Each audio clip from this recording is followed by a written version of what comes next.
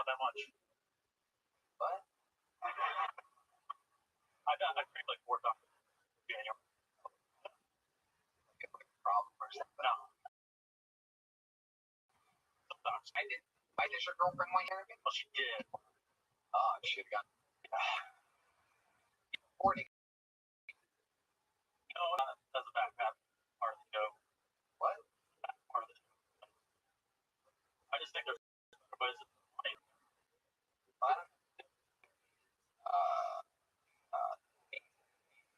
Website. And you can speak to a therapist for much less normal in network and the most major insurance.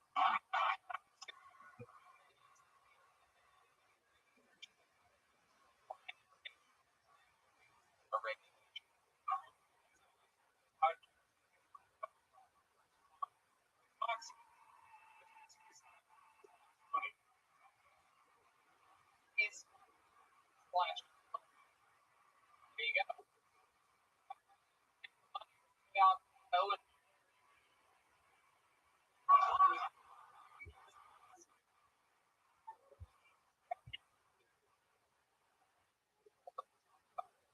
Show before? Even though Like 3 years. okay. Basically, I've been to Austin. No, from Chicago. How long you here? 5 years. What made you move here 5 years? Well, I was traveling, nomadic, and then accident. I thought in 2008 last year. Right. Look at the trend you started. Oh, run you here. You talked about drinking. You're set. Yeah. Yep. So, broke down drinking. yeah, I fucked up the joke, but the idea was that therapy, you know, you can say anything if you're $150 wrong. So, it's alcohol will solve all your problems. But apparently, over. 3 years. Yeah. You joke.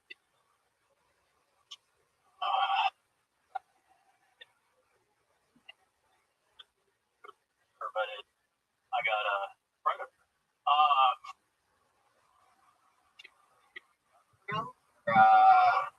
I do a lot of open mics. Yeah, right. I think it would work better. Yeah. You get empty.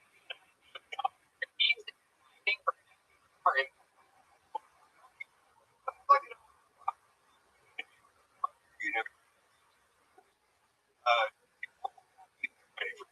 Yeah. I mean, that joke is like a 2 to 4 minute joke. There's a lot more stuff into it. You left out. Yeah, most of the funny stuff. Like structure. Trim the beat, leave the cutting board. The funny this good to me. Tonight. Too sweet. Unfunny.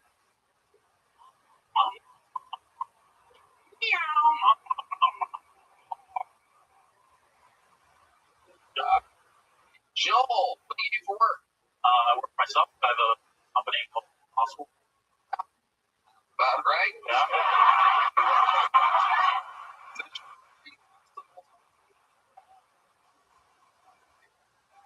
Special. It's not a gym. It's a website. So basically take on challenges and go out and do Like up there? A physical challenge? But my lose. 35. Watch. Don't know. No. Wow. Yeah. You didn't have cable? Like at a friend's house. Why was that? I don't know. I just don't know. Yeah. I don't think I watched much TV as a kid. Watched like Saturday cartoon. But What are you doing with your kid? business. Worked a lot. Okay. What do you think the most interesting thing about you is? Maybe if you could give us about your. I ran an ultra marathon. Oh, okay. You can't afford to be run even.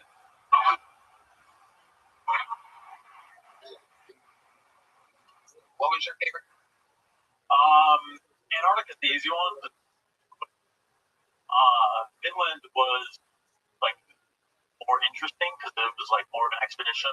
Kind of got lost in the middle of it, ran out of water. Survived at that point, so it was less of a race. Your stand-up. Incredible. That's what I do, man. That's what I do. Love it. Well, Joel, you got on stage tonight. Here's a little joke book from the Great Mountainside. The one is an actual bomb on it. He's adding more details to cooler joke books. Throw it on in, Joel. How about one more time for Joel Runyon, everybody?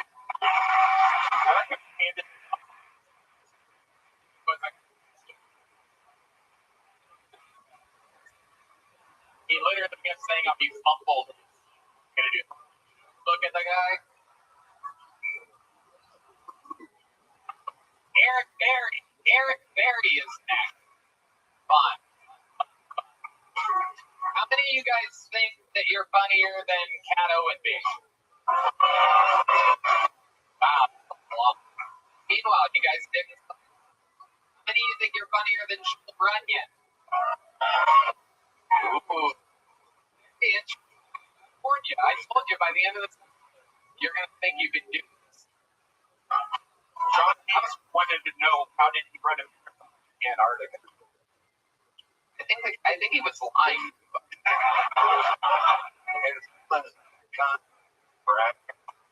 Here he is, everybody. Eric Berry, come on.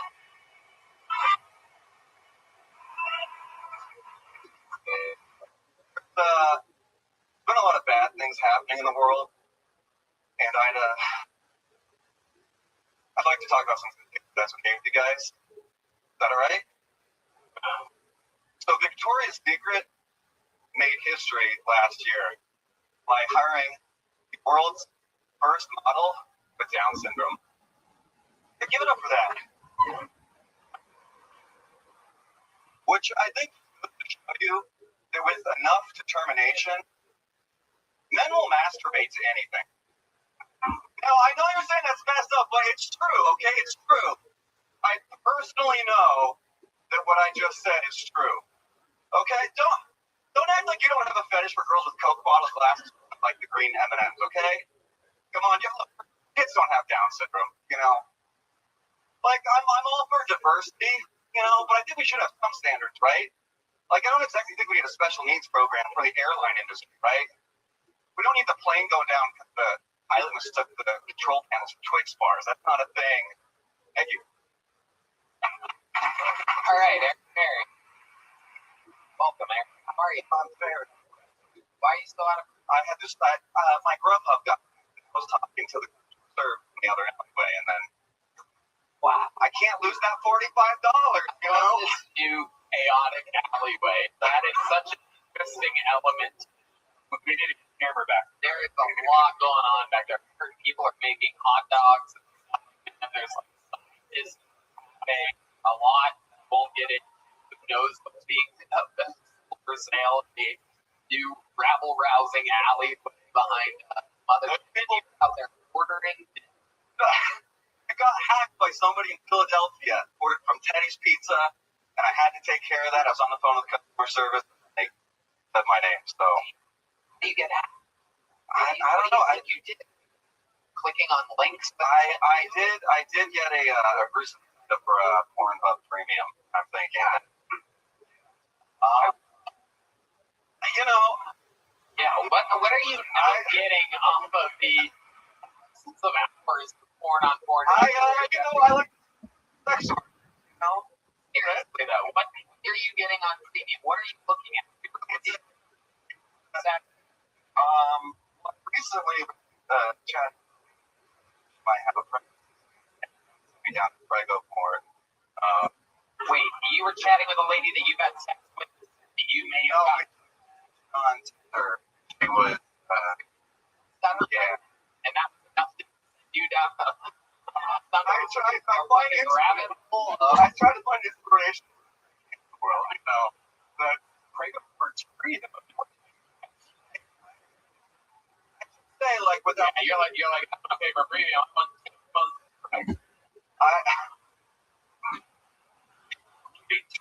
Loaded with. I want to really over here on free for the price of one Prego porn. There ever been a Prego porn where the woman goes into labor and turns into a child porn immediately?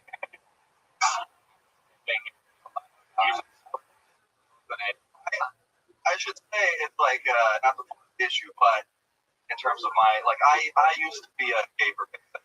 Wow! Finally! Oh my god! Oh my god! I'm so fucking interview. The last guy ran it around other.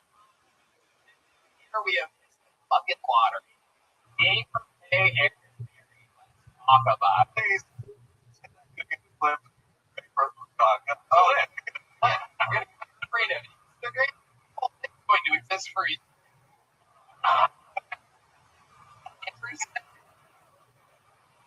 Love it. Very. Let's talk about it. You're not gay? I mean, I'm gay enough to think I paid enough money to box, but like, no, I know you're gay.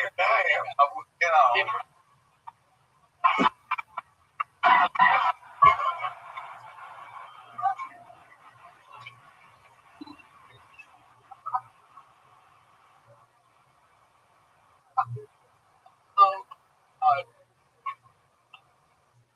So we know you're not gay, but I'm saying before that, did you ever? No, actually, I talked about this in my statement, but yeah, I was actually a virgin the first time I ever went into the full situation. How did you end up Jewish? The short version is Craigslist used to have a erotic service. Brian, yeah.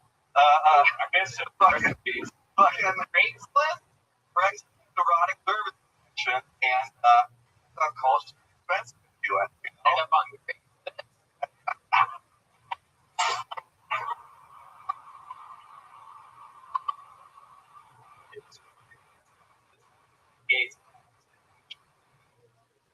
actually, Tom Segura, after breaking his arm playing basketball,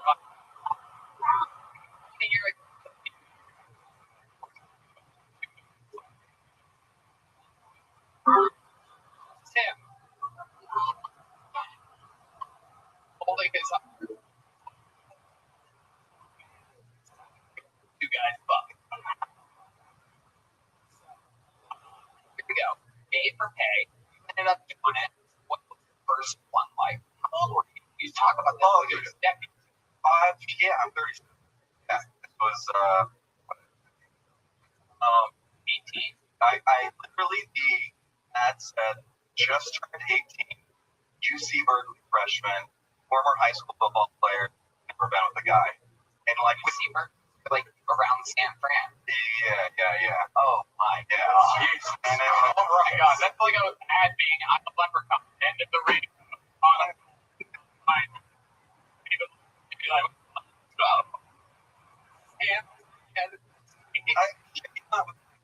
My inbox was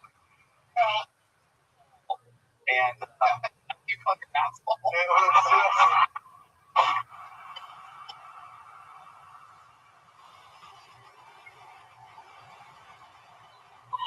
I believe that the inbox mouth.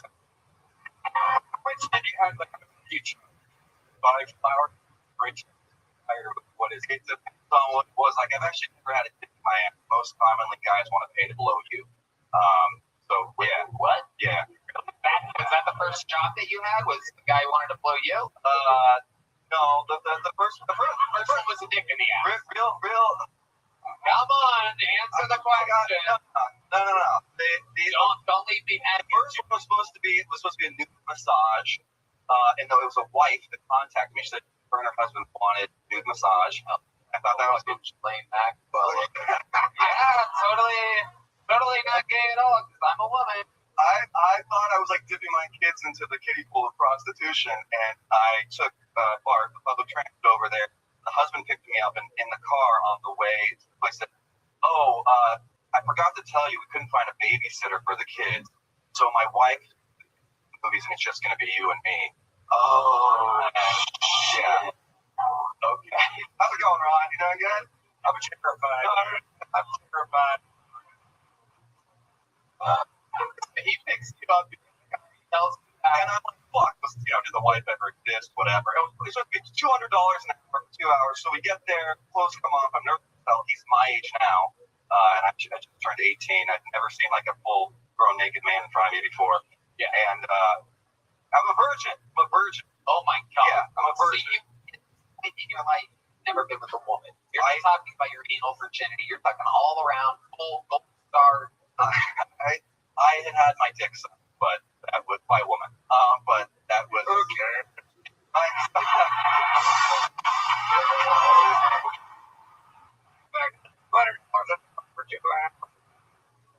Fucking amazing. This is 100%.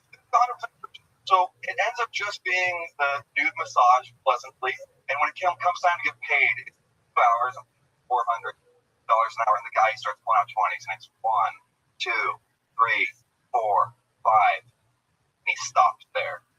Like, it's supposed to be $200 an hour, we're here for 2 hours. Yeah, like, give me my money, my asshole. I'm mortified. I'm just fucking terrified, feeling homophobic thoughts, all sorts of fucking stuff. That's what I'm going through right now.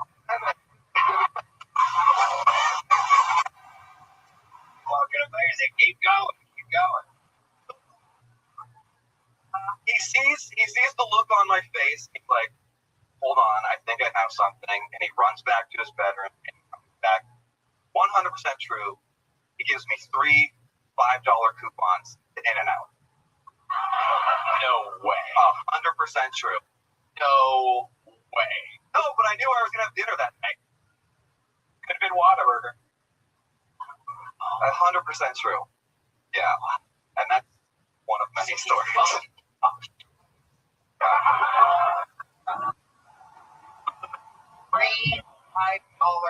on the In-N-Out. Story of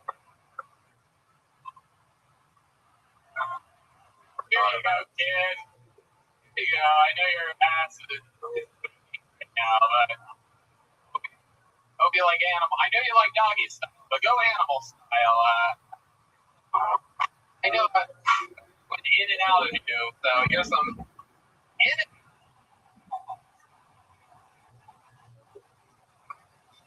Go to Talks, use the code Tony.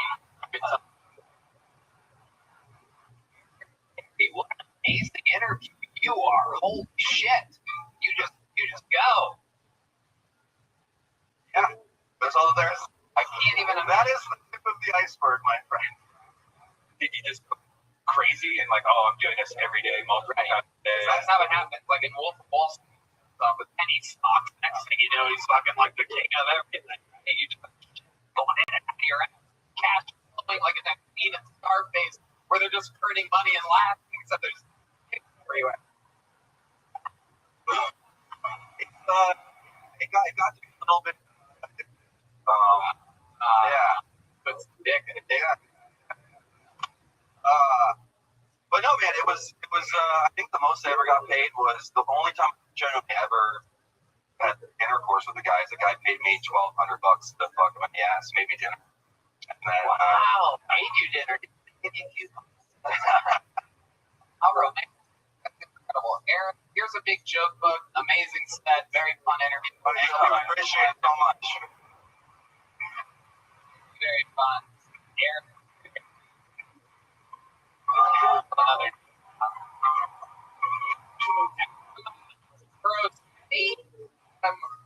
Crochetti, perhaps? Hell yeah. Oh, fun.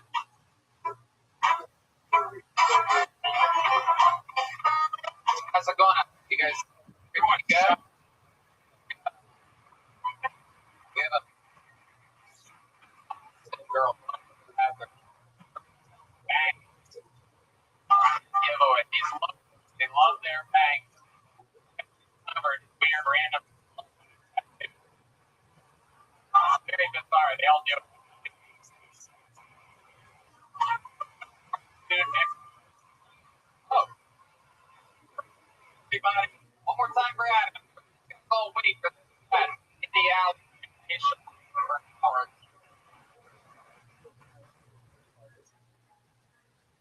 I gave you a stupid fucking name when I was born. Shimmy Todd.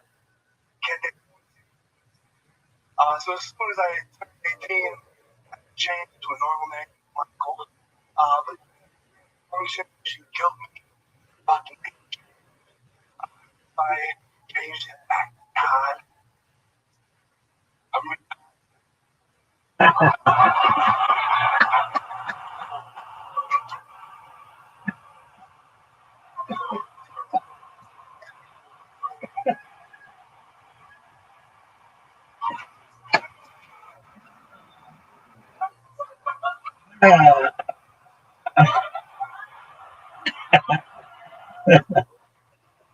End it.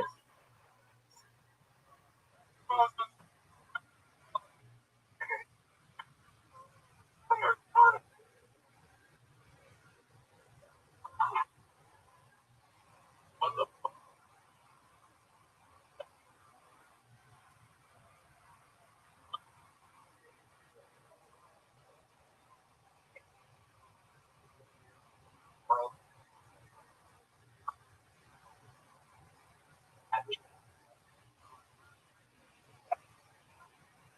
Oh my god.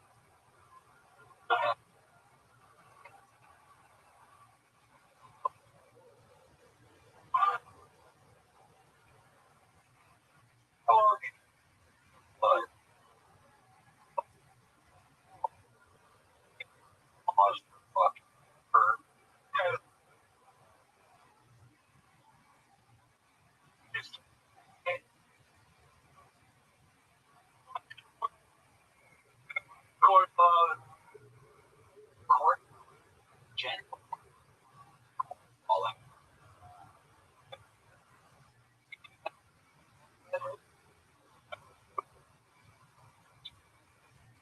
Billy,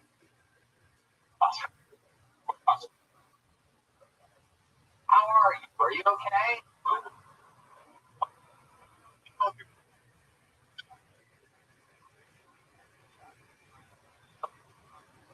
Holy, something like that. You're 1 in 20 or something. Shocked. Show have around the house. Like,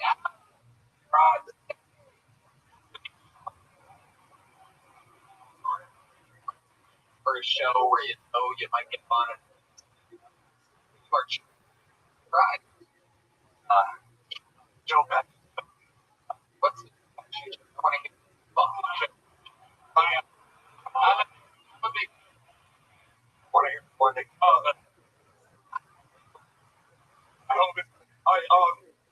a big bunch of nationality. I'm worried about his legacy. He's like, I feel like everyone in this room is going to only remember him twinkling little tune. I think part of when most building screen, I put two jump on the steps of Christ. Fucking forced record. 1 year outsmarted by an 8-year-old lesbian. Wow. Oh my god. I think would have been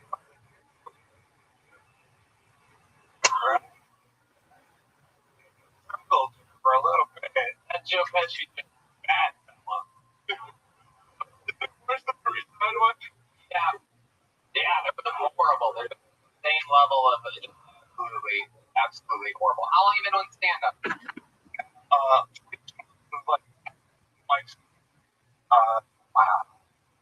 20 months. 20 of my. Are you always like this?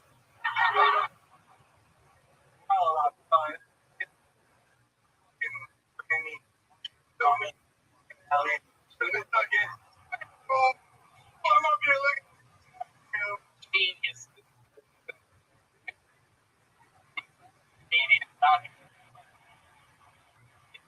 John. So much for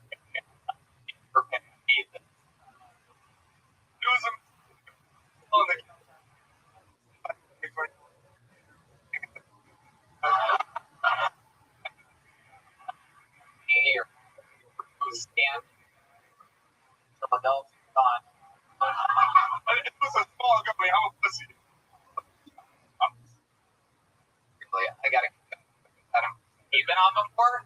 Oh yeah, episode What else 46. is that book? I got my diction. Before 20. Your what? My diction.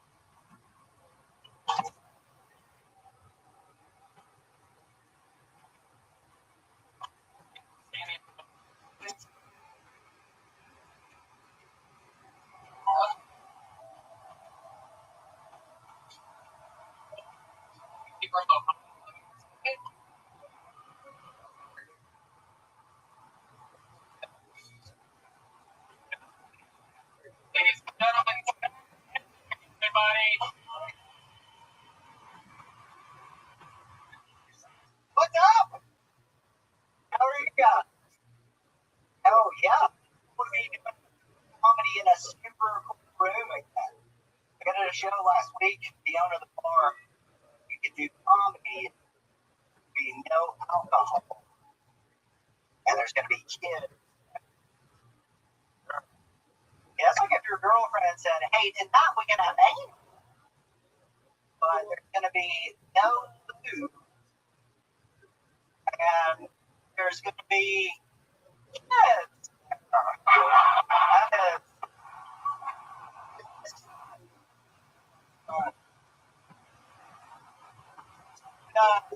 I was 33, trying to recapture my use of skateboarding again. I got a new board, name brand of board's called Plan. Yeah, which is super fitting because there's almost 0% chance of me getting a girl pregnant as a 33-year-old skateboarder. Yeah, adventure, fun. Be free.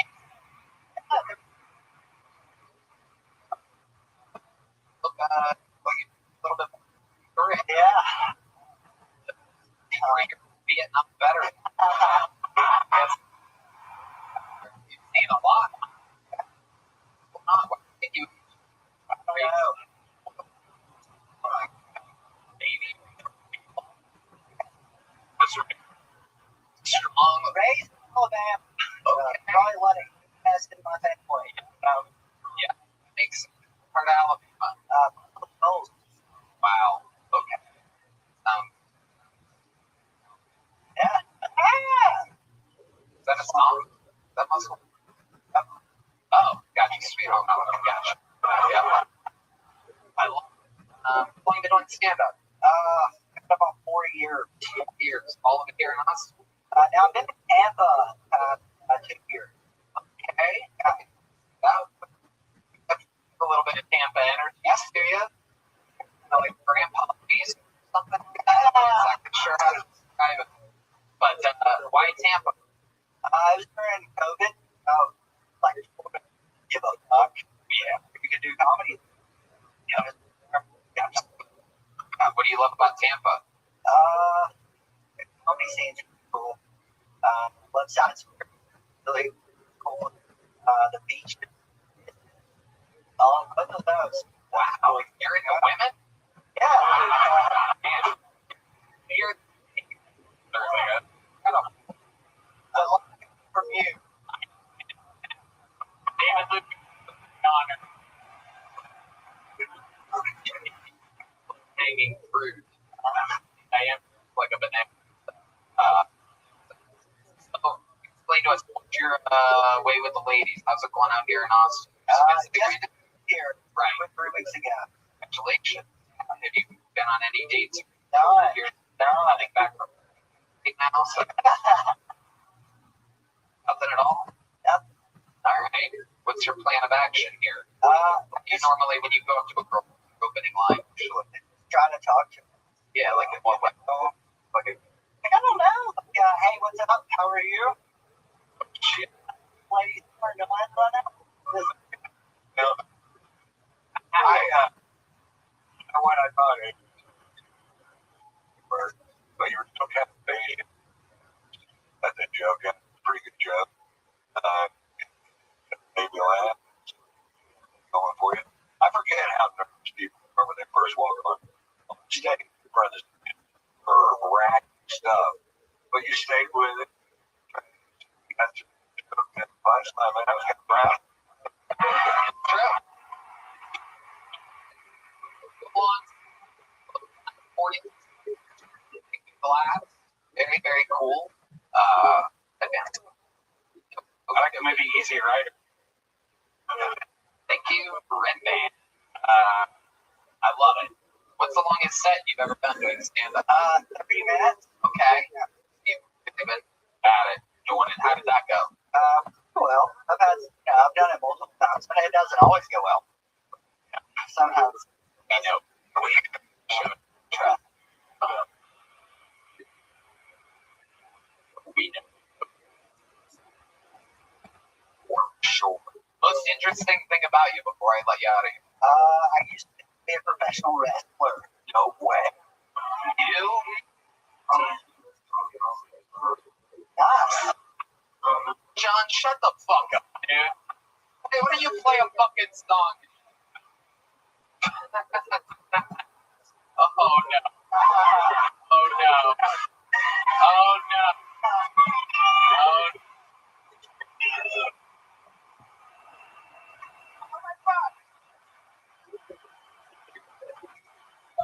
Fuck you guys, alright?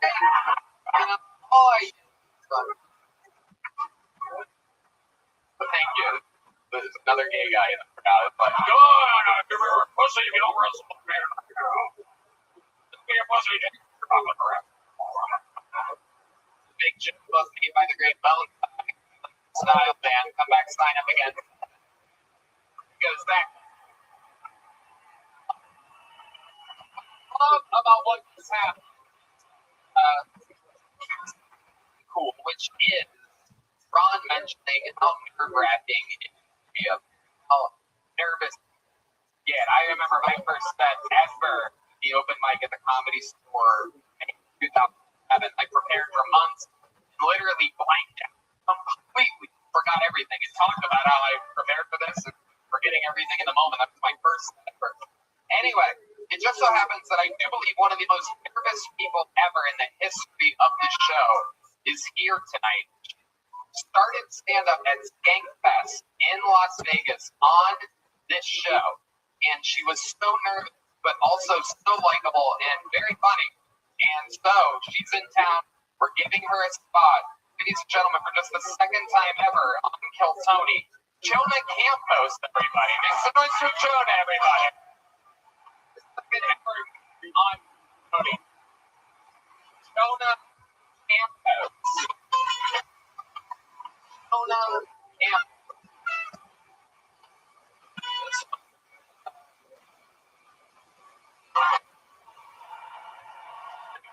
One more time, Campos, everybody.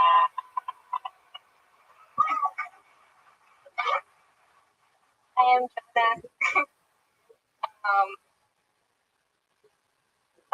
I don't trust black people with small lips.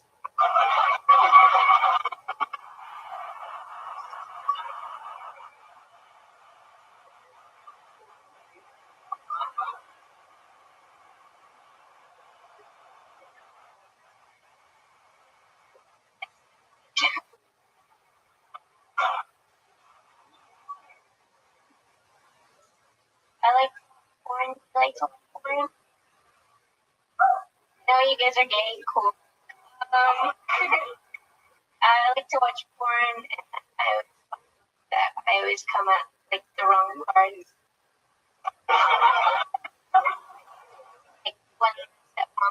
daughter that she loved her.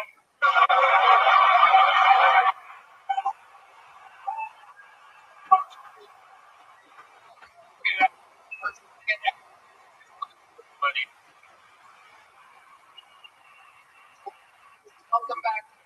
How are you? Hello. How's it going? So, you've been on the show once. It was a famous, very cool. Maybe I have to go back and find it. I believe first and one of the. And you were shaking. It was crazy. You started doing cool little smart, fun jokes like that. Have you been keeping up on it since then? Yeah. I've been trying to comedy every week in Orange County. Right. It's been He meant says issues. Big year. You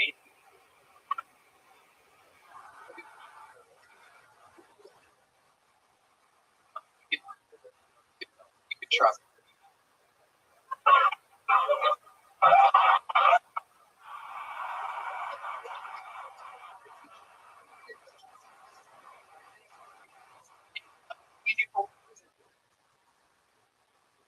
least an hour. Okay. I'm just Kidding. great. Yeah, you have to be.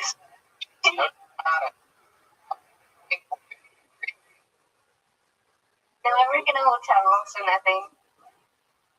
Okay. Boring. You can see over the counter and everything.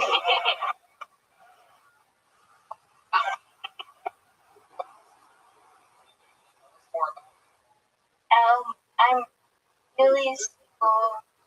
How long last relationship? Like on and off, like 4 years, maybe a year. I don't know. I don't like to think about it. These are those are it's a relationship. You know, In the Navy. oh, wow, you really miss them. Well, we have a surprise for you, ladies and gentlemen.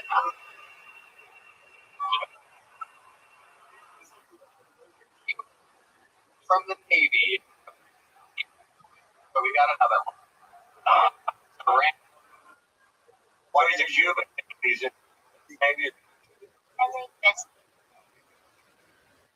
I think that's.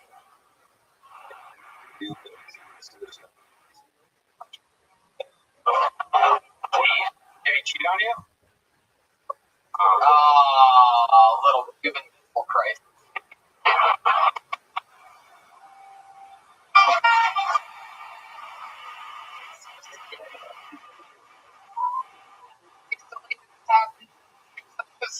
Like that making fun of me. So sweet. I never feel bad, but it's like having a son or the dog listening. Just fucking jokes. Wild. To give her advice or cry. But you ever make a crowd when you talk to them? You're about like a I like kind of humble. Oh, I mean, I'm not saying that. Thought about sticker down and maybe without my glasses. can we see what that?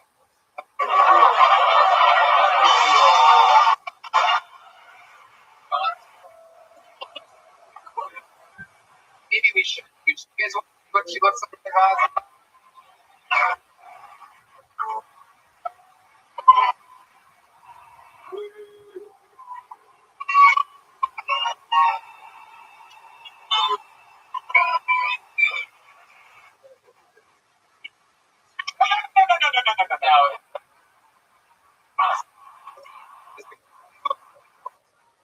Dreamweaver always play when you take your glasses off like that?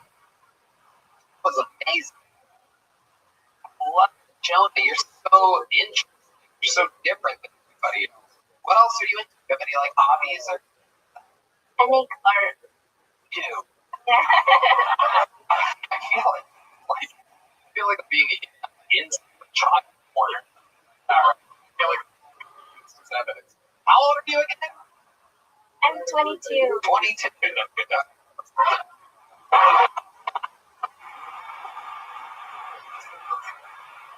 Again, just keep saying. 20. What type of art are you making?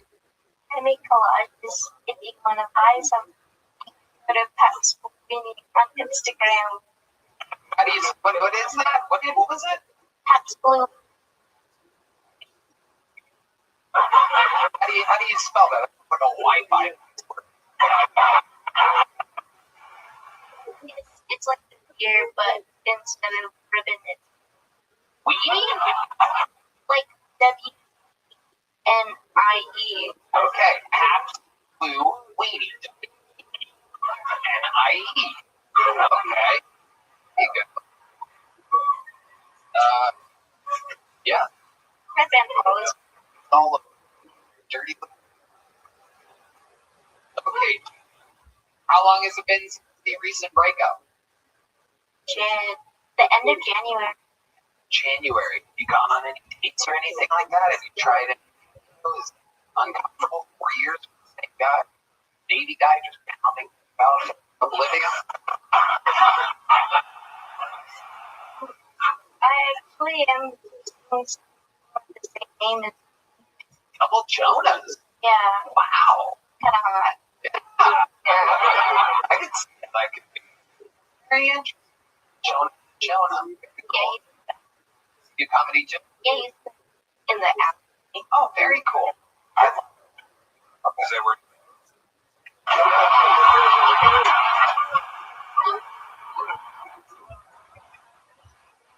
Love it. Well, how long have you been doing working it out in Southern California? Like 5-minute sets, 3-minute sets, 10 minutes, I guess. If I try really hard, it's like a 5-minute set. Right. Makes sense. Just what if you don't try at all? I say I think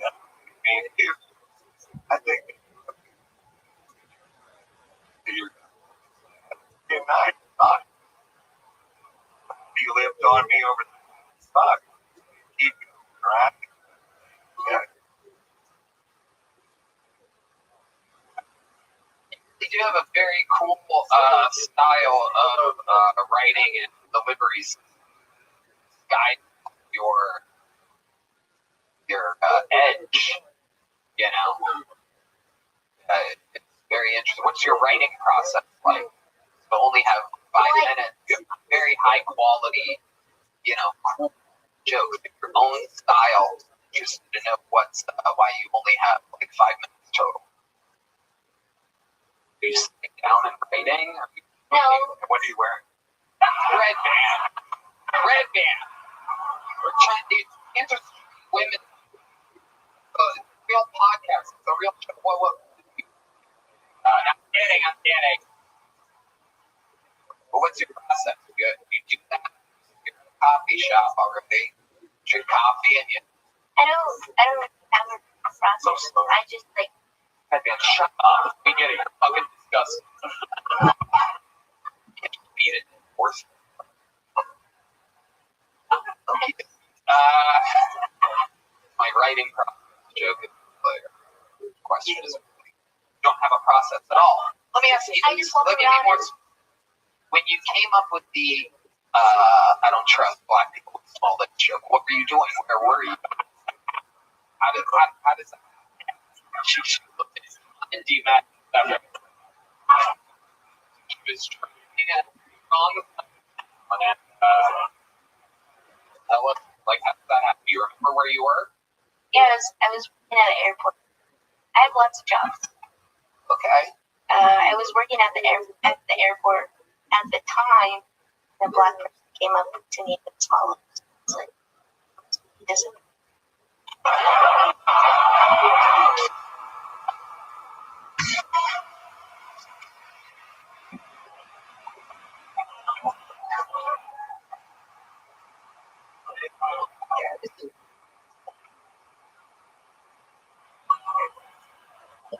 too. I want to like.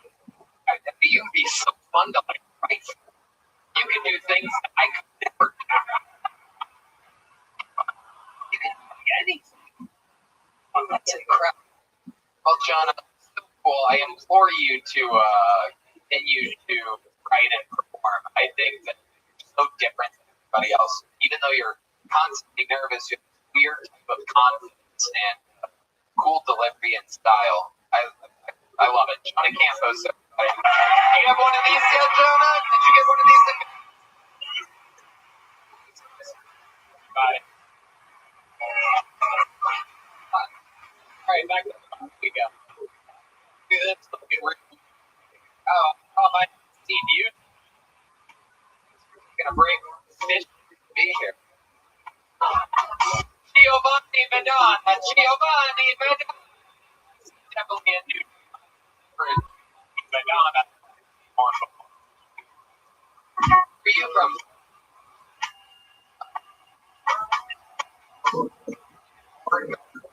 Here. Oh yeah, you do ranch hand. Big deal. You ever done a game today?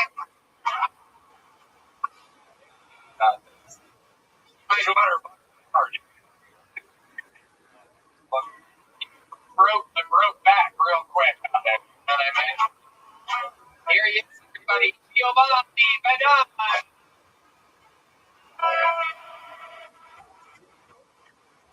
Oh shit! Beautiful. Sorry. Oh yeah, I have a story. My bad. Guys, I just want to say love Tom. Seriously, think about it. It's best for all you playing a retard. Like, how hard could that? Wait a minute. Like, how hard could that be? Oh, now you're a whore. I love you. Like, but my mom, the retards and retards are more, you know, retards are more. A great thing about hard to forget jobs, but they make great comedians. Oh no. You know, one time I tried biking mushroom, doing great, guys. So well, trying to better my life. And I was like, what else could I bike it? I'm starting biking up to cocaine. Guys, oh my cocaine. You know, the alleyway in Austin tried comedy, you know. Yeah. That's all I got, Tony. I think so. Gio. Brad. You came up here.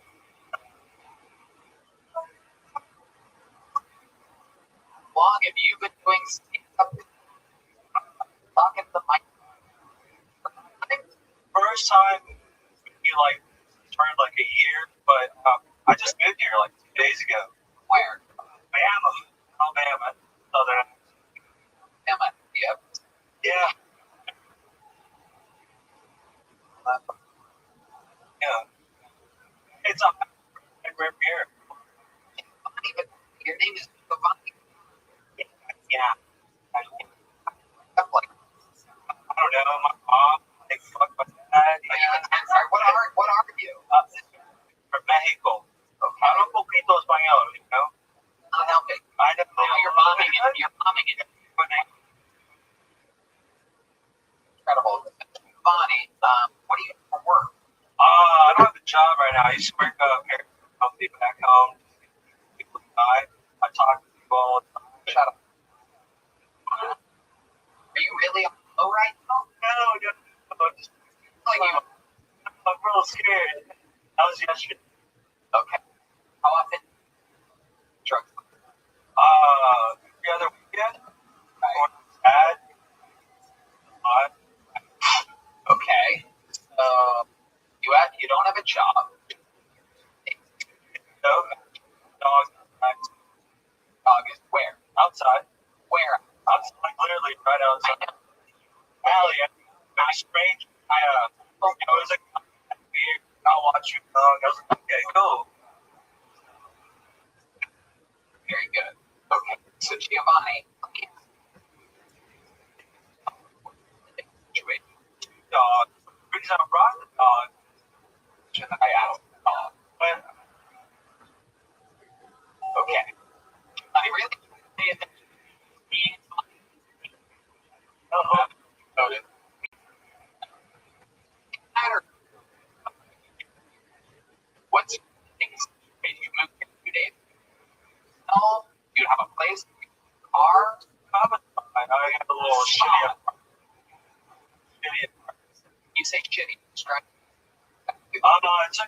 days of deep knowledge.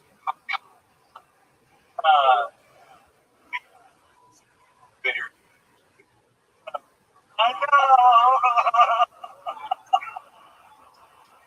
Clean is.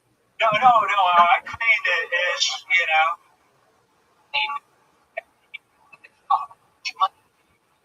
Texas with a little bit of personal. More interesting. 5Gs, 3Gs apartments, so I got 2. Oh, here you are.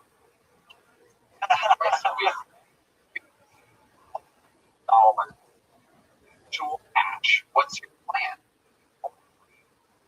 Do.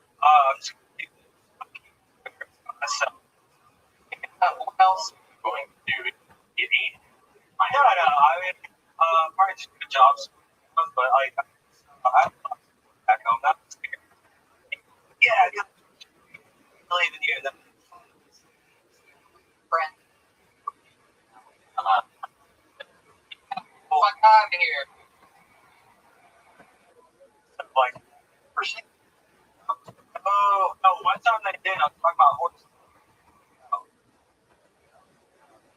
So, why they told you you haven't seen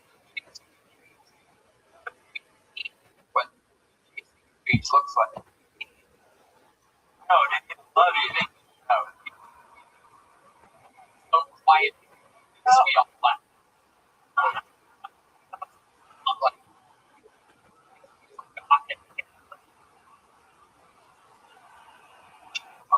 So, like, a little bit jump. It was something like a quality, like, look at all one. Come on, Giovanni, you got this. Take a breath, think about it, brush it, try to see it. Words. I don't know about redeemable, but me, it's like awesome. I'm coming out here to be happy. And fuck it. I like that. Giving up. How you would. Right. It's fun. We're gonna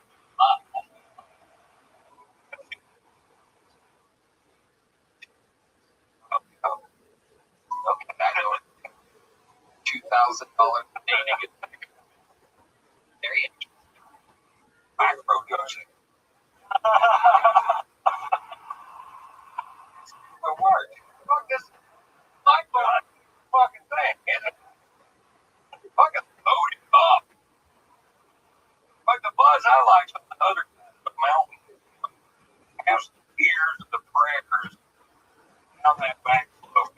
Fucking Joe Slam, buddy. I agree. Giovanni, you get jump bug?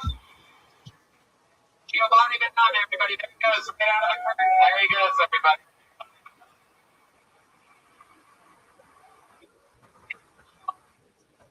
You guys are ready to do some shit right now, or what? It is that time. Fresh off the plane from Las Vegas, Nevada. Today, this guy, he had for all time, most time ever made 40 minutes than anybody else. And many people call him the minute or the favorite. One and only William Montgomery.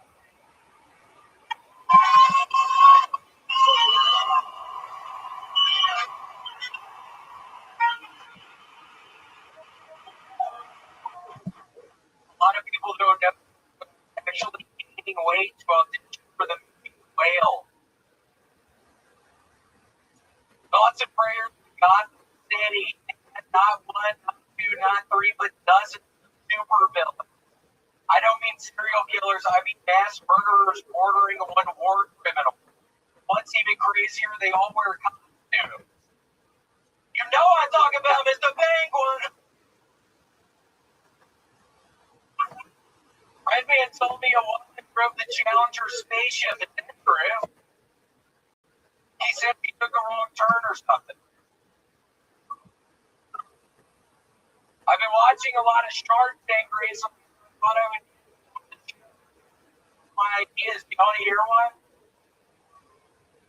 Shark Tank, but for kids trying to get adopted.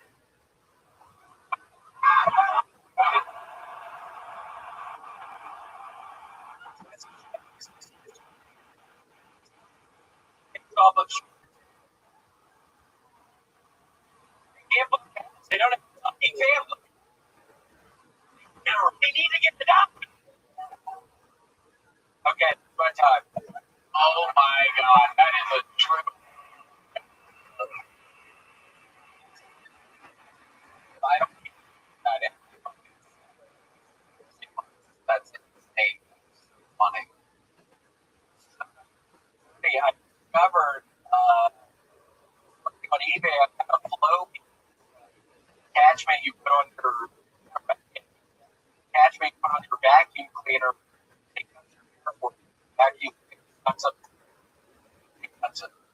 Okay. So what's the plan? Tomorrow. Wow, it's on the way. My good.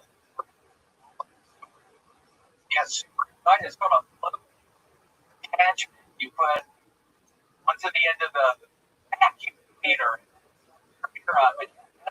Super tomorrow. Short, you thinking about point? Your hair famous. Overall brand. I don't know. I'm just sure it's possible. I have to pretty much disguise myself. I would. Somebody kill whoever that was.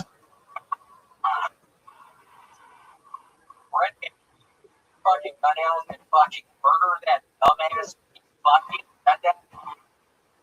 Show yourself. Who the fuck was that? Seriously. Who was it? I have a cake from here. Looking. Oh, it's that guy in the hat. Creepy looking shit. I literally have a gun in my fucking waistband right now. You shit. You are lucky. I'm on parole, or I would fucking murder your ass right now. I'm trying to talk about a floaty, dumbass. I've been preparing for 2 fucking weeks to talk about a floaty that didn't really work out, and now you're fucking. What do you want to do with that guy? I think when a kid go in. Oh shit! Oh, God, I didn't figure it out. Let me see. Nice. Powered. Yikes. Look at that. Somebody had a fucking floaty accident. It's fucking death. Yikes. Sit down, you would be the boy. Right. Tell about it. What's been happening? You were just in Vegas on the weekend? I went to maybe I had a lot of fun. I actually had $20,000 for due with Vegas to the finals. Now I have this book literally after me. Jonathan Taylor Thomas was so funny. Yes, that old actor. It's not him, but he's literally on my trail right now. Literally gonna find me, I think. Yeah. Fucking Purdue knocked out the first fucking round. He thought about perhaps murdering the. Oh my gosh, yeah.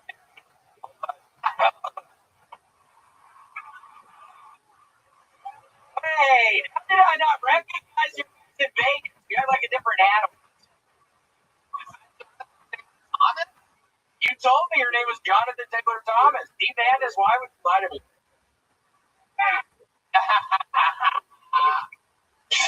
Oh my. So, what else is going on? What else are you passionate about this? Really breakfast buffet. I went up. I love breakfast. God, chicken thighs, asparagus, all this stuff. Apple pie is the best breakfast buffet. Are you a sports? Yeah, I mean, I had like some sponge cake out of this fucking world. Some cornbread. Holy shit! What else? Yeah, cornbread for breakfast. This was a weird breakfast buffet.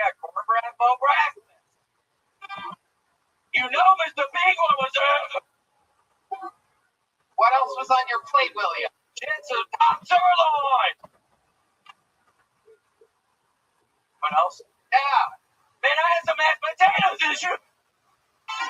What else was on your plate? Tell You him. know I had some gravy on top of those mashed potatoes. You know I had some gravy on that. Y'all know I love gravy. But yeah, oh my God, it was, mashed potatoes, Did you go back for a second breakfast buffet? You know I went back for a third. What was on your plate? Oh man, what was that? Is that my dad? Is that my drunk father? It's a big. Somebody murdered this piece of shit. I'm acting the set of my life up here right now, dumbass. This is literally the set of my fucking life, and you're fucking throwing wrenches. Seriously, somebody track this guy out of here. I owe Jonathan Taylor Thomas $20,000. And I don't have that kind of money right now.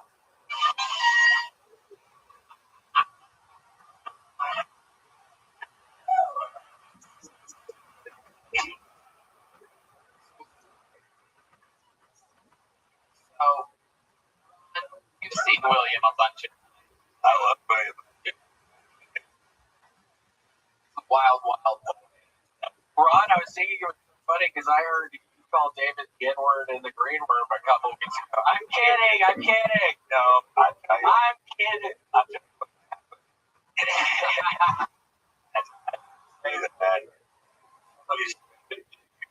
You were on a podcast or something, and somebody said, I used the N-word saying that's what he meant. No, The N-word's not none. Right. Reason for it. Everybody. Yeah, it killed so hard. It killed so hard. Yeah. Did you win any? From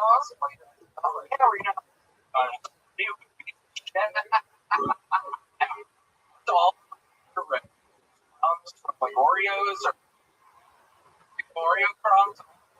But it's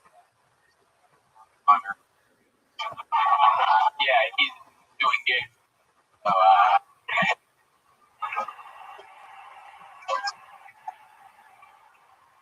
William, any last words before we put a ribbon on this thing? you can find. I opened up my Etsy store. You search for Floby. I'm actually starting to sell Floby's tomorrow. So honestly, why I brought it up? Yeah, buy me up my Etsy store, Mr. Floby. Is that something you plan on doing for a long time, or you think you're going to end it? Yeah, no, I mean, depending on how much money I fucking make on it, I'm probably never gonna fucking stop selling these fucking Flobies because I need the fucking money right now. Things are tight. This has to work for me. No, literally, this has to work. I bought fucking $100,000 worth of Flobies together. Oh, this has to work. Stop. I ain't ever gonna stop selling this shoe. William,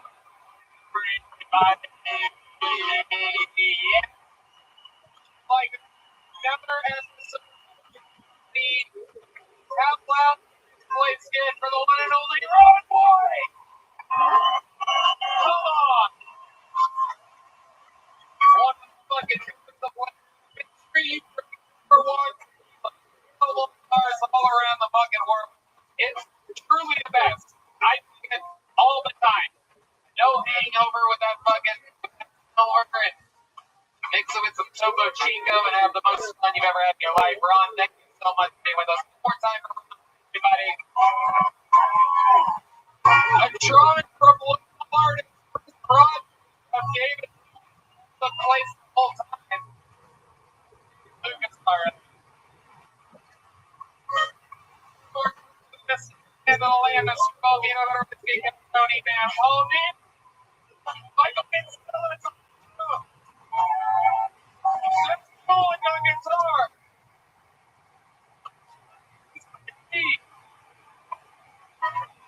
It's on the bass.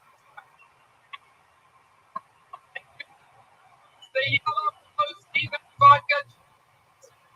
Security guards. Crime emailed his hand. I'm telling you, this guy's been feeling each and basic LeBron White. One of these framed, professionally framed. One is unbelievable. BrianChittyBell.com for the artist that's been trying since the beginning of the show. Yeah. Love you guys. Follow the entire band on social media. Follow see them perform. They are they do. Everybody.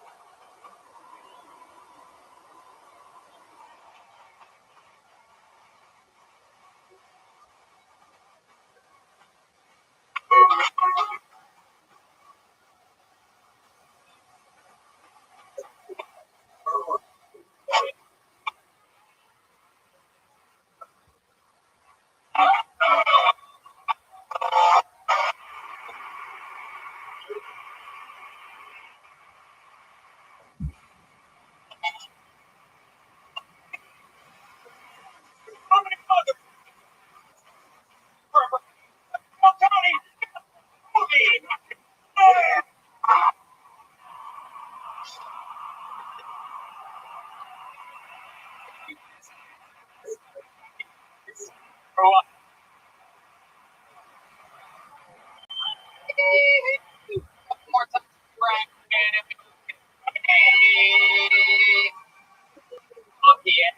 Well, the Tony brought to you by the Yellow Rose, for Eddie Vodka, Austin Security, best security guards in the world are here in Austin. CM Smokehouse, Screwball Peanut Butter Whiskey, which presents the Kill Tony Band, everybody. Fueling on the electric car right there. John Dees on the keys. Paul Deemer on the horns. Michael. Yes.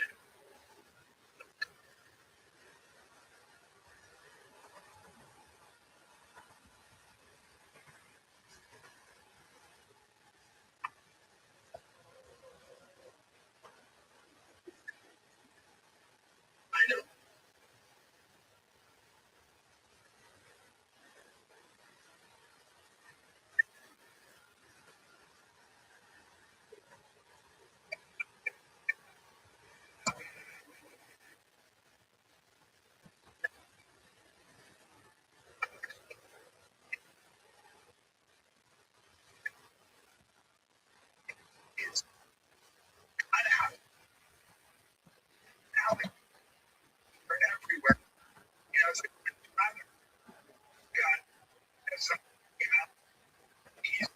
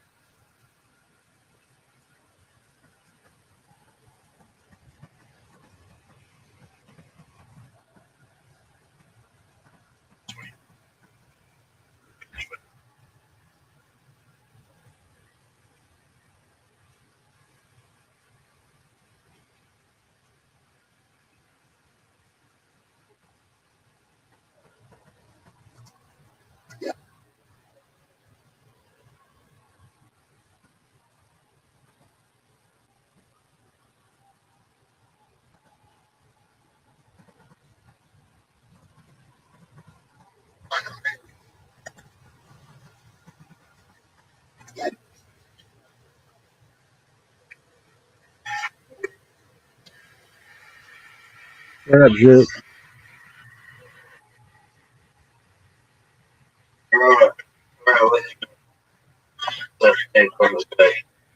What's going on, Pam? You're good. What's going on?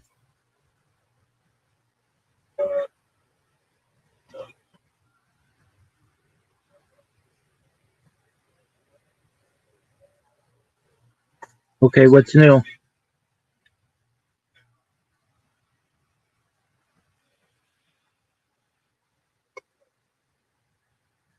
Just watching podcasts. What up, Pimp?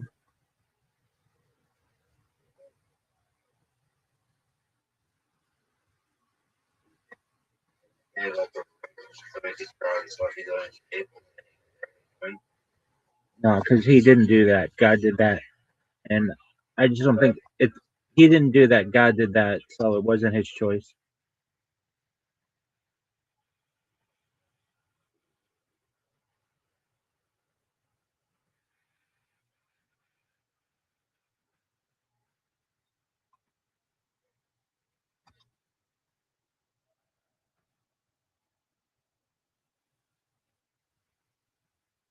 Dude, apologies. I can't talk right now. I'm busy doing something.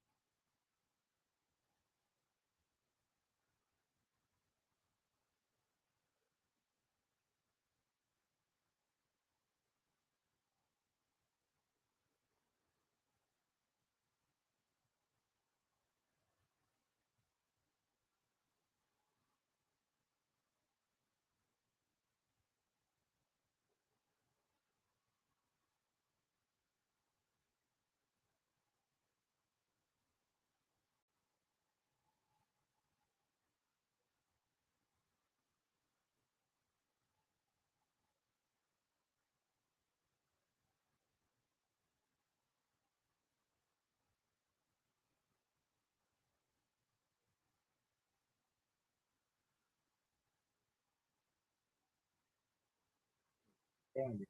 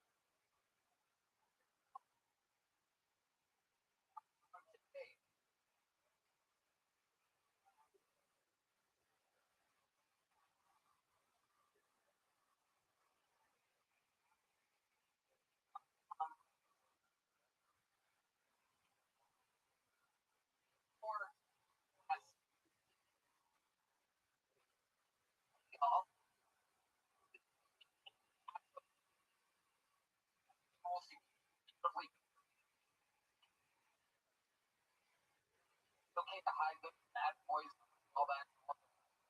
Sure, honest, I'll feel like common 20% off, free ship. So I use this. I perform package 4.0 with all my little basket 5 and all care bunny basket. You'll find their lawnmower 4.0 trimmer, 2.0 ear and nose hair trimmer, which I love for all these allergens. I know. Crop Preserver Ball Deodorant, Crop Reviver Toner, Performance Boxer Briefs, and a travel bag to hold your goodies. Red Band. The Lawnmower 4.0 trimmer is an electric trimmer, proprietary advanced technology that's designed to trim on the skin. Lawnmower 4.0 is also waterproof, equipped with LED lights. You can keep your eyes on those eggs even in the dark. Easter Bunny dropped off a special gift with performance by adding the upgraded Weed Whacker 2.0 nose and ear trimmer, my favorite, which helps reduce nicks, gnats, and bugs on those delicate nose and ear holes. The package also comes with their Crop Preserver Ball Deodorant and Crop Reviver Ball Toner.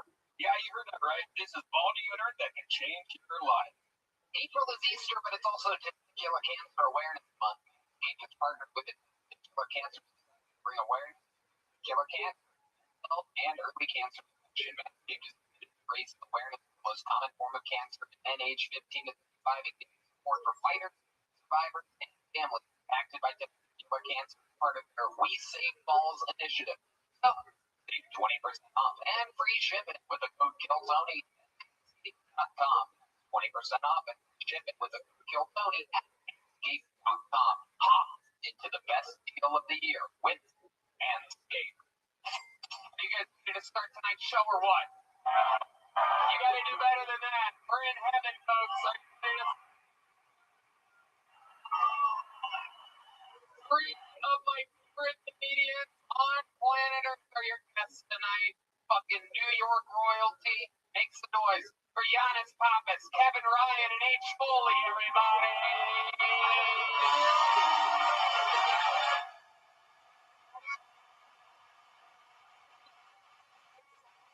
Oh. Pop. Right. A little closer. Hell, we are doing this shit. Welcome, Giannis Pappas. First time on the show. First time. We're going to have so much fucking fun. Giannis Pappas, the Giannis Pappas Show Hour. Available everywhere. Kevin Ryan and H. Foley, of course, of the Are You Garbage podcast. One of, Yes, sir.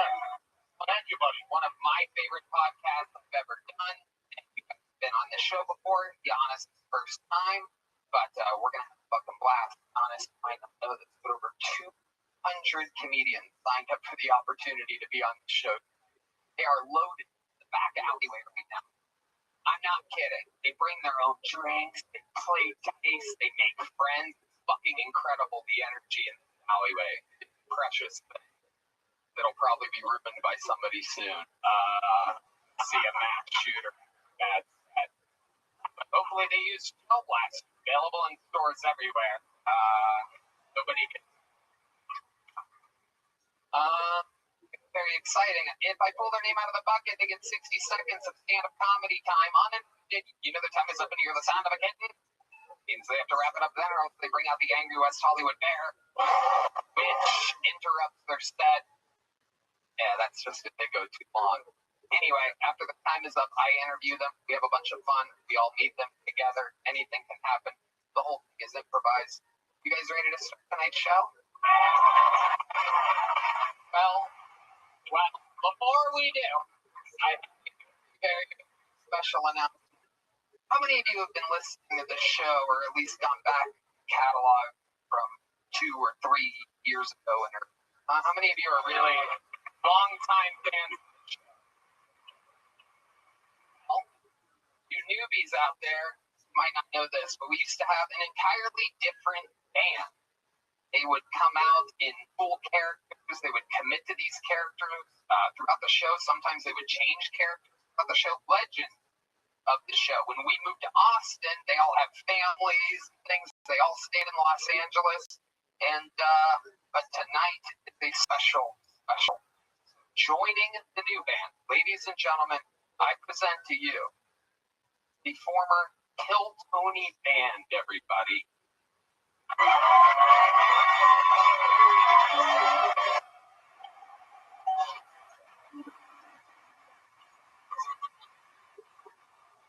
Hey everybody, this is the band coming to you live at Comedy Mothership. You have your host, Tony and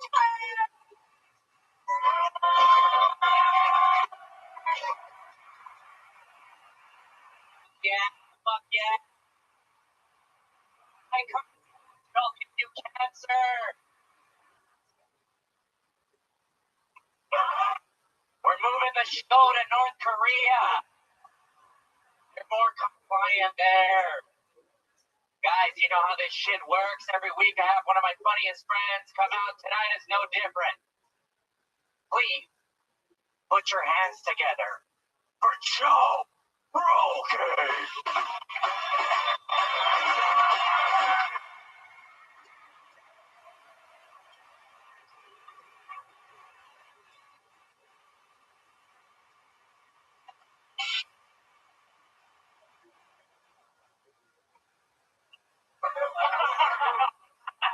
Elf, you know, grill, that is elf and jalapenos, I do believe. Those are real jalapenos. Let's not make too much of a mess. Oh my goodness. That is the full view. He's put on a full glove and he's lining up his shot. Wow. That is Joe Rogan, folks. Oh. He just broke the pool cue for those of you listening to the podcast, not watching. It appears to be the real Joe Rogan, if he was the lead singer for REM or not. REM stands for ready to eat meat. Rare elk meat. Rogan's club has 2 stages, but clearly Rogan is stage 4 right now. And chew through that first piece of sausage. Still a little more. Post swallow, second round. Joe Rogan, welcome to the show. I always listen to Tony about swallowing. Oh, there you go. Very good. I'm gay. Yeah. You sons of bitches. And Red Band looking a little bit healthier than usual over there. We got a... Oh, just like the actual Red Band. Yeah. Very. Somebody's talking, you'll get it to work perfectly, right on a funny line or something like that. Who's running the mics? Red Band? Oh, all right. Yeah. I don't think that mic's on. It's on. It's too quiet for that little mic. All right. Well, here we are, off and running. We couldn't possibly get more people on this stage. This is a hazard. Doing a little stress test at the stage tonight. We're going to see what happens. Jeremiah Watkins has a new special on YouTube called Daddy. So make sure you check that out. Joel has the Dogs Brown podcast and the Matt Peaceful Band. Check out that Matt Peaceful Band on everything. And Jetski has the new Juicy Couture, JetskiJohnson.com. You guys ready to start tonight's fucking show or what? I mean it now. Now I mean it.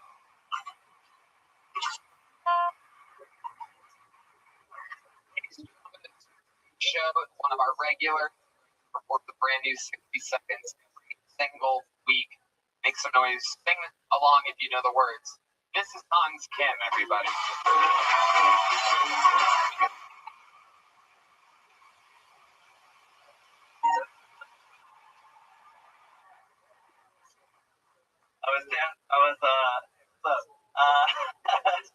A lot of stuff here. I was talking to a gay earlier today because that's how open-minded I am. I talk to everybody, even gays, and he was like, "I'm not gay, I'm trans." Like, that's the gayest thing I've ever heard of. Gay as fuck, bro. I love going to Olive Garden and asking for chopsticks.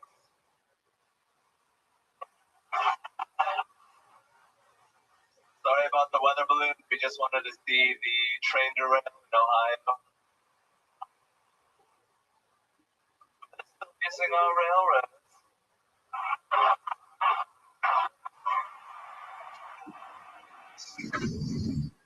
I'd love to hear it. You can teach us. That's my time. Thank you.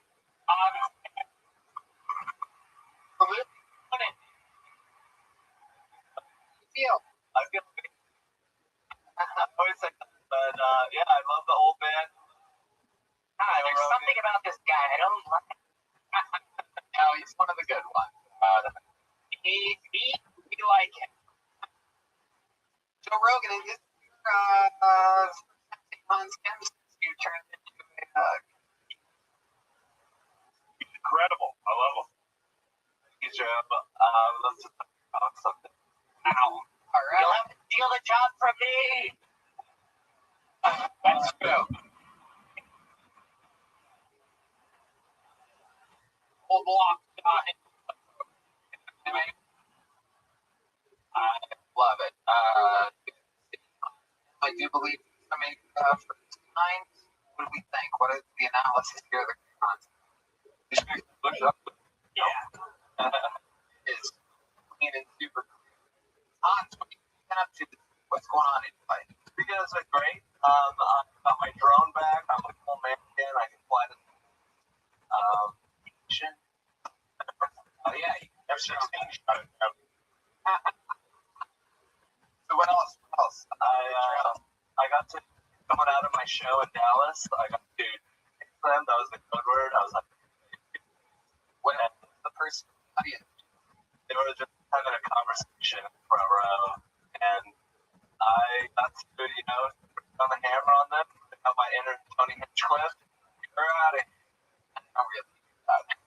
It sure as fuck. What do I do? Oh, man. Martial arts. Did somebody say martial arts?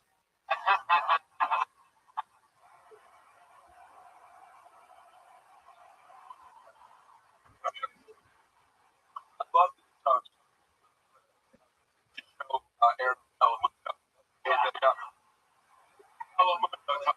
Oh, you better watch Giannis.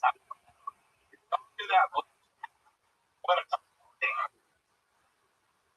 So, I am going to tell Rogan. So, Hans, anything else you have to know about? Any more viruses you guys got planned or something like that? Hey, what's get started on that vaccine? Why don't you go make me a pro, Giannis? Okay. Whoa. That's fine. Hey. I'm a rape baby. Oh. And it's past you. Yeah. Hey, Hans, you ever jerk off with Paige? Ryan, great, Dan. What kind of question? What kind of question do you ever jerk off? Well, I like to dry heat. Respect that. You gag a lot when you're brushing your teeth?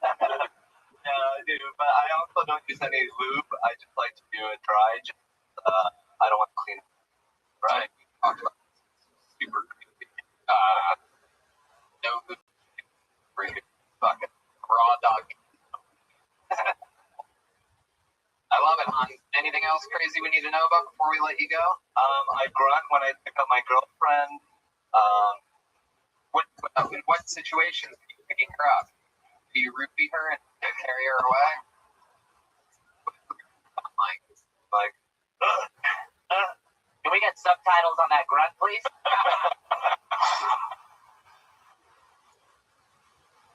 Love it. What do you pick her up during sex? no, just when she's like falling asleep on the couch, and I'm like, hey, let's go to the bedroom. And I just pick her up. She has someone squatting in her living room, so I'm like, hey, we can't like have sex here. Is she a paraplegic? Why do you gotta carry her to the bed? Her legs work. She's just like sleeping a lot. I think she works early. I work late, so I'm up when she's. So I'm awake when she's sleeping a lot, and I don't do anything illegal. Right. Not illegal. Sounds like you guys love being together. When we're awake, it's amazing. Okay, Han. Well, another new minute. You got the show started. I love it. Hans can't get it every week. Follow him on social media. Follow him on Twitter. Yeah, we go to the for the first time tonight. It's to get a little crazy. He used to perhaps his friend signed up. Or it's one of the 200 souls in the alleyway. Your first comedian of the night, out of the bucket. We're going to meet them all together. Goes by the name of Hakeem Yassaf. Hakeem Yassaf.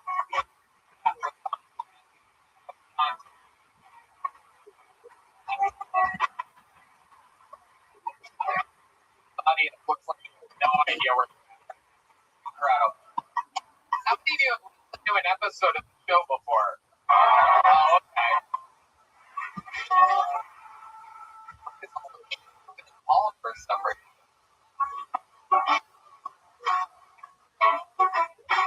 Hey, Hakeem Yassaf should be walking up any second. Hakeem Yassaf, right out of the bucket. Woo! Here we go. Hakeem Yassaf, everybody.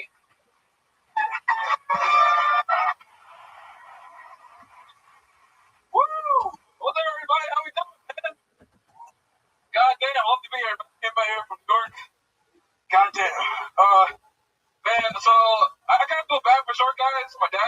guy, he's like 5'2", and my mom's 5'7". You guys get a stereotype from short guys. Guy's short, he looks with the hot women, they are a lot of money. You know how uncomfortable it is for me walking around town imagining my dad because I know he has no money. It hurts, man. It really hurts. And the worst thing about it, a 5'2" black guy and a 5'7" black woman don't make a guy. I know that because I put this on my license. The lady was checking it. Good shoes, I can see it. Showing my confidence. Horrible. I've been black for a couple of years now. And a lot of weird stuff keeps happening to me. Like, a lot of people think I'm security. Guys. Okay, there you go, ladies and gentlemen. Yes.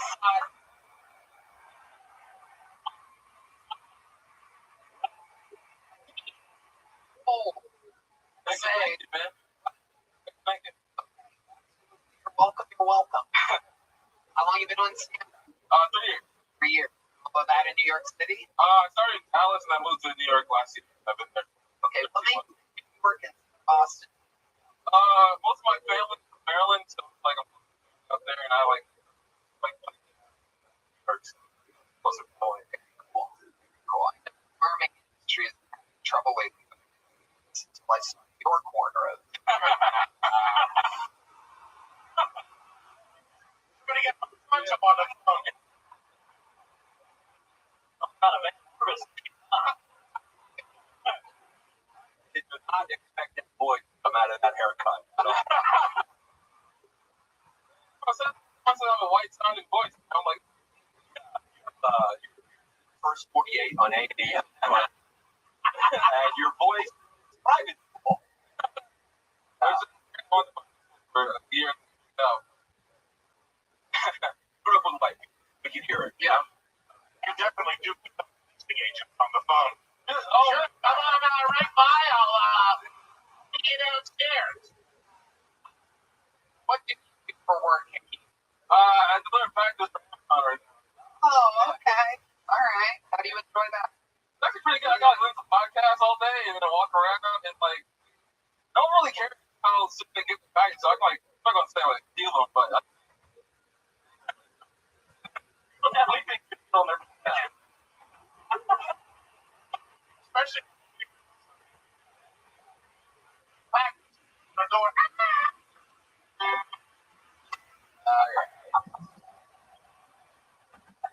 That's wild. What's the craziest thing that's happened working at Amazon? Amazon delivery in New York City is like a fucking tough job, right?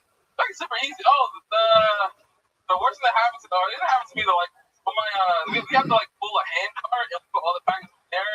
One time we're doing it in the ghetto, and like this guy and he get stabbed though. And then, but he said they all had knives, but he put all his packages. He quit.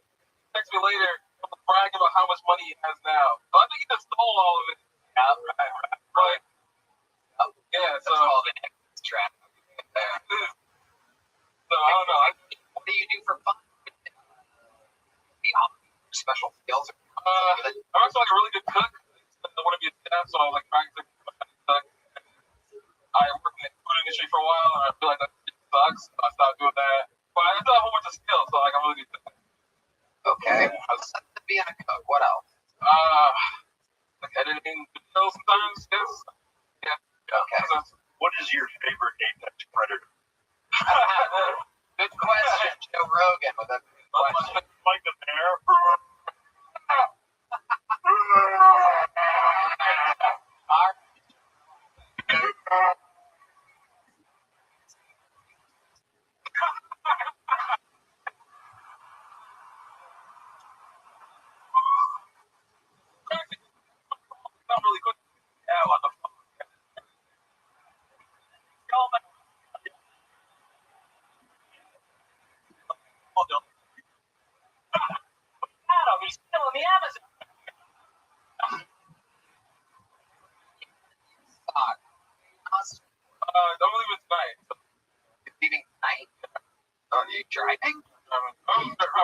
let's do my. What are you? Honda. Okay. Oh, it's have to get pulled up. Yeah. All right. Team. What's your love life like? Actually, New York. So I used to be fat before I went there, so I wasn't dating any girls, but I lost like 80 pounds while I was up there. How did you lady? Man, Holy, how many writers? I like stopped. But like in Texas, food is super cheap. So I used to go to buffet. it's much. And I used to Stop. Yeah, it's all much. Don't work. Right back. And so like I started walking way more and like exercising and like. Who just threw that? Joe Rogan or Red Band? Damn it, trans Red Band, I hate you. Man. That's what it's hard out of home. Cheeseburger on my sword. My contract said no trans fat. We were hungry.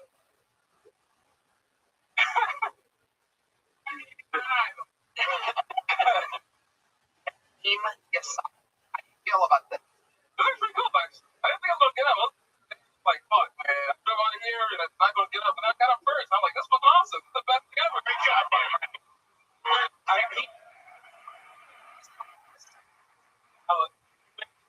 What do you change? No fly. Travel. Zero's over by. Kodak crack. Oh, I like it. Yeah, that crack. You were walking away with a brand new Sony handmade Texas leather chipmunk with a great bone side. You're leaving. Get that way out. Genius.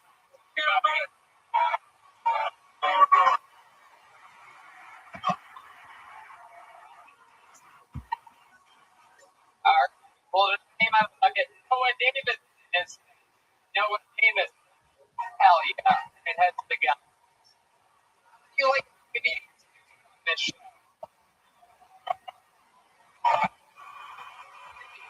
Canadian fab. Oh.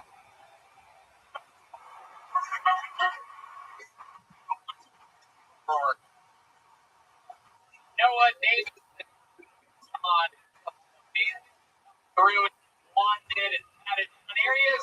Noah Davis, everyone. Hey, everybody.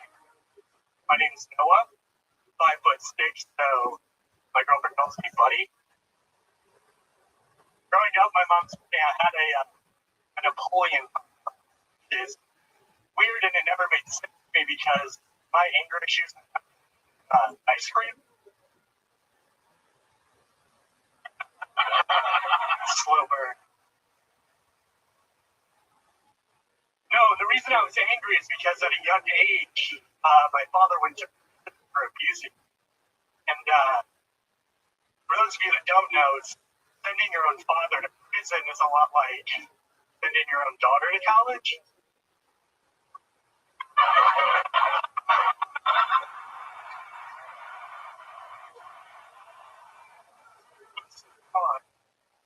You get raped.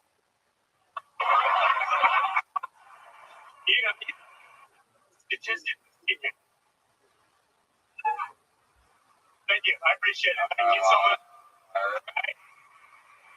Dave, first, I based on like that, you sweet little thing pop. Thank you. Anyone ever told you that you look like a shrunken man? You look, you seem like a baby. I ain't a lot of weight. But now, tell us your secret to gaining weight. I do believe that the new version of Joe Rogan is going to introduce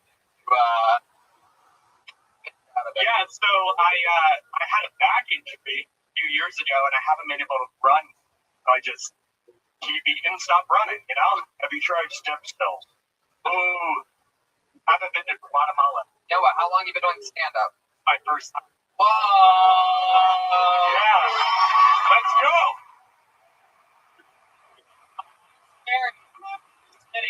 it's like what do you do for work? I'm door-to-door sales. I had a fucking feeling you have that. You have Say that. what? You have, you have that fucking book of Mormon. Jeez, do you know? Let's go. Yeah. What are you selling door to door? Solar, residential solar. Okay, so let's say you're knocking at my door. I answer. What do you say? Hey, what's up? How can I help you? Want some fucking solar? You don't say that. No. Don't try to be funny. There's a lot of. I want to know your actual pitch. Let's try again, Noah. Relax. Sure. I know there's a lot of people around. So it's like you control the situation. Stop responding. We're gonna do this. I want to know exactly what you do for work. Was that a doorbell I just heard? Okay. Hey, what's up? Hey, I just got put in charge of the net metering program for this neighborhood. Has anybody been able to come by for you about that quite yet? You want to fuck? Oh, I'm sorry. I forgot we were being. No, nobody's come by for that. What's net metering? Yeah, so essentially, last week, don't know if you saw, this neighborhood actually got flagged for having high electricity rates. A bunch of your neighbors in the area complained. Something like that happens, yeah, like me out here, talk to the families in the area, let them know what's going on. Wow. And totally creep everybody out. You're a complete liar for work. Yeah, what do you do? No. Yeah, your area's been flagged for high electric. Flagged by me. Right. This is Shark Tank. I'm out. We've earmarked your neighborhood to rip you motherfuckers off. Out here. Flagging around like a flagging. You know what I mean? Whoa. Noah, tell us about your love life. Seems like an interesting guy. I cannot picture what you're fucking, but I feel like it's wrapped in a fate. I have a strong feeling.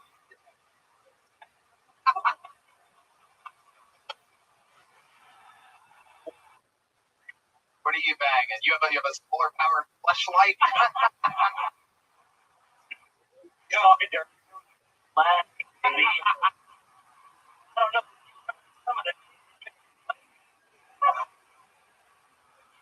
naughty. I see you. I see a little too much. As if sparks flying in. Mother likes the So, solar power. alright. Noah. Well, before I was fat, I was skinny. And that's when I got my girlfriend. We've been together for almost 5 years. Yeah. What is she? She's a cycle instructor. Cycling. Psycho instructor. I'm like, She probably said, well, is it me or I would never buy a fucking signal? Am I crazy? She's taking her class. not anymore. Oh, listen, you look great, brother. Appreciate it. Before and after. You gotta get yourself a back like Napoleon. Why take some of that Napoleon ice cream? I'll tell you. Why did you look like the red evolutionary chart?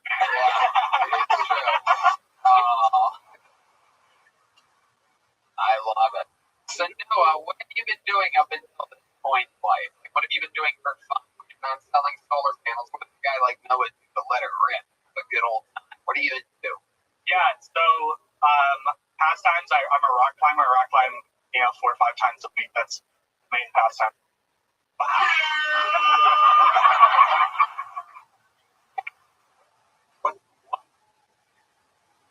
When's the last time you climbed a rock?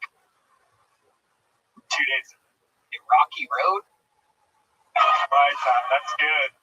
No, That's last weekend. I live in San Antonio too, so I climb down there. Okay. When you're not climbing rocks, what else are you into? I started writing comedy like 2 weeks ago. Honestly, it's rock climbing, writing comedy, or working. How about before 2 weeks? Before 2 weeks ago. How old are you? I'm 23. 23. Wow. Yeah. You look totally like 32.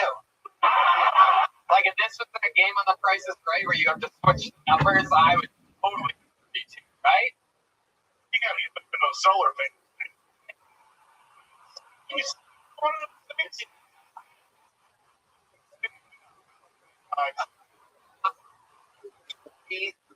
years old. Feel 23. I have a back of an 80-year-old, so no, I can't say I do. Your back. Watch your back.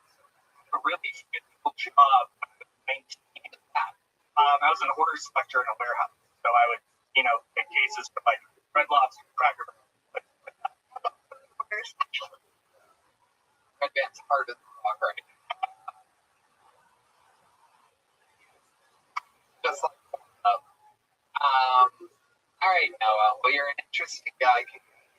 How do you feel? It was awesome. What's different? What did you not expect? I had a lot more jokes planned, a lot more tags, so it went a lot slower than I, which is great. Thank you guys so much. All right, Noah Davis. Here's a little joke, but can you catch it? Boom. There you go.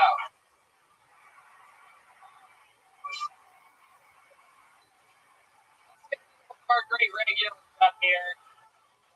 You know this guy? A legend on the show, famous for his unbelievable stand-up and roasting abilities.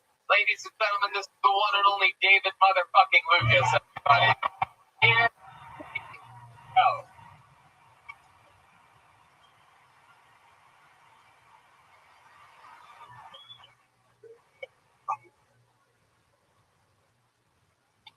Living crazy. Women can activities be considered brave, heroic, or resilient. But if I cut off my titties, it's a lazy as fuck. They're like, you can't leave the bread alone. Like everything is trying to push you to knowledge. Like they say that a man's G-spot is in his ass. If that's the case, why have I never done it? I thought I would have. When I fired up hard, niggas ain't about to trick me. That's all I know. I got an 8-year-old daughter. My 8-year-old, she's fun. The other day, she gonna ask, Andy, were you sad when you were? I'm like,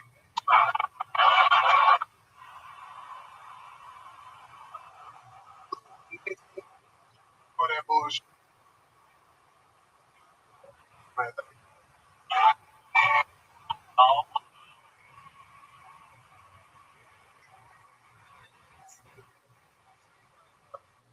what's that shit called? Yellowstone got some non-binary niggas on it now. Are you making fun of me already? You be want to fucking brand the cow in his asshole, nigga. Like, And it looks like I found the cow. Someone made some powder on it. nigga used to stop him from attacking. For a second there, I felt like that was true. I'm like, where's the video?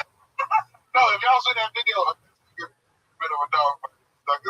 Don't stop fighting. But that's Tony like a motherfucker. That's me. Here, boy. Y'all got so many motherfuckers on the stage that look like a white.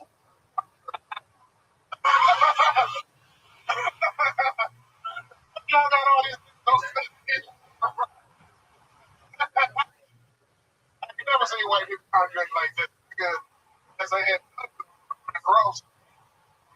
I guess we need a bigger.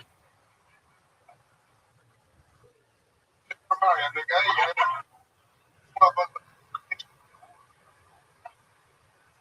So, shot bullets. You can only kill him in his leg. There's me up here. Nigga look like a Puerto Rican. We heard it, but y'all out of here. The motherfucker got a Oompa Loompa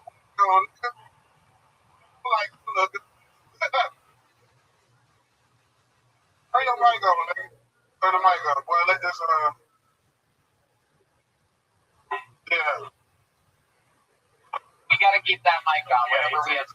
I would ask you to turn around and face me, but it'll take fun. Hey, you go back. This is disrespectful as a motherfucker. I come back and do everything like that. Hey, David, you were a slave. You picked cotton candy.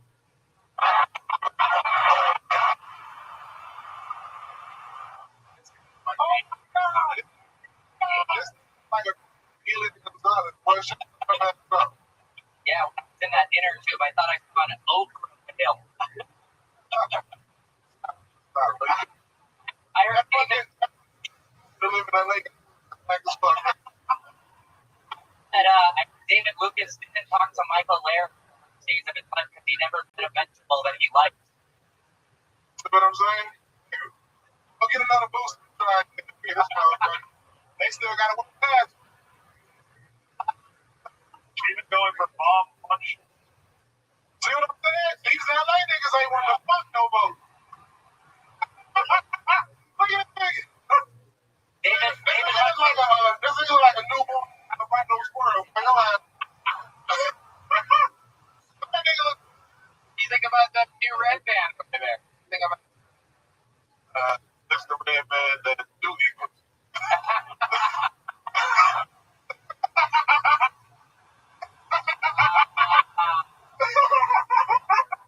the motherfucking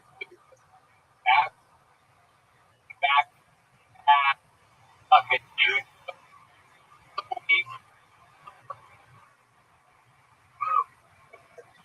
Yeah. Week. The hook.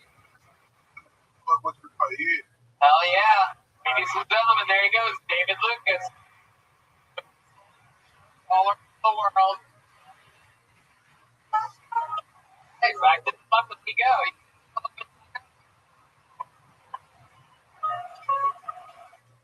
Hey, Dane Will. Hey, Dane. Reed.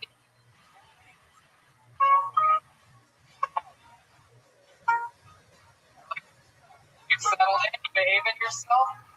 Fucking. Closer. No medical. Here he is. Hey, Dane.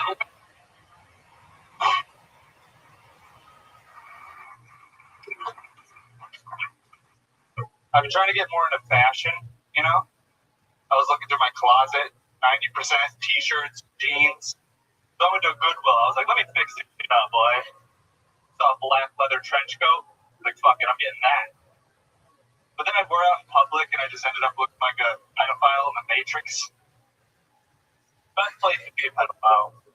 Kids aren't real, you know? You can't molest data, right? That's the thing about the Matrix. No Amber Alerts there, you know?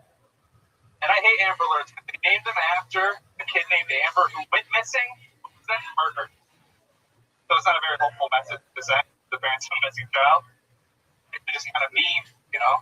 If your friend told you he was going on a helicopter ride, you wouldn't be like, oh, Obi alerts.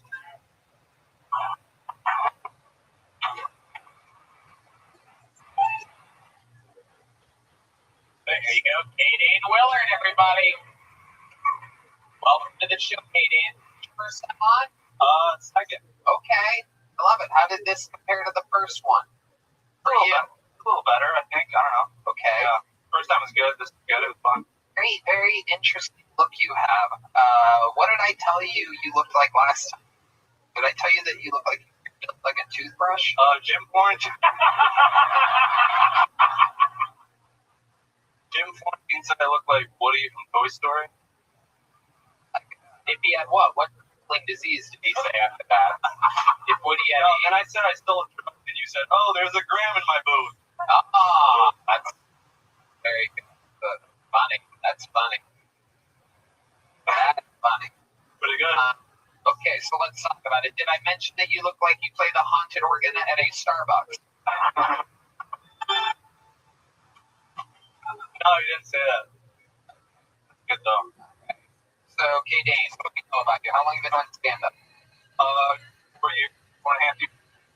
Here in Rochester. Senior New York correspondent. How about Yeah. Hollywood and Rochester. Austin third. The real happen in town. I think you can buy a skyscraper for $5 there in Rochester. It's a good deal. I have an actual thing. It is on my list of no-goes. You did say that last time. New York. We've been trying to get you out there to do it. I know. Are you the guy in Rochester, New York? Top 5? Top 5. What do you do for work? I have a gutter cleaning business. It's Oh, the most Rochester shit I've ever heard in my life. And I work at a place called Vulcan Gas Company. wow. Okay. Wow. So your life is all in the gutter. Incredible. What do you do for fun? Hey, Dane Willard. I'm a skateboarder. Whoa. Yeah. Cool. How old are you?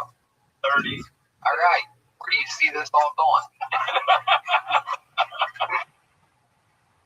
It's a fun thing to do around those little kids. Is that how you like pick up chicks? I'm like, yeah, what's up, girl? I can kickflip, you know? Right. You have a girlfriend? No. The kickflip line doesn't really work. How about dates? You go on dates with a... Yeah, I'm seeing a lady right now. Oh, shit. The feminist. Famous feminist Stacy has arrived, ladies and gentlemen. A legendary character. So clearly, nobody in the room remembers these characters. Nobody remembers me, and that's okay. Feminist Stacy. The feminist could be less testosterone. Now, there, you do look beautiful. Thank you. Oh, Jolena. Jolena is a Latina woman who recently got out of prison, always getting in trouble. Jolena, give us an update. What's Yeah. Jolena is a wild lady feminist. Wow. Work. The feminist Stacy, it's been a couple years since we've seen you. There's been a lot in your world going on. Yeah. What Biden got elected.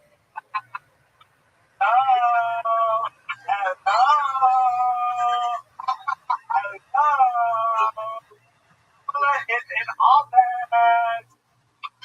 And Austin doesn't like that.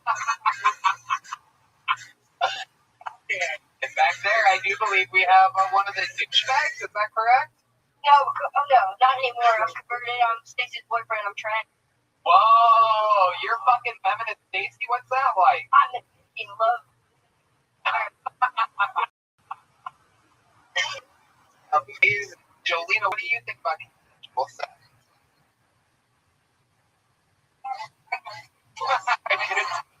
We have to... Oh, shit.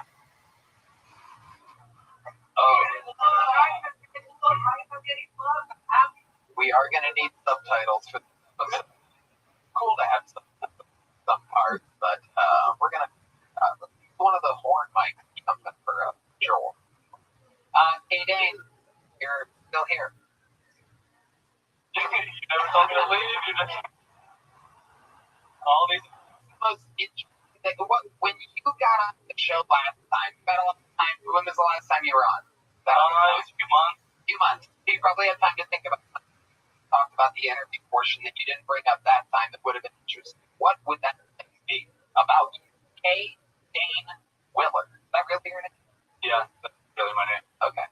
I told you last time that I used to sell drugs. Wanted to say now, you know, Wait, why is Jolena still doing the Tony Hinchcliffe voice? Where? BBS?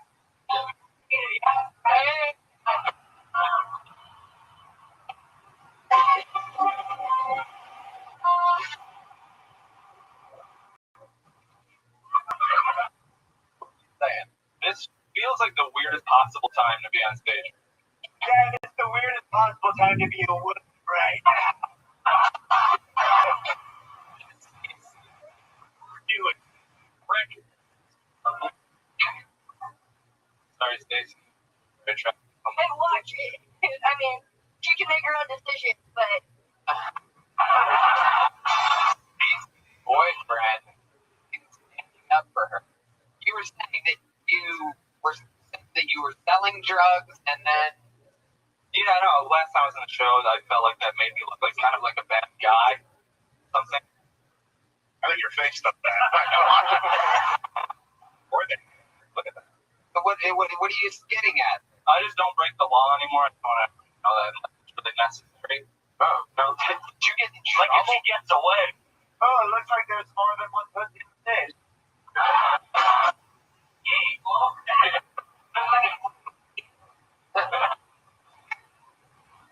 Someone the other day said that I look like a somehow gay or Tony Hinchcliffe. I can see that. Tony Hawk's about here. All right. Hey, Dane Whitler, congratulations. You were on the show again. You did it, buddy. You're going to leave in here with a gel blast. Oh, yeah. Brian Smith is next. Brian Smith. Oh, wow. Oh, no. Just some guy think of the best. Many of you signed up for tonight's show by round of applause. You people, a lot of scared souls tonight. Oh, Stacy. Oh my God. Oh no. Oh. Those are the best feminist skits I've ever seen in my life. Here's Brian, everyone. Make some noise for Brian, everybody. Oh my, you guys are coming out tonight. I want to do a joke for the fellas first, if that's okay. Guys, you ever do this thing where you're laying on your back and masturbating? You blow that load right into your belly button? Just me, huh? Just me. Yeah, it's gross, right? It's icky. You gotta fish it out like it's a fucking oyster.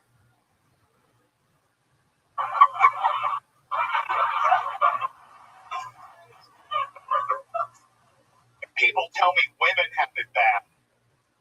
People tell me women have it bad. They don't even have to come at all.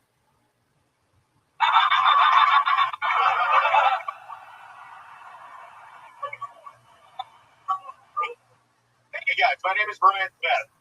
Brian, 55 seconds of nothing. Love it, Brian. Thank you. Welcome, Brian Smith, or as I call him, Nick Lebowski. Okay, hello.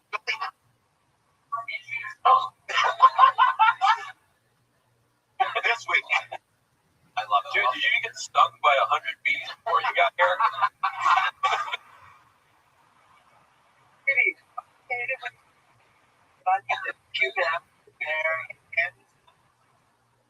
I thought that was great, Dave. Great joke. Thank you. I had someone on my side. He was talking about his girlfriend. States. So, Brian, how long have you been doing stand-up comedy? 8 years. 8 years. 8 years. How long have you been driving a truck with nuclear waste? 7.5 years. Incredible. 6 months. I love it. We're finding out a lot. Where have you done the 8 years of stand-up comedy at? I'm from the Southeast. I'm from Tennessee. I'm from Chattanooga, Tennessee. I've been doing comedy there, Nashville, Atlanta, Kentucky. Okay. Stick with me, Brian. I love it. And what do you do for work? I work for a cell phone company. Really? What do you do? Stand at the tower and get electrocuted? Mostly. No, I sell cell phones. Sell cell phones. Yeah. Okay. It's rough. Is that hard to do? It seems like everybody has one or I mean, it's pretty easy. Dumb people like buying dumb electronics, but that's pretty fun. I do pretty well. Awesome. Doesn't look like it. These you sell exclusive flip phones? What do you? I sell whatever they want to buy. Look like you sell illegal aquarium. Get you a shark. How many times did you fall asleep on a boat? More than I'd like. I mean, more than I'd like. Okay. I love it. So what? Dude, you're red as fuck, man. Dude, I got like Getting redder by the second, by the way. Are you? I can feel the heat coming off his face. I look Native American nervous shit. Are you allergic to performance? You would borrow my Apple Watch? You borrow my Apple Watch? I might be, but I'm good. Thank you. I'll have the heart attacks around here. I'll be stealing his material. You look like an apple header to fast forward. Like a green apple. You're fucking red, dude. You look like my legs in a month. Oh, shit. Because women have periods. Get over it. Okay, Brian Smith. Find out a little bit more about you Let's here. go. What are you into? What do you do for fun? I play a lot of video games. I play disc golf, hence the sunburn. And I like watching movies and stuff. Okay. All right. I like jerking off. Whoa, what do you jerk off to, Brian? Give us some creepy, All right. give us a good one. I'm not gonna lie. I do search Ebony on the Pornhub. All right. Oh. And not seeing a ton of them. And that's part of the problem. They were here, but when they saw you, they all said, quote, "Oh, hell no." And they all went to the restroom.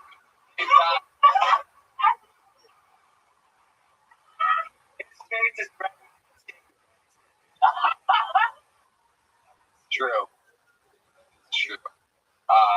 So Brian, Ebony, what else? Give us a little something special. You must have something crazy, right?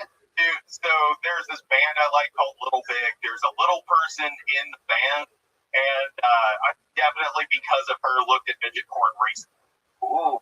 It's called little person porn. Get with the time. You All right. Relax. Really amped up over there. Brian. because Rogan didn't go over as well as I planned. Sorry, I know what to do better as a comedy about it, but it felt like Rogan came out. I'm sorry. Oh, we're breaking the fourth wall. Women have been mad. All right. Wind it down a little bit, Stacey.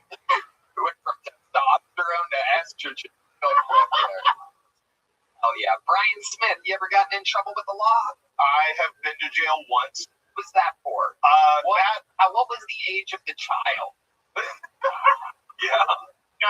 No, it was for a bad license. I got a ticket that I didn't pay, and then I had a headlight that was out.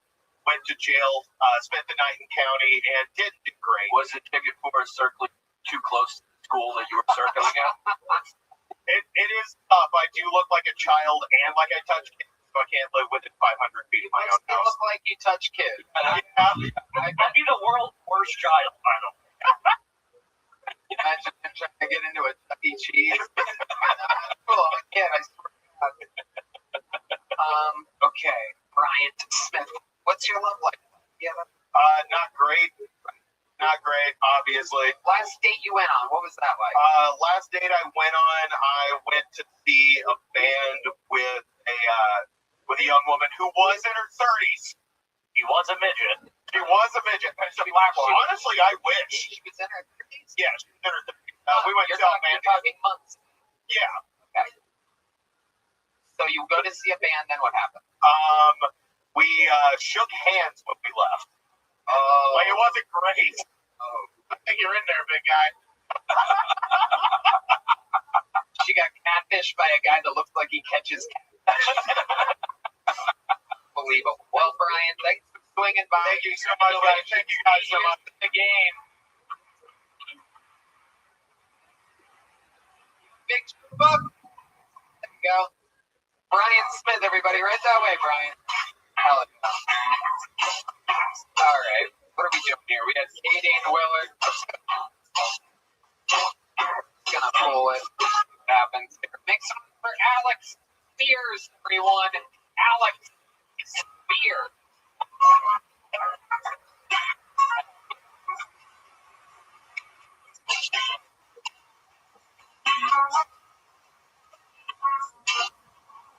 Spears coming from the demented alleyway, growing in fame as each week.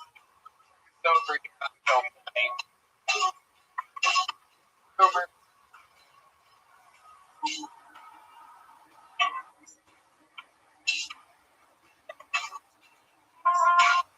Reminder, Daddy, Jeremiah Watkins,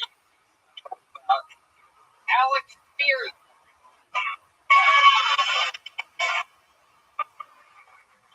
What's up? Fun. Just hanging out in an alley because I needed hobbies. And I'm gonna be honest with you, hobbies for men suck. They're supposed to be fun.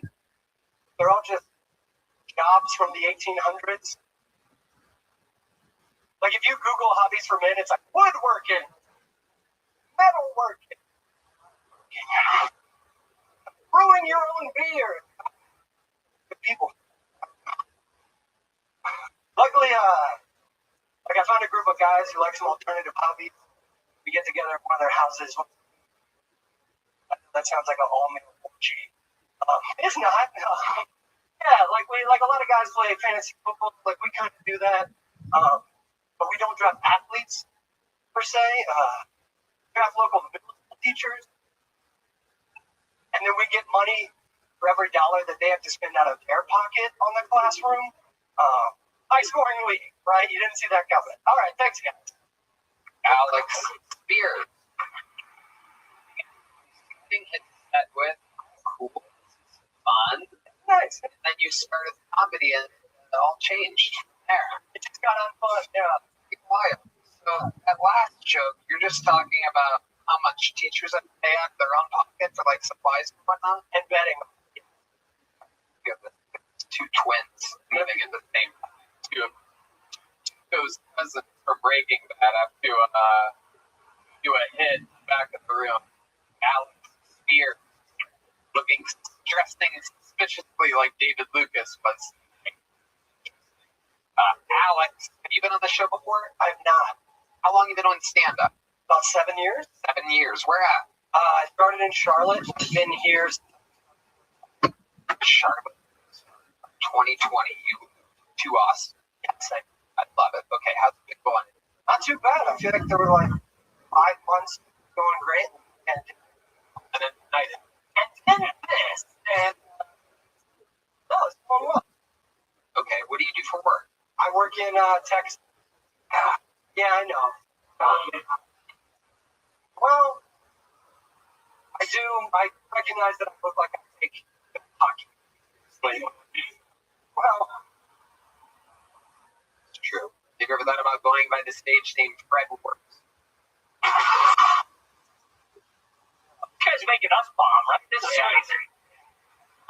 crazy. Got no 19 spreading like wildfire. Alex Spears, 7 years in the game. What's the most fun you've had in your entire comedy career? I mean, this. Other than Okay, this, Alex, people are clearly going to kill themselves. The best moment in your myself after this. You won't. Yeah, you won't. I host a show here in Austin. Pretty big show. Charlotte. What's the most exciting thing you've ever done in your entire life? Told the joke that What was that joke? not this one.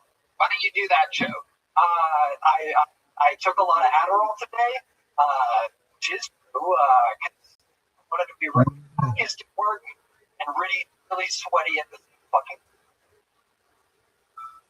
understand. Wait, that was a joke? No, that wasn't a joke. What's the? That was okay. Let's try again, Alex. 7 years in the game. Yeah. Best joke you've ever written. 7 years. 7 years doing comedy. Your best joke. All right. I was growing up, which is strange because being homeschooled, you meet common a lot of other people also homeschooled. Like being homeschooled, I have something in common with 100% of school for me.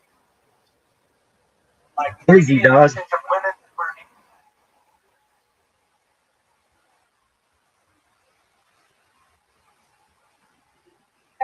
Look at this game. Oh, shit. Oh, my God. What?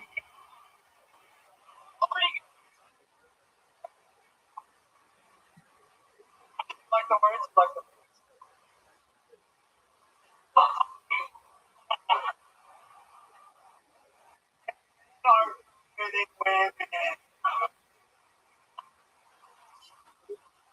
Oh, my God. Alex Spears. Unbelievable. It is absolutely incredible. You love doing stand-up comedy? yeah, like And you do it a lot. How often do you do it? Like, how many times a week do you get on stage? In the 7 years that you've been doing stand-up, what do you think? I mean, average out to probably 4 or 5 nights a week, but currently probably 2.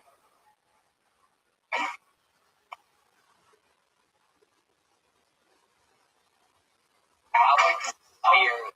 I don't know. I think this is one of the, like, we've never had this before, but I think we're having our first where we might just shoot him in the head down the back.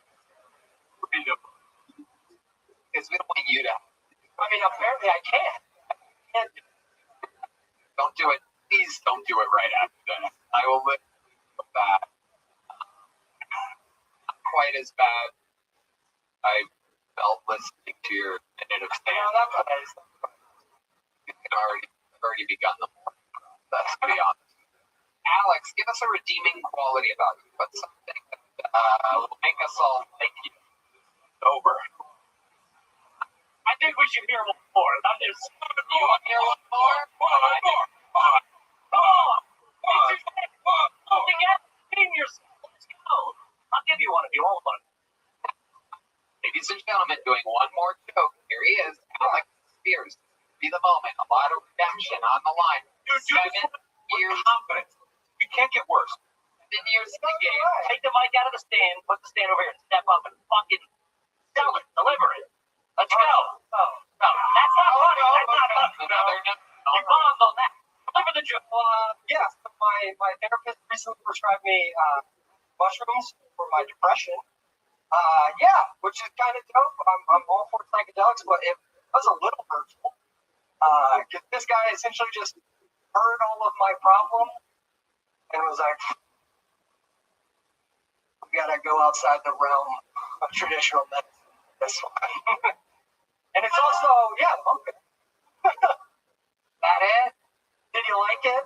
No. All right, this sounds crazy. Hear me out. One more. It's actually incredible. You have no, I would imagine it's like if a musician like blocked their ears completely, right? And was playing music with the inability to hear what they were playing. I feel like you have no fucking idea what's funny, Alex. No, I don't. You guys think we should hear one more joke? I mean, it's unbelievable. 7 years in the game. So 5 times. Imagine if you guys did anything at all. Imagine being this bad at something that you've done 5 days for 7 fucking years. And I know what you're thinking. He's got to be the one. And I'm with you, ladies and gentlemen. Alex. Thank you, everybody. Thank you. So nice to come out with me. Yeah, I'll get a little personal. Growing up, it was tough. I had really bad dyslexia growing up, which wasn't easy for a kid like me who was already very short and fat at the same time. I was essentially like a 12-year-old Danny DeVito. Couldn't be. But But I thought I gotten over it until recently I saw a kid on the news who said, dyslexia is not my disability. It's my superpower. And to prove this, he made a mural of John Cena's face out of 747 Rubik's Cube. And I was like, that what I was like as a kid? That's Asperger's. All right, that's not dyslexia. Let's be honest, that's Asperger's. Thank you. Holy shit, dude. Oh my god. Oh my god, it's unbelievable. You didn't like It's that. really unbelievable. It's truly I didn't like it, but the crowd loved it. Is there anybody in the audience that signed up for tonight's show that has never done stand-up comedy before? You, sir, what's your name? Jake, will you come up here and do one joke? I want to see if Jake, 0 years, 0 facts, and I'm betting on Jake to have one more better joke than 7 years, 5 nights a week. Alex Spears, ladies and gentlemen, making his Kill Tony debut, his first time ever on stage. This is Jake, everybody.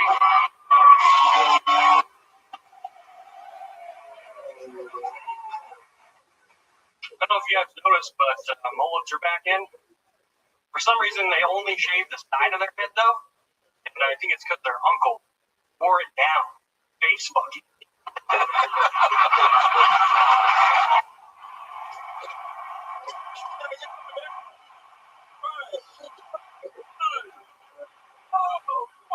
I was rooting for it not to be funny so bad. I don't want you to kill yourself. But Don't. why was that so funny? Oh my god. Did you have more? You want to do some more? You want to leave on top? Leave on a high note. Get the fuck out of here. Jake, have a big joke book. Here you go. There you go. Look at that. Alex. You gotta ask you to be honest. How do you feel right now, Alex? I feel fine. I feel that after doing comedy for dead and pretty fucking Right, absolutely. Unbelievable. You guys, you just witnessed a comedy anomaly. I literally just had the first human from the crowd that I saw. And from high five, you did from his big buddies.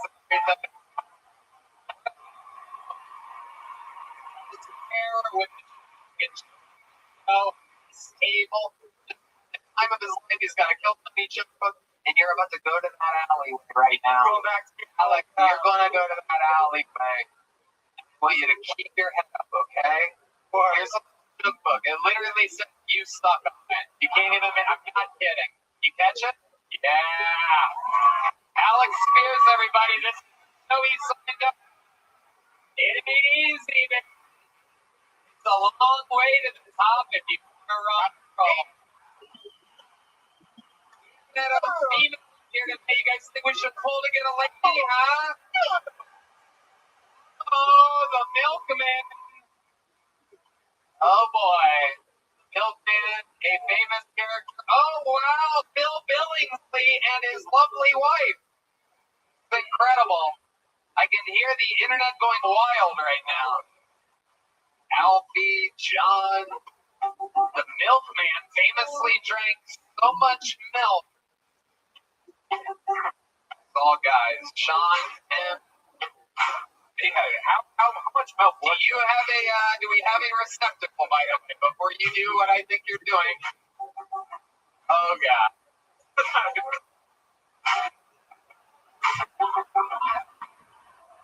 You know what? I know I said we're going to pull till we get a lady, but I just want a guy out who I think is just unbelievable. I actually walked by the open mic last night before I went on stage. This is one of the newer door guys, the new part of the original hires here. I want to see what a minute from this guy is like. I saw him do one of my favorite jokes I've ever heard last night. And he's a door guy here. Ladies and gentlemen, this is a new minute from Miles Johnson, everybody. Miles.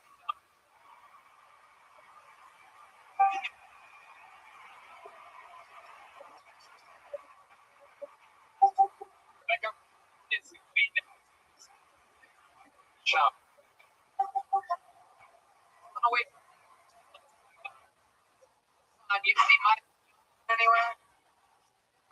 He's up on the other room. Oh, he's coming. Hell yeah. This guy's a fucking monster, people. This is the future. Yeah. Love this.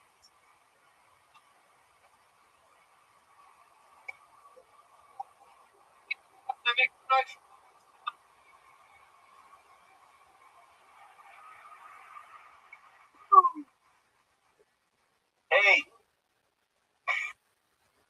when I was a kid, I had a nickname. Everybody would call me the Big Gay Teapot. And every time I look at them right in their faces, I just look them right in their face and I go, what the fuck are you guys? Why the fuck you guys keep fucking calling me the Big Gay Teapot? What the fuck am I doing is making you think I'm a big gay? I'm getting steamed up right now, honestly. I'm a little steamed up.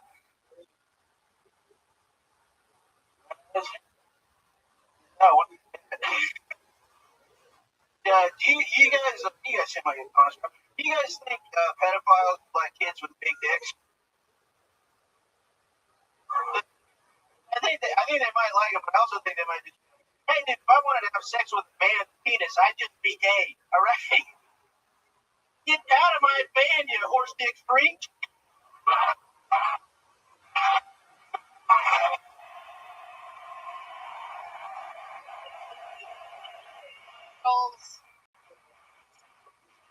Everybody. Fucking guy. How are you, Mike? I'm doing good. I'm good. I ran over here. I love it, man. I love it. You're working right now. I saw you perform. I was fucking trying to find a lady, saw your name, and I was hoping you were going to do that joke because I heard you do it last night, and it was amazing to me. Pedophiles, not into kids with big dicks. Hell yeah. Priceless. Where were you when you wrote that? From all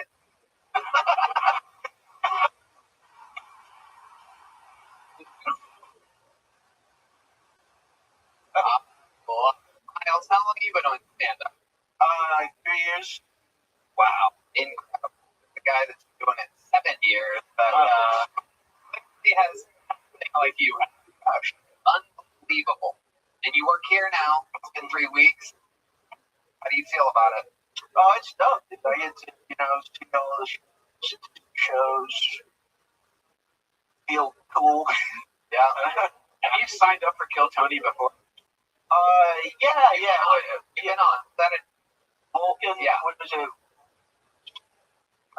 How did that go? Not quite like it is now. Yeah, that was. I didn't really. Good. Yeah. No, I love it. That was incredible, and it's just amazing. That's what I loved. It's like people that have been doing it 3 years. Maybe their first year they weren't that great, but fucking worked at it, got better. Just stay horrible for 7 years. You know what I mean? Which is we saw earlier again. Luckily, you're probably working in another room. Probably have no idea what we're talking about, right? Was it? How was the guy with the hat? Yeah. Hey, rest in peace. Yeah. Oh my God. What happened? Yeah.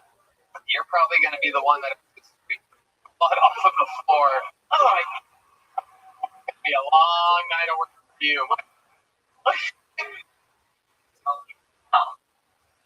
Bill Billings. Now remind us, Bill, you are. I have no idea where I am. Yeah, but like your history, even I love it. Alcoholic, I hate my life. That's right. And the milkman, how are you? What? Doing quite slow. Are you just drinking a bunch of milk over there? That's your third crap, huh? What's the plan? What do you mean? Well, I mean, when something happens, what's your guys' master plan? I can tell you, coming from the 50s, I've never heard comedy like this. Let me tell you, whatever it is should already be out there in position so that the accident that could happen doesn't. Okie dokie. I'm going to let you guys think about that and keep control of that situation. Well aware. Very good. Okie dokie. Milkman. You think that a milkman know when he gets too high on his own supply? I think I can have at least 4 carafes. You're going to drink 6 more carafes of your own milk? I don't know. Depends how wild the night gets. Wow. Man, that's crazy. Miles Johnson, welcome to the Comedy Mothership. People like you working here, this unbelievable staff, guys like you and Casey Rock and Keith, CJ Landry. You guys are a bunch of monsters. It's good to have you on. Hey, I would love to have you show Thursday at Vulcan. Yeah. Let's go look on the secrets now. On the secrets. All right. And I pre-picked the female comedian that's going to represent the ladies for the day. Ladies and gentlemen, 60 seconds of stand-up comedy by Rebecca Rothschild, everybody. Rebecca Rothschild doing a new minute of stand-up comedy here on Kill Tony. Looks like a new name.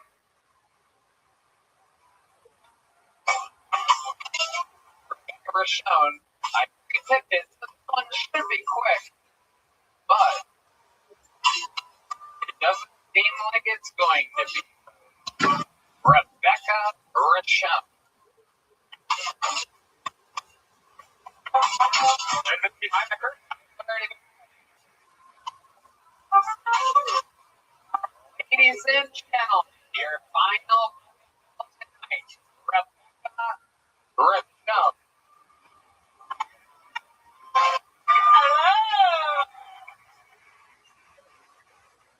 I just turned 30. I've officially expired.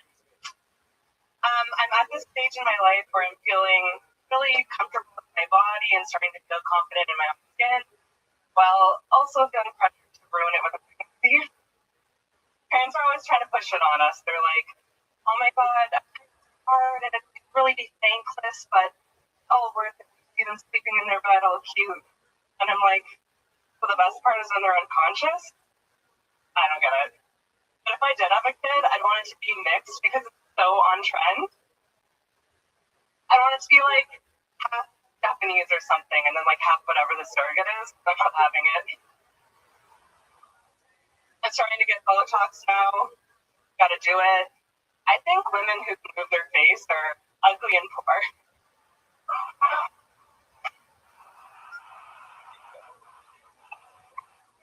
Fuck yeah. Sean, hold on to that microphone. Rebecca, the first on the show, correct? Yes. Awesome. And how long have you been doing stand-up? 2 years now. 2 years. I've been in Canada, so. Wow, what part of Canada? Vancouver. Absolutely. Are you guys from Vancouver? Rebecca Rothschild. What do you do for fun? I have a graphic design company. All right. What do you do for fun? I like to snowboard in Vancouver. Here, I like to drink lots of drinking. You like some milk?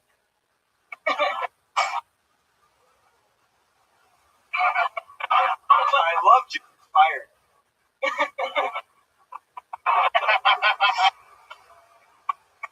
Trip. Notice. But the next job, not in my name. Milkman.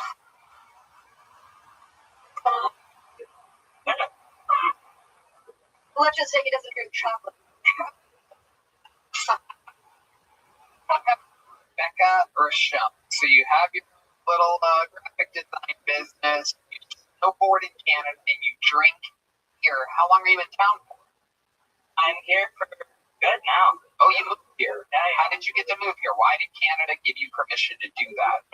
Normally, they don't do that. They say, you'll stay here, we'll inject you. Be a Canadian. How'd you end up here? I came here for freedom, baby. She's not legal, folks. The law I actually used my business to get to this. Yeah, I did it all the correct way. It was exhausting. Very expensive to get it, even though it's very simple. Right. Very cool. So now you're in America. Incredible. Okay. So what are you drinking? What type of drinking are you doing? You say that you snowboard in Canada, you drink here. I'm interested to know what type of drinking that you're doing. Yeah, what kind of drink? Oh my God, you're finishing that fast. I'm impressed. It was, I'd say like margaritas, basic that way. But Have you ever drank 6 carafes of milk in front of 300 people before? not yet. All right. Well, I want to time out your vomiting. I want to get Alex Spears up here to do one more joke, and when he hits his punchline, I want to time your vomit with him vomiting so that the people can hear literally his 12th best joke, and then they just see you vomit. I don't want them to know that you had 7 carafes of milk. Just kidding, I'm not bringing Alex Spears back up. Bobby's point. His estate would not approve. Rebecca, is this true what you said about pregnancy? What, that I don't want to get pregnant? Yeah. Not yet, no. I'm waiting until last year. Okay. Do you have a boyfriend right now? Engaged. Oh. He lives here in Austin as well?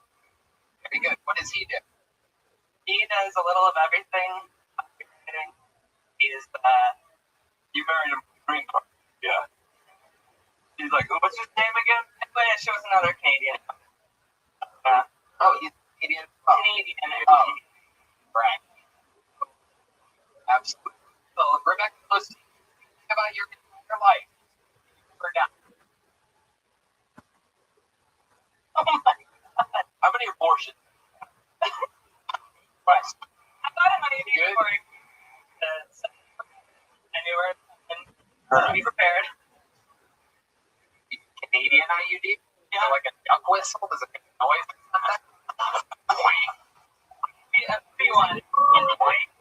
All right. Rebecca, a very fun performance.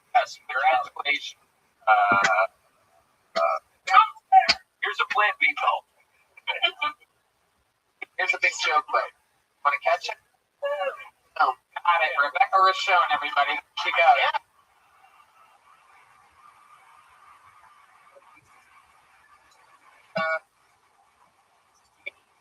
What? What?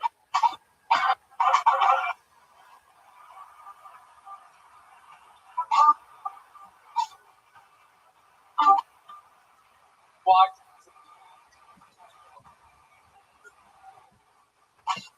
on YouTube right now. How's the time, Bill? I did not do it. My God. No. Oh my God. God.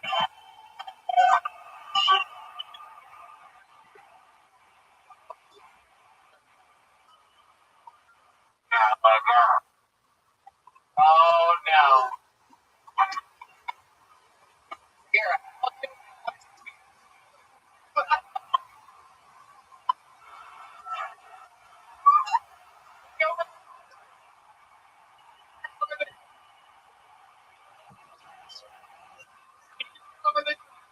The whole time, there's more coming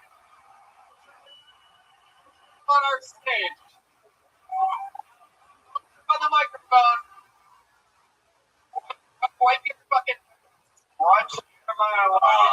Yeah. You Throw it up. Let's throw it up. let's oh. There you go. Look at smells like cottage cheese over here. Oh, that's my cologne. Okay, here you go. All right, milkman. Okay, good. Let's get the trash can out of here. That was not worth. No. Whoa, Bill. Oh my goodness. All the characters. I guess I'm the first person to puke at the comedy mothership. Was it low?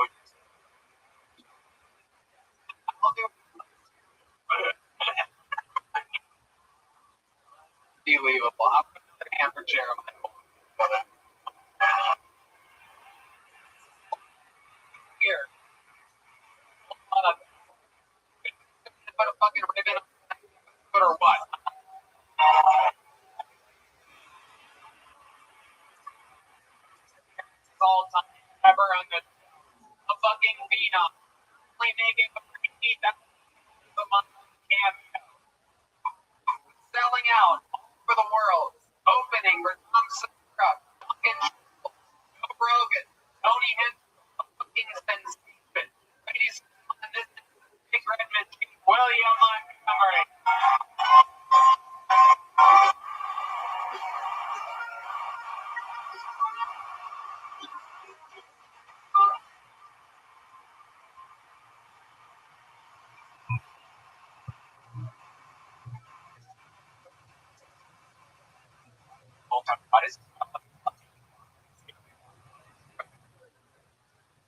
I didn't download the Oregon Trail and have half my family die of dysentery and almost drown trying to learn a river just to have 200 years later a bunch of purple-haired freaks complaining about pronouns.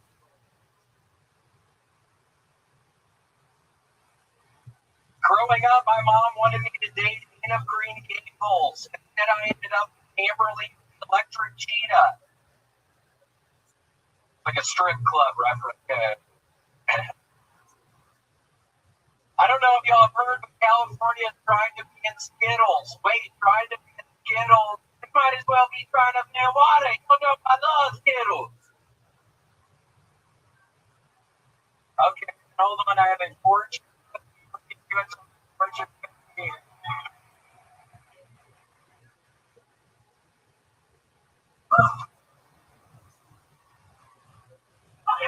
Nice cat.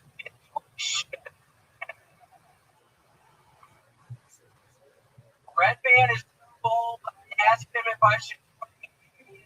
And no, join it. Okay, but.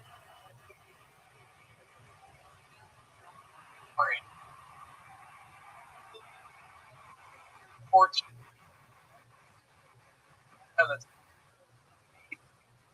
Very, very fun. Feel pretty good right now. I just learned about watching the first season last night. You watched the first season? Yep. No fucking. What kind of that is? I don't know. Yeah, that's always. Okay. Yeah, I love. Family. Yeah. So you've been watching the past week straight? Yeah, pretty much. A week straight. Grape juice. I got a bad kidney infection. Doctor prescribed Welch's grape juice. I've been drinking a bunch of that. Fucking hillbilly doctor, right? What do you mean? Why did you use the word hillbilly? Did you say that? Did you say doctors? You look like you live with squirrels. What are you talking about? Dumb would be my great. You described or got well brand grape juice. Positive? Wait, hold on. I look like I grew up with squirrels? What did you fucking say? That was you just said, dumbass? I just brought my fucking pistols. I have them both up in the green room. It gets right now. Me? Okay. What do you think about it? I think they're my favorite one. Thanks. I don't believe it. Piece of shit. What the fuck? I've been watching Flipper. Making art. Oh, fuck. You love Flipper. Man, y'all know I watch Flipper almost every single day. Are you ever going to start watching Flipper? I watch Flipper pretty much every single day. Probably not ever going to stop watching Flipper. I mean, literally touch out of the water early on. The wise Latina woman. He's pretty much the Latina version of Judge Williams. I think that's my main attraction. Flipper is a Hispanic lady dolphin version of Judge Really on. You've been watching a lot of TV. I have not taking Adderall. I had a horrible Adderall addiction. Now I'm not on it. I just watch it fucking for literally such wide little water. And he's really been able to get the best Adderall every day. And luckily I stopped. I don't want to get Adderall and get off it, so I can look for this much. Yeah. It's gonna take more than that. Oh. It's gonna take a lot more than Flipwood.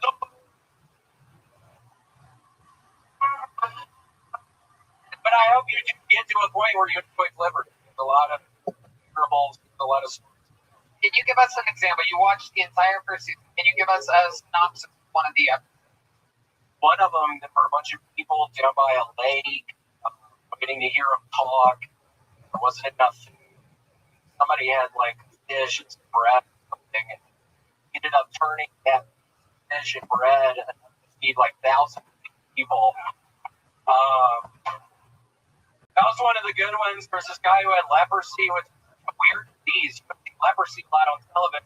Yeah, he had a leprosy. And literally on his head and healed the leprosy. Back filled with got all the out of those guys. How holy flip. I haven't got what? What? Yeah, no, you're not giving me a fucking spoiler. Holy shit. Wow, that is so interesting. The Flipper story that sounds familiar. Yeah, it might be Robin. I knew that was popular around when Flipper came. It might be a Robinson thing. I don't know. But what are your plans with the remaining seasons of Flipper, and are you looking forward to it at all? Yeah, I think we're gonna wait till the ball drops. Finish season. Milkman, I'm gonna check in with you over there. Have you asked Flipper into your part yet? I'm talking about a fucking mammal. What are you talking? No, I haven't. I'm worried about it. I'm worried about asking. Very interesting, William. Not that funny, Brett. But I don't know what's going on over there, man. Say that Flipper was in the lake. Yeah, it's a freshwater dolphin.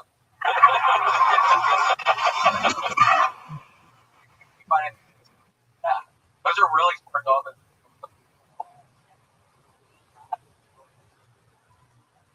Like his eyes. Fucking color. And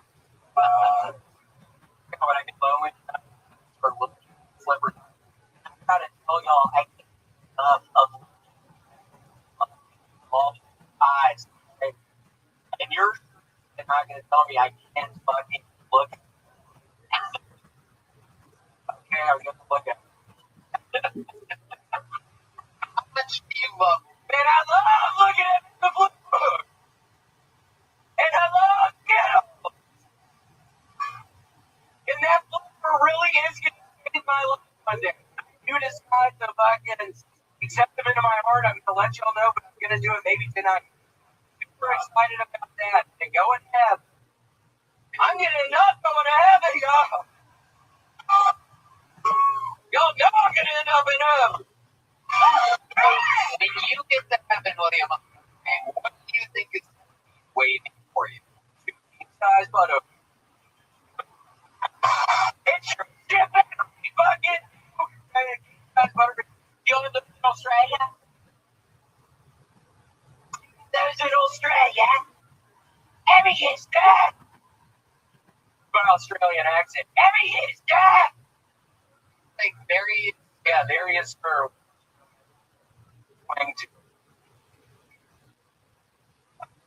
Name some more things excitedly that you're looking forward to seeing in heaven. Peace. Those chocolate eggs, really yummy yolks. Cranberries. Yeah, Raspberries. Saying that wrong. Blackberries. Cadberries. What else? And have been waiting for probably an Easter basket. I can. And that's actually when I'm going to finish watching Clippers, probably over the Easter break. I get 2 weeks off. Okay, Milkman. I haven't. Maybe a milk free when the husband's not home. All right. They say he fucks me when my husband isn't there. We're having an affair. Bill Billingsley. You. I wish you would.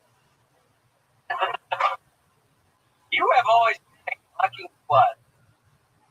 I cannot believe you just said that. Oh. I haven't been fucked in months, William. Why?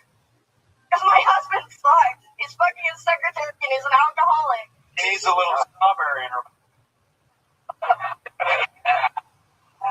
Might be that strawberry. You want to do that? Cool. William, any parting words before we let you go? Giannis, you've seen William before, right? Yeah, no. He looks like this. I can already tell. Don't fuck. I have an itchy tree in your being literally right now. I'm not even holding the gun yet. So, you robbed the house, the whole family, and took one piece of clothes for them.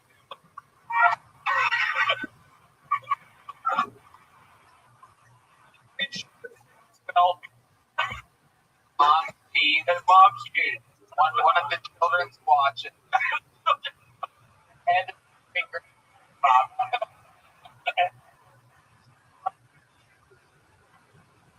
Yeah, just keep going. Stop. Oh, y'all get us out! Get us out!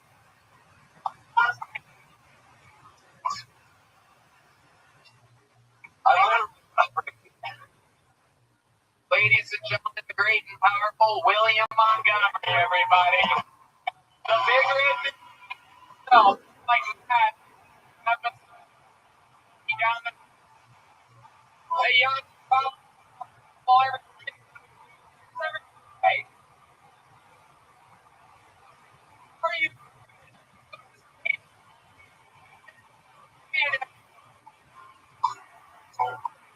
special day?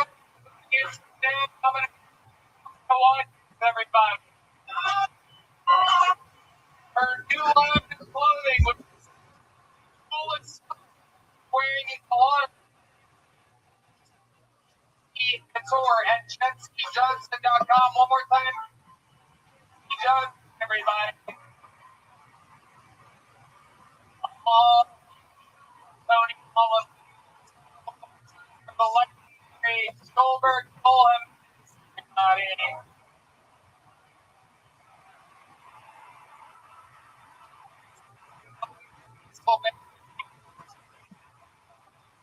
Browns, check it out. Our band, that's called Yours Hard. Great.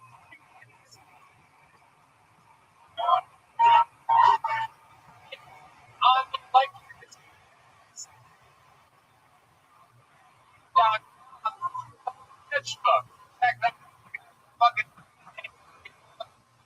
one more time for the leader of the band. Please, everybody. Believe those all around. Clark.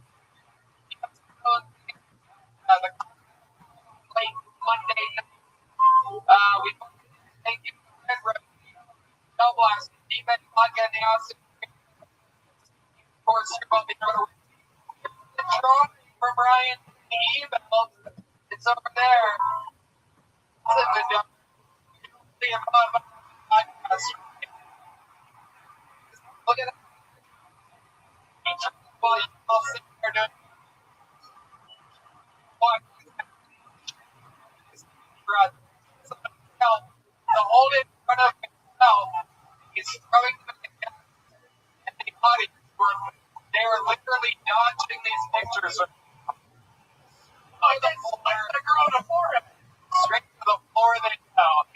emotional scene. Ladies and gentlemen, thank you so much for coming out everybody.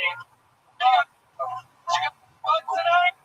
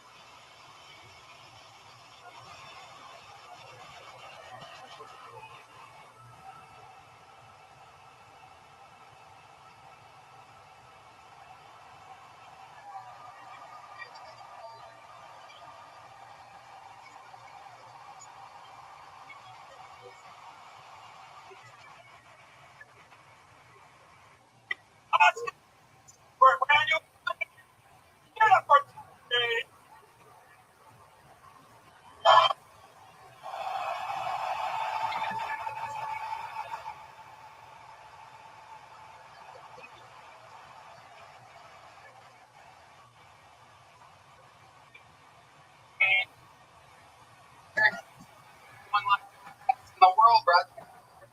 Hello, those fucking class security cards. Well, peanut butter with image. And that, and everybody on the horns. The electric.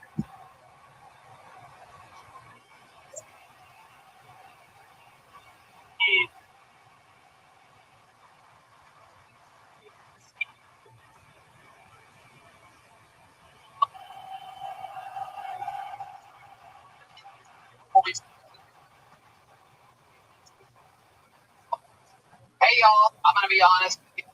3 years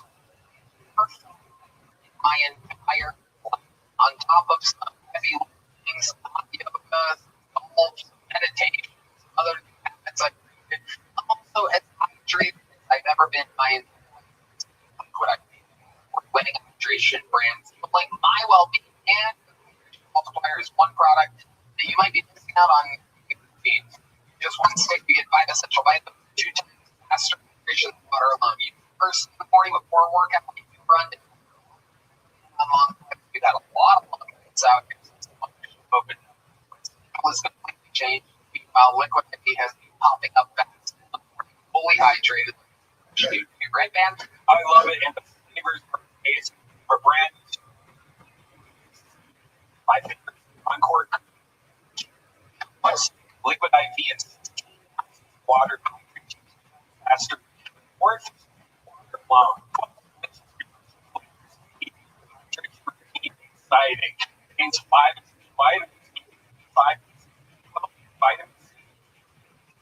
ingredient, non-GMO and gluten. Incredible. Grab your Liquid IV in bulk nationwide across, where you can get 20% off when you go to liquid.com and use the code Tony and check out. That's 20% off anything you order when you shop Better Hydration today. Promo code Tony at liquidiv.com. Hey everybody, where are you in your mental health journey? No matter where you are, talking to a therapist that can help you find a new outlook on life and help you recover your energy, confidence, and joy. At Talkspace, you can find the right therapist with the right training for you. Finding a therapist can feel overwhelming, but Talkspace takes the pressure off that first step. It's very flexible, convenient, and it's an affordable way to get high-quality health care. Talkspace.com, you for the provider that's right for you. Usually, it's so convenient, no traveling appointments, no missing or lining up childcare. You need on your time, your most comfortable. It's mental health care made easy. Talkspace is private, secure, affordable, and your Talkspace is always accessible to you. You met your goals or simply want to cancel, Talkspace has a process and will work with you to get prorated refund for unused time. Applicable. Talkspace for you to make your life. Looking to renew or rejuvenate your life? Look to Talkspace. And now get $100 off your first month when you go to Talkspace.com/Tony to match with your dedicated therapist. Go to Talkspace.com/Tony now to get $100 off. Talkspace.com/. Hey y'all, Mother's Day is right around the corner, and it's not always easy to find a 76-year-old woman going to impress. But I highlight frame. She brings joy on a daily basis, watching the photos cycle and seeing ones come in. Bonus points, super easy for her to use, and it's super easy for us, her, to do.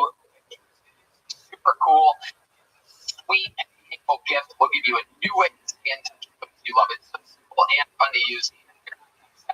No app or subscription required to send anytime from anywhere.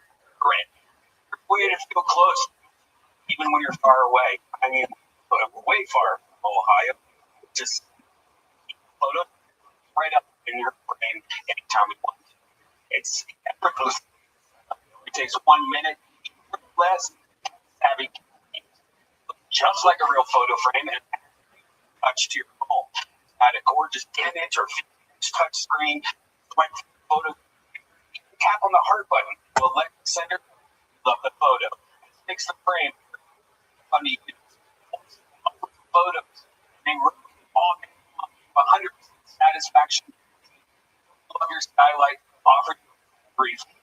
Now, as a special Mother's Day offer, get 10% off, up to $30 off your frame when you go to skylightframe.com/Tony. That's right, up to $30 off your purchase of the Skylight. Just go to skylightframe.com/Tony. That's SKYLIGHTFRME.com/Tony. Hey y'all, I'm gonna be honest with you. I'm best friends with Joe Rogan. For me, tickets. But I'm normal human being like you, and I know that buying tickets here is stressful. I asked to buy tickets for all the sports and comedy. Best price. You can stop stressing over the they'll have, right? I like to go out and buy sometimes.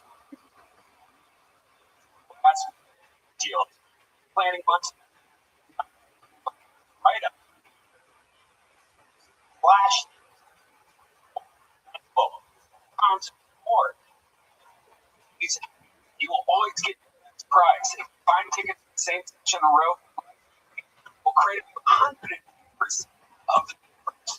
Get just a bit before you buy so you know exactly what to expect when you arrive. Buy tickets either seconds, apps, right with your phone. So you never have to dig through your email. Right. Not the stress.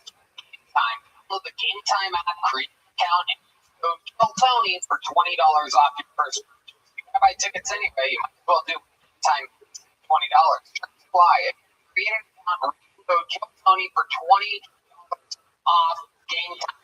Download Game Time today. Last-minute tickets, lowest price. Is ready to start the next episode or what? Okay, well, we have one or two of the funniest human beings of the world on the show. This is no different. Makes some noise for the great DJ Okerson and Ari Shafir.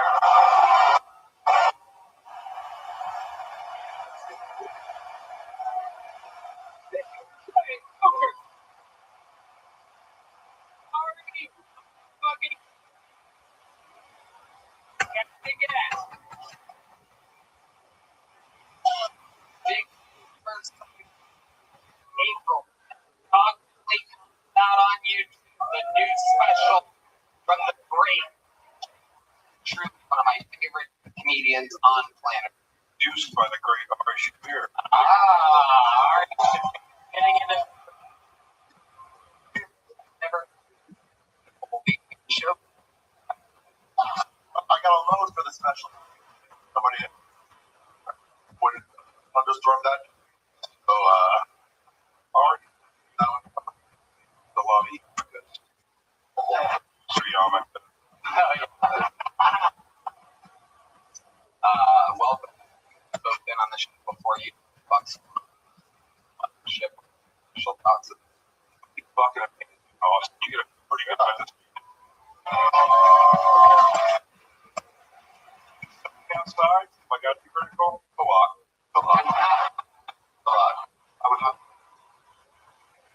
Well, you see from behind us right now in the alleyway, over 200 souls signed up for the chance, the possibility of 60 seconds on this stage.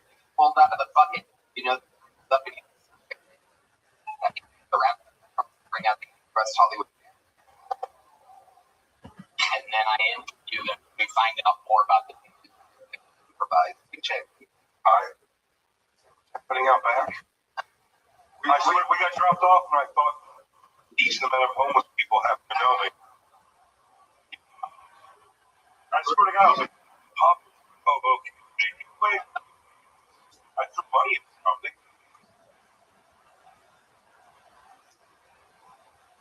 They're like, It's like, first people,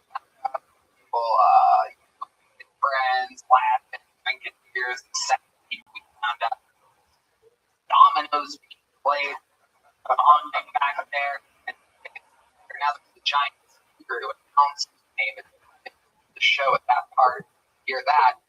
And the fun fact is somebody was about to start their own open mic in the alleyway during the show. That's how crazy these comedians are. So they're like, wait, there's an audience.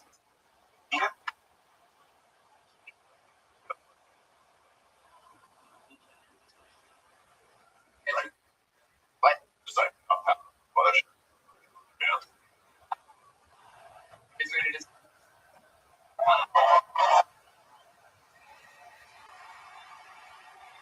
first big watched them all transform from a broke, struggling open a rich, wildly successful touring comedian headlining shows all over the world. Sing it if you know the words. This is Hans Zimmer.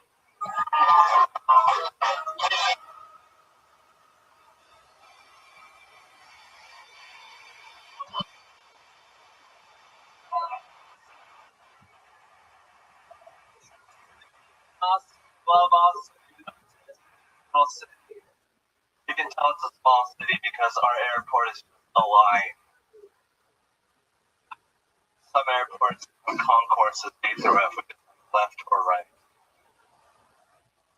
I was in Indianapolis this weekend, and they had the trans march for their rights or whatever.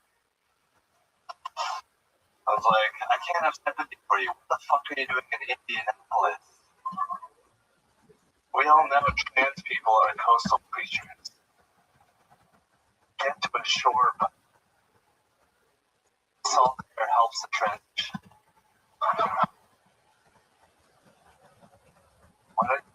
I had someone that's said. But yeah, these liberals, what are you gonna do? Liberals during the pandemic, they were like, you're gonna kill people. So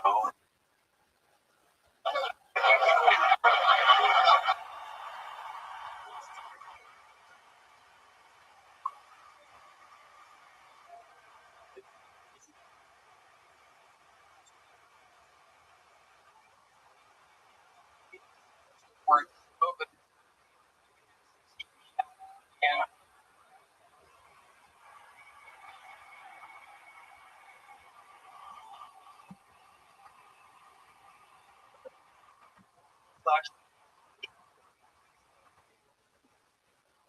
Way to tag a perfect joke.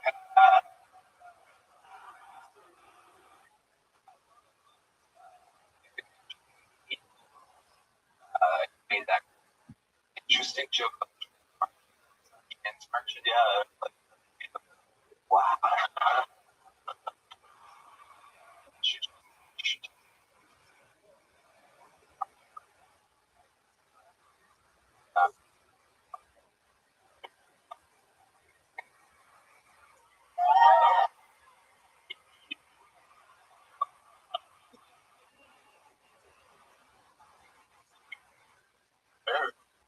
That's right.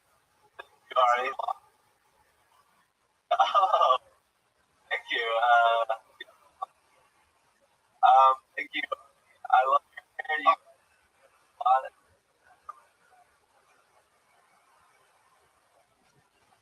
think I saw you at the brunch.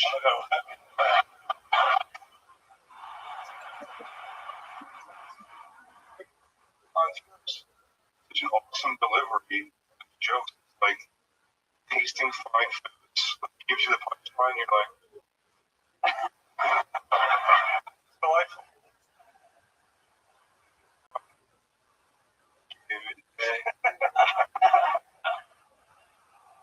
Here's sandwich. Oh. The airport is a line joke. Now, it's kind of specific directly to the Austin airport. How did you think that was going to go? I thought they were going to be like, yeah, our airport is fine.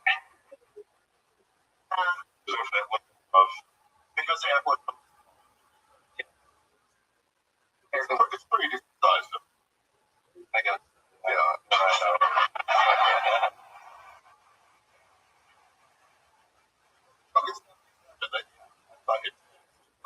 Actually, square footage wise, you are. Until you're. What else is going on here? No. I've been having a great weekend. A lot of people laughed at me in Indianapolis. I lost my drone there. One of my hosts, Max, very funny comedian, he brought a lot of his pictures in the green room. It was a very confusing situation. What? He delivered everything he said that way. You do your hand. You're not holding.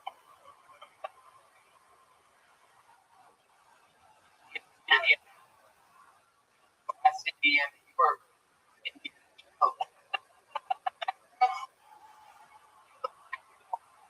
Okay, though. Oni?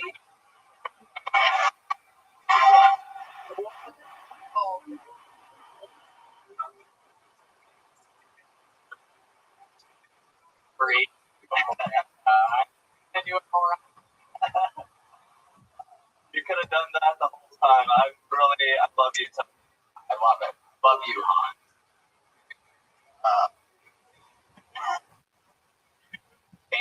Brother. All right. always behind.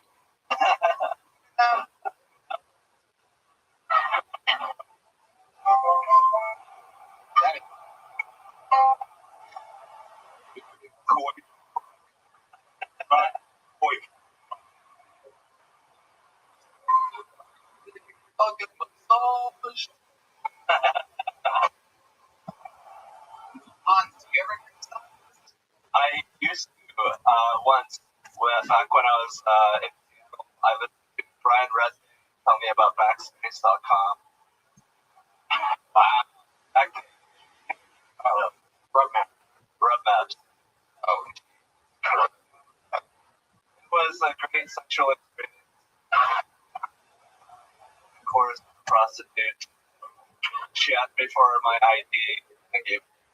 Oh. Wait, what are we looking through? Wait. Hold on. She asked for your ID and you gave it to her after the whole thing was over? No, before. She was like, give me the money, and I pulled out $200 of $200. She like grabbed $50. Yeah, that was it.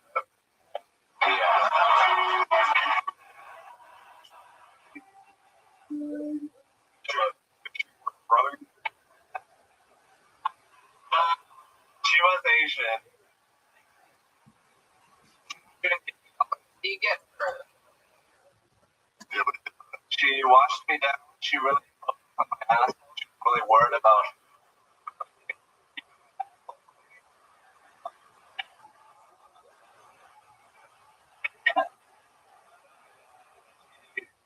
laid that I did missionary with her.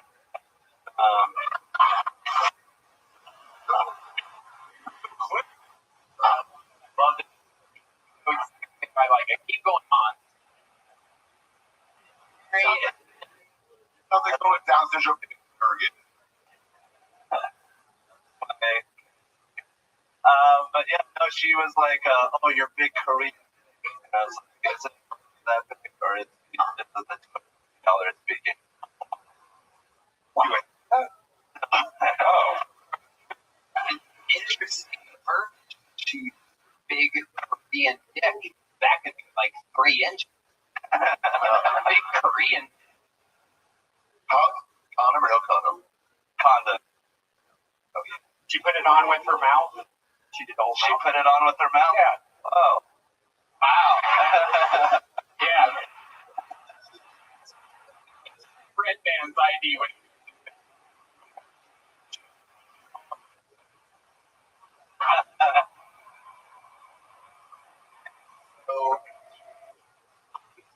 Way to get the show fucking started, my friend. You do it every week. You're a goddamn monster. We're sold out shows all over the world. Killing it. Tony. Hans Kim, everybody. That was awesome.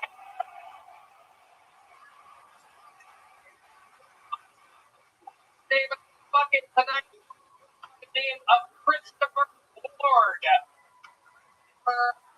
Ward, everybody. This a run to the back door. There you go. Further. Like, well, it's tricky. Security's a lot tighter. Technically, the rope.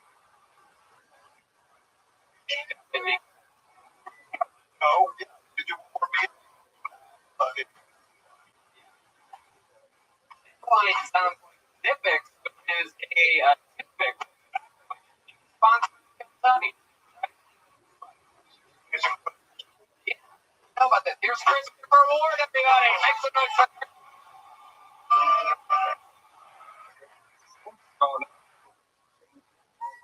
So, I believe working at the customer service or in call center is the dumbest job you can do. Dumbest. Everybody agree? Right? You got the dumbest customers because they always ask the dumbest questions. Right? I worked at the call center about 5 years. Number one question I always got was, are you an American? My response is always the same. Are you? Like, that's most American thing. Hey, you passed. Number one customer would not fucking screaming at you going, you're not American, you're not American. Up until the point he stated, and I quote, you are not American if you go overseas and kill some Arabs. strange. Just go to the gas station for that. Go to the gas station, get some smoke, some fiber tickets, become a citizen. Go to the counter, he's like, check out. How are you? The reward is correct. Wow. Service is not expected to be called.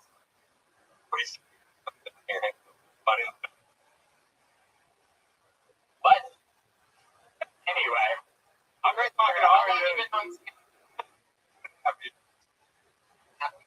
where at? Alzheimer's? Left.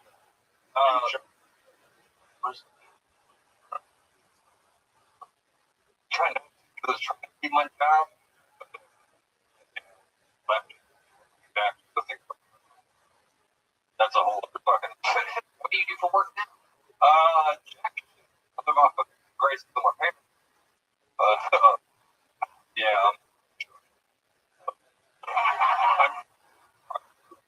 Membership Money, they let you stay 22 same time. Do I look 22? No, face. Yeah, I was saying. I'm talking about you have a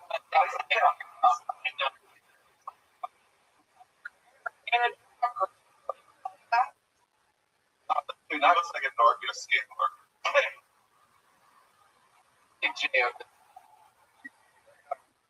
Honest answer. What's heroin like? We all want to know. Now, I know it. I wish I did because it'd be easier to explain this shit. Outside island. Before?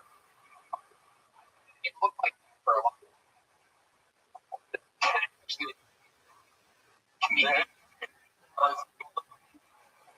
Or your brother?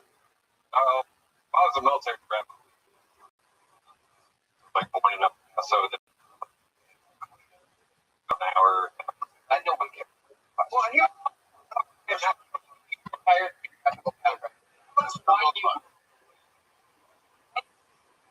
is the weight on the head.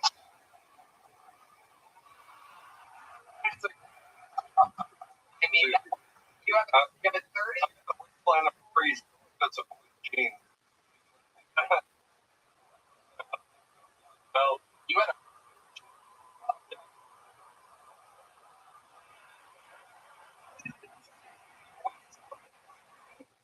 dude, I don't even know. I'm wearing a meat. Like, one up. trust me, you have a burger in my backpack. I got a burger in my backpack in the alley right now, and around downtown. Oh, fuck up. Back. Come back in the alley. Yeah. Rough for me. I fall down and like Burger and. You dig it? I mean, burger.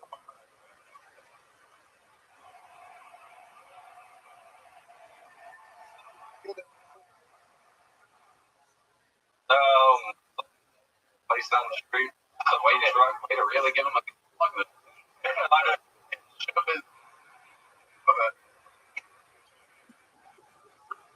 Burger. Put a burger up there. I want a burger. It doesn't look like, oh, they've been eating it. But not drunk. But the really, the bread. Yes. You want bum fights? What? You want bum fights? What do you do for fun? What is your story? We're trying to find out. Well, when I want to have a good time, I'll try to figure out how many to try to put on my chest. Have you seen? What the fuck? Oh, Oh my god. Oh, now I see why your parents are giving you money. they fucking have fucking stuff. I think the monkey part. Yeah. Let me get the oh shit. Oh my god. Oh my. Oh my. Sorry. So to walk his hands.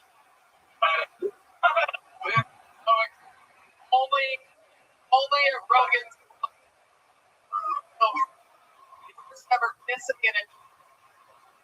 Old this fucking. Bring it. Looks like it's a guy that Sparta survived. These guys need victims.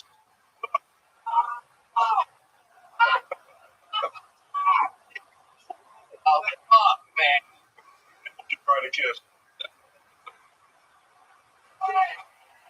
You get like a breast right in the middle or something? I can get it fixed, but I'm scared, dude, because like, it can pop back.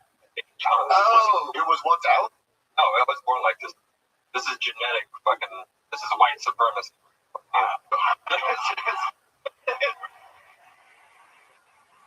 Was your father a spoon?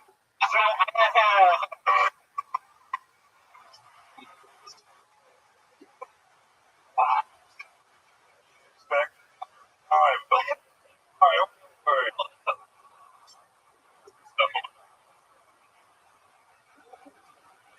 We're at a like.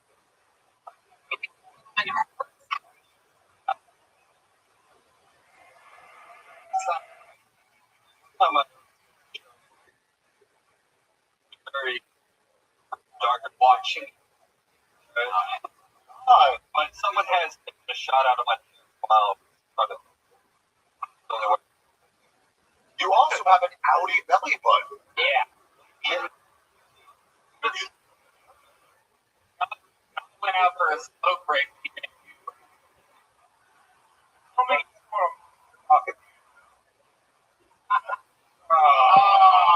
no. Turns out that's me too.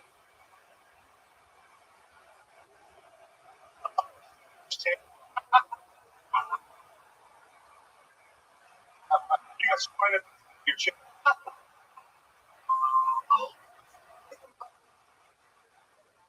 Trap. Oh, eating the sticker out of it. Usually one question I got out, so I haven't tried. Brothers and Brother. No, they. Oh, wow. I hope.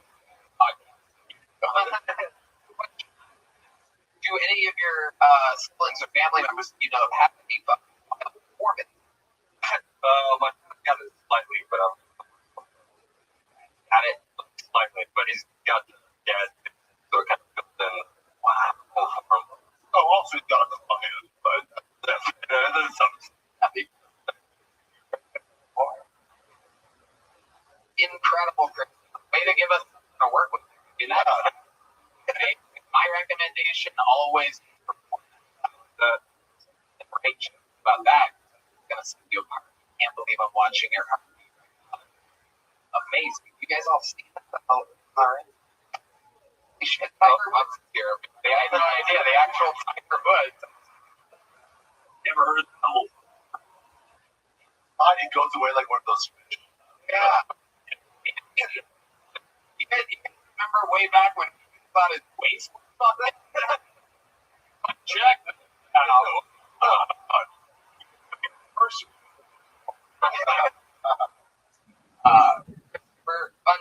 My friend, you're walking away with a little chip book made by the age game. But wait, let me try to. You lay down and I see if I make it in your chest.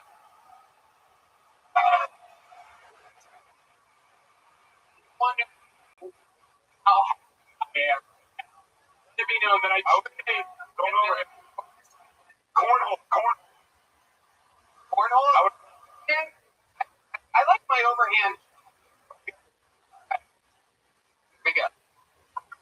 All right. I got another. Wait, lay back. You got beat. Oh shit.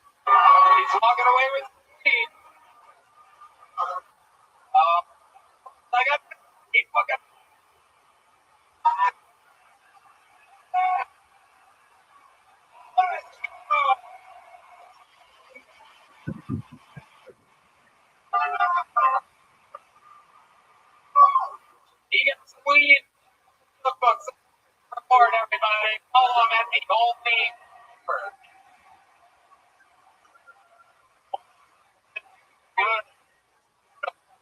I have never been less envious of a thin person.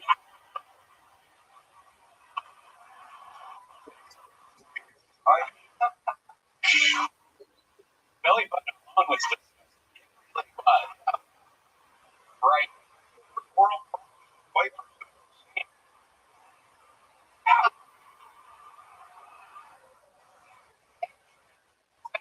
Head trick. Next. They'll tell you you. have an airlift chest. Did you guys grow up with somebody that had that? Oh, girl. Yeah.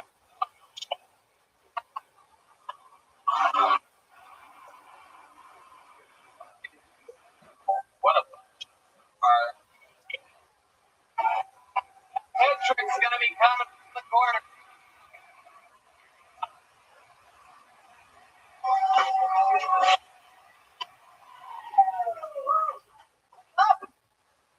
Oh yeah. So I turned 33. I've been going to a bunch of comic cons lately. Well, my friends, we went to one. We had a stipulation. We had to go the Super Plus. The last thing we Google searched. For instance, my friend went to Super PlayStation 5, which my costume was a super blonde, big black cock. That was my costume. I'm gonna go to a costume a few weeks ago. My friend invited me called Comic Con. I was like, dude, I'm pretty sure that's actually called a Civil War reenactment. Yeah, Kentucky Comic Con. Just spell it with all K's. Yeah.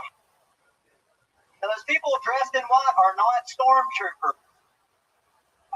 Yeah, they are storm the Capitol troopers. That's. Thank you. Show for welcome. Like that? Yeah. Absolutely. Like style, you costume. Long as you've been a all gays. Find it. Amazon. Stand up. 4 years. Years. All here now. No, mostly in Tampa, Alabama. Tampa and Alabama, man. Fucking hate abortion. Yeah. What are you running from? Sounds like a place you have to leave. Did you get in trouble? What's that again? Where am I from? Yeah, changing the light. Russell Shoals, Alabama. You know, what are you running from? I'm running from fucking rough. Child support. Payment sheet.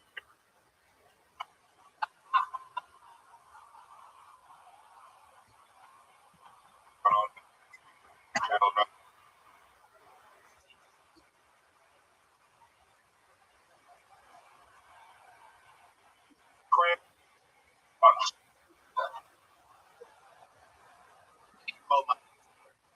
It's on I have a master's in forensic psychology.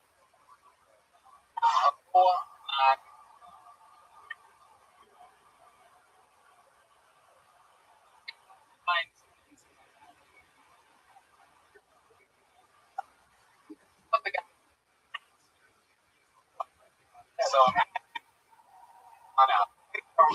Body deal.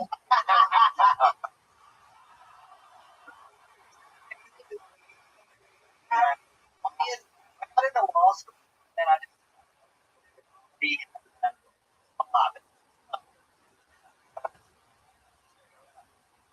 Are you broke? back out, bro. Yeah. Still up. Probably 1,000. Oh. All right. Yeah. Arm. Psychologist. Yes, it. Yeah. See any kids? Really? Not really. Not anymore. I just gave it up. You ever walk in?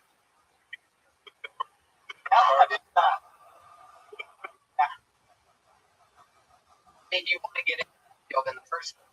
Remember? I just always watched the calls up. Like, He wants to learn how to tackle it. yeah.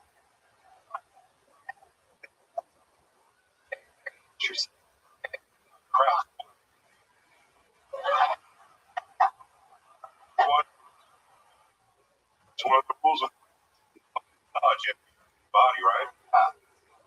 Microphone. Oh, totally. Totally. I'm just piece in the ocean.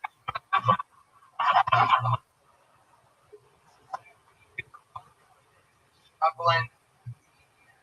Yeah, just work out, board, much rest. But my shit. Really? Sounds like the profile of a murderer. Not on stage.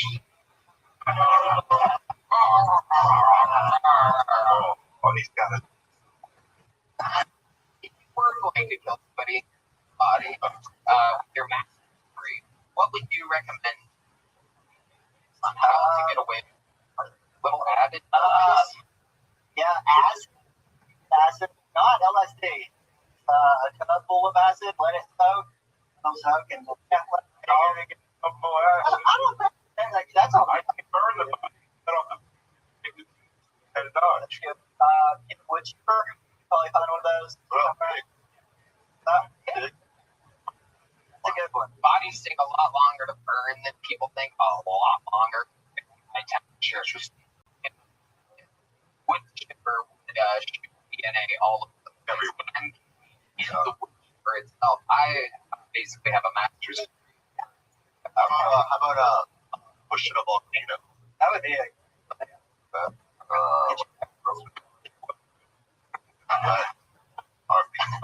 We can do what I did with Ben Laden's body and just never get over it.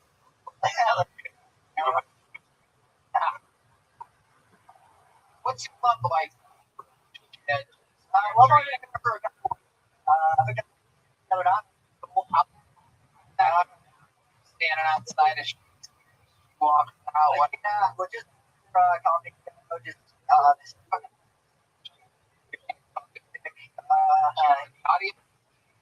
she's back up. He's just. He's like, she was. It's your past tense.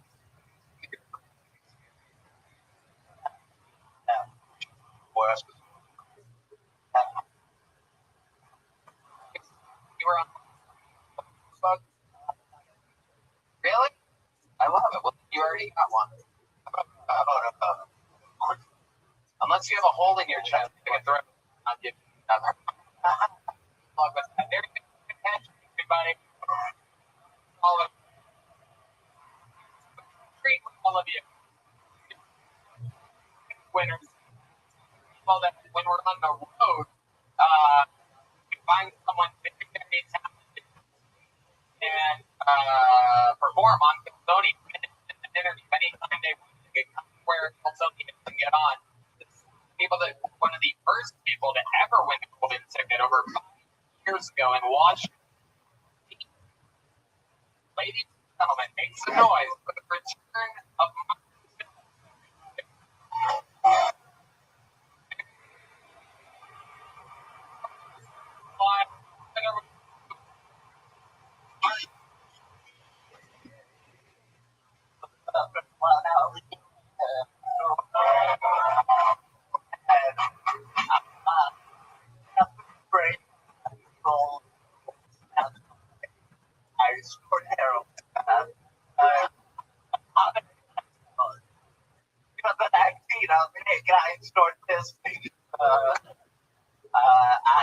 I did get the vaccine.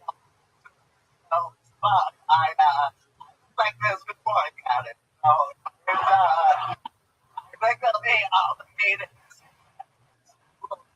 You really worried about it. Okay. Well, I asked a girl out recently, and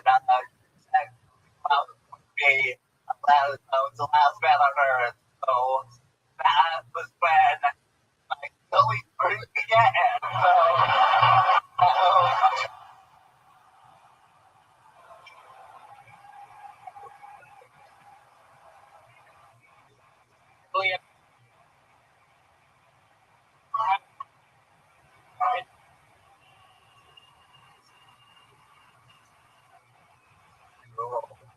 With DC about 5 years ago.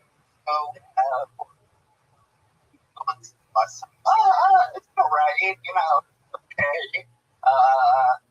About a year ago, he used to several first ever mug. Yeah, you got mugged? I know. Oh my God. I learned so discriminate. Pretty close. Everybody. Most very impressive, Tony. Zach, I'm sorry.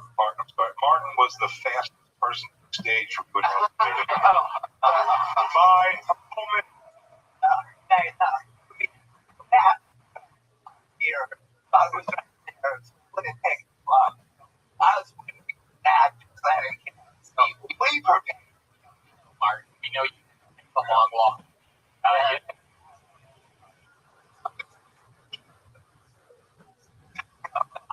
would.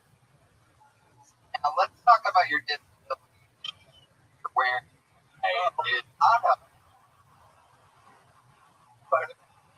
with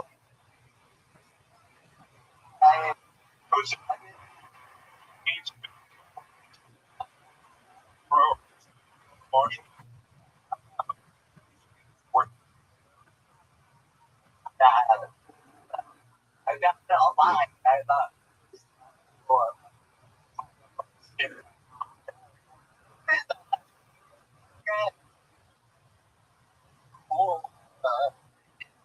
heavy. Yeah. Wait.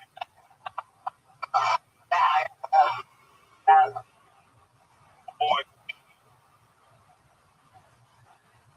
Now I gotta get that.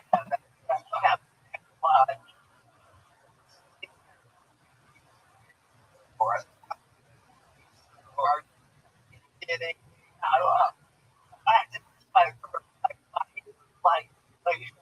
and you can't do either one. So you're like,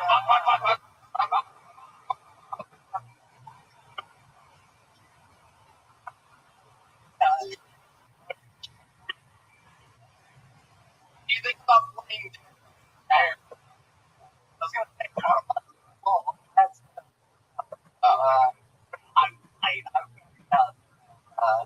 they first had ever got days. Pretty good. Like last, I didn't really have a guy. I didn't kind of it was like I was wearing like makeup or something. So everybody was like, "Oh, it's first." So I know.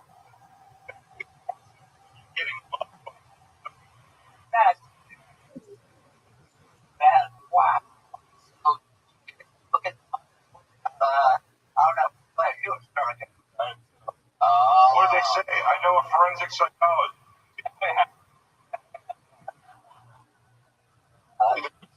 Just for that. I don't know. Yeah, it was starting out. I'm not like, hey. So,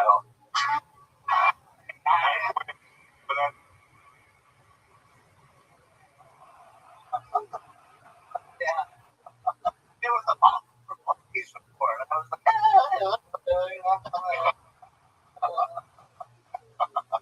Was your basement? Well, they had the parts for sure. but the kid needed the ground. They chose the ground, which is weird because I was like, yo, trying to make me up, right?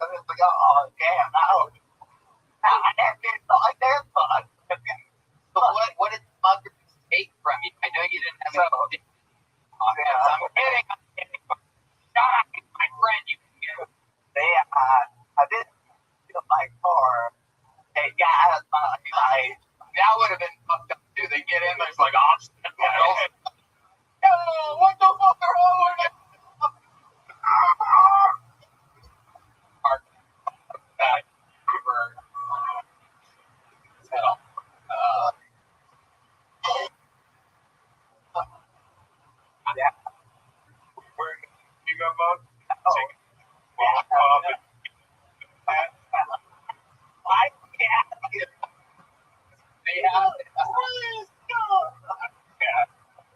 Hey, oh, hey, yo, take everything. Leave the What's up?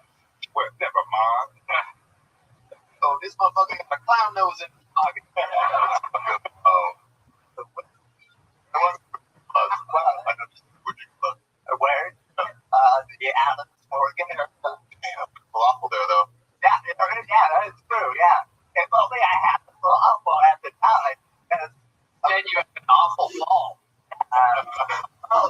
You never get to come here. Really, never heard that before because I just heard that right here. I'm fucking up. Might be, but it's hard as shit. That sucks. So, you have other shirts like that? Right.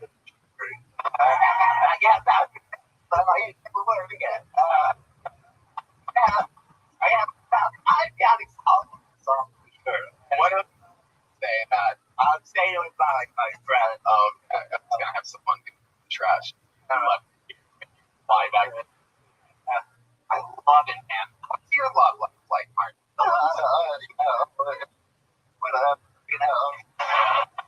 Do my dad. I bet when you fuck, you fuck. I think that.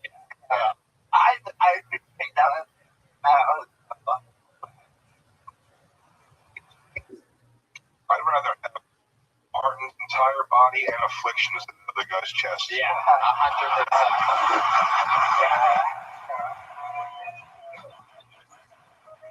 I'd rather be stuck with that on for the rest of my life. Have it guys. Incredible. Mark, you're a goddamn machine. I love it every time you come through to us. That's what winners call them party. Already, right? Take one anyway. The Martin Phillips body. Inside book. It's about to get sold immediately. It's an alleyway.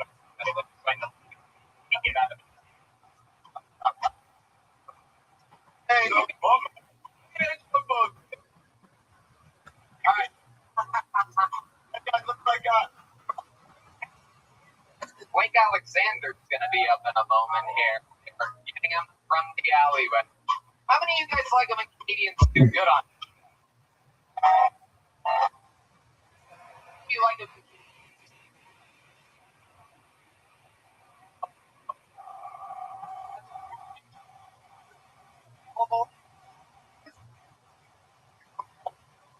for you.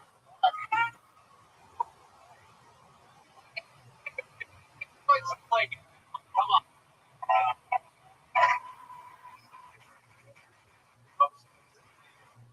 And I got a family. My aunt's disabled. Yeah, she's a full-blown car-carrying retard. And very disabled aunt somehow allowed to make her disabled. Some autistic guy using my aunt as a fleshlight.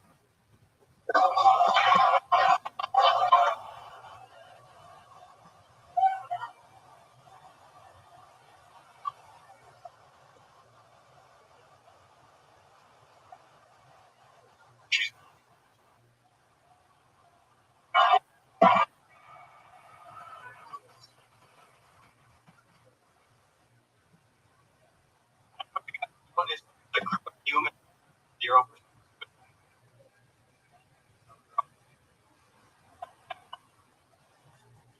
That's funny because physical ability to suck my own dick also give me the personality of someone who would.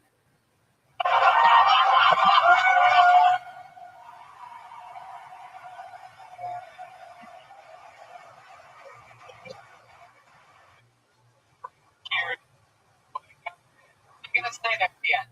Yeah, for anyone hearing the experience of self-sucking, it feels like 0% leaving a blowjob and 100% sucking a penis.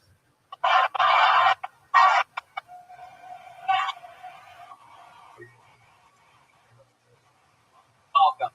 On before, right? Oh, I just Superman before. Oh. are spot on, my friend. Complete stand-up. 3.5 years. I started in Colorado, Boulder, and then the pandemic went to Hawaii. Did it for a couple years, and here. Nice. Yeah. Hawaii, the sea cabin. Oh, yeah. Like, we fucking. Oh, yeah. So, See you on the turf. Just our way. hell yeah, dude. Strong beach. I love it. Goddamn right. But, yeah. All right, we come back. It was, you know what?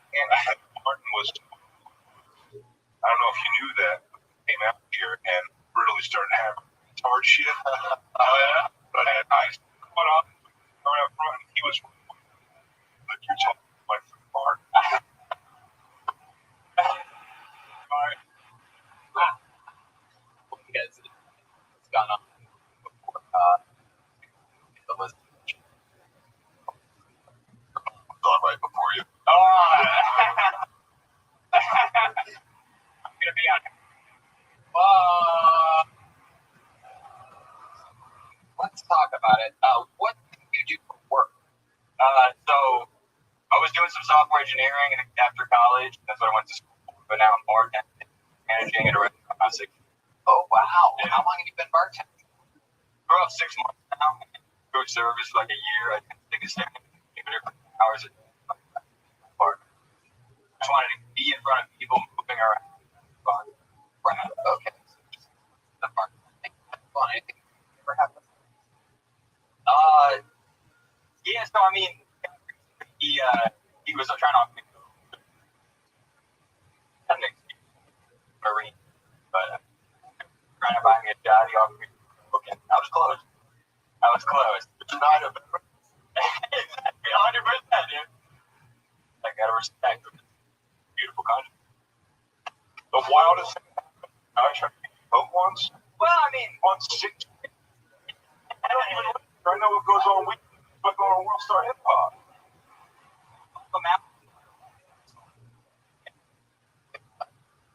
Alice and Blair White the highlight. Oh. Once. Blair White. No, she's a beautiful trans. She was close to cover. Oh. We talked about Chelsea earlier. We did mention. Yeah. I saw Alex going. I was like, it was kind of fun. Just Yeah, you're naming it's been awesome. Yeah. Boston. Yeah. Walk by the window. Time I reckon Junior.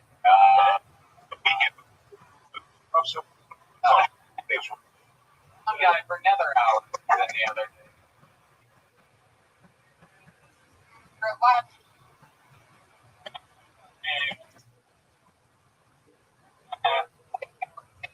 Awesome for fun.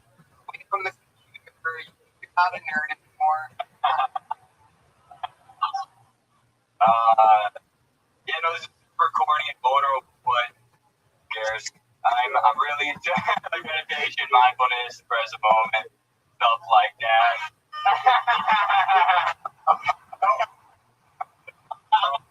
I'm fucking in Hawaii, and I fuck a lot of trannies, behind trannies in the world. Whoa, really? What about this? Really, Hawaiians aren't Looking up. Not the natives.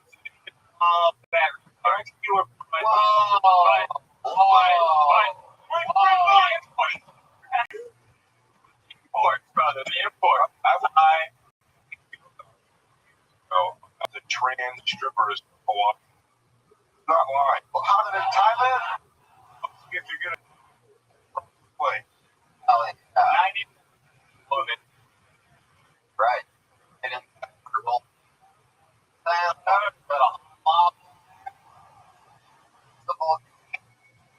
You didn't want to be spoken artist.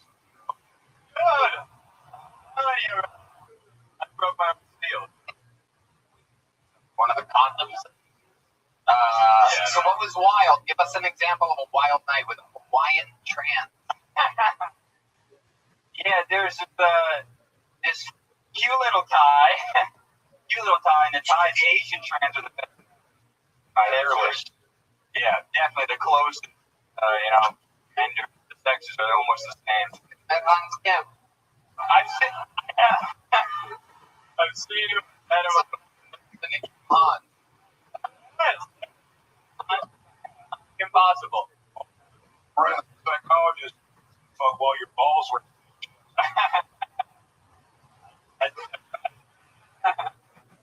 Put a little looking ball. Oh my. Go to your Thailand. Well, so that's the thing is I went to Thailand when I was 8. I missed my high school graduation to go to Thailand. Well, that's what you look For sure. And unfortunately, I was with family, so I didn't have the opportunity. Unfortunately, for Thai lady boys. Unfortunately, I couldn't appreciate their culture up close. So yeah, I had to revisit.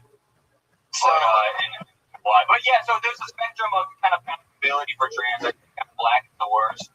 And then whoa. Wait a second. What are you, a tree member? What's going on here? and I think Latina's cool. Like a Brazilian Latina kind of jewel. But Asian, yeah, if you're rolling dice, you're betting on it. Small, cute, feminine. Let me ask you this. Yes. Working. Do you want, this comes up a lot in this question. Do you want a small, little, shriveled up tiny wiener? Or do you want like a monster hog? I'm not a trans at all. So you know my thing? I'm doing it. Let's go with that monster hog. Yeah, I want to see the spectacle. Pretty chick with a big fat dick. No, that's pretty good. I don't want to. But if I wanted to, that's what I'd want. I don't want that at all. My girlfriend's. Yeah. If I was, I'd want a swinger. Yeah. That was fun. It's fun. Have fun. I'm trying different costumes in this life. For me, I go, if it's swinging, it's dangling. I don't really care, but yeah, sure. Let's take a ride to the end. What do you mean? Yeah, sure. The subject that we're talking about, I don't think sure is on the table. I don't think that's what Well, I'm not a size queen per se. It's a passability issue with some people that have the bigger space. It's like I don't want this, but I'll drink. but it is strong, so yeah. It's a tough job. It's strong. Wow. That is incredible. Any of these like control you? Or they like dominate you? No, I'm not into that. Push-up contest. No. But that would be adorable. The most time. Wow. But yeah. Yeah, no, it's specifically Hawaii, like ball space. Kind of a unique way. Worst. Yeah. Do you have a prediction on that? I bet Montana's up there. Yeah, first one, I was thinking Iowa. I was thinking Colorado. Like a big Mormon. A big Mormon, like up for revenge in the second chapter of their life. Yeah. Look at she wore a dress with a big hail band arm. Oh, yeah. You've been with The Texas? Have you been with the Texas Trans yet? The old fucking H. You heard the question. The old fucking, you know what I mean? The old fucking, fucking. Wait. What? Here? Shit. We had a visitor from San Antonio. More like man.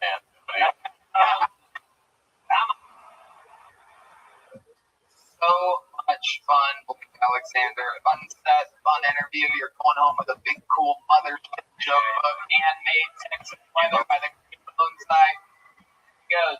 Take out.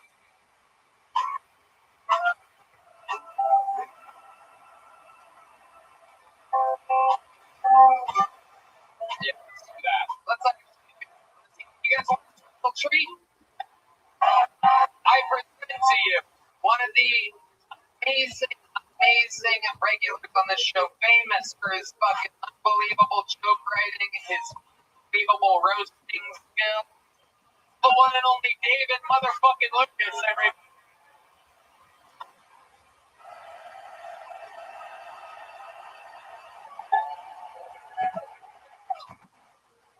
bring up.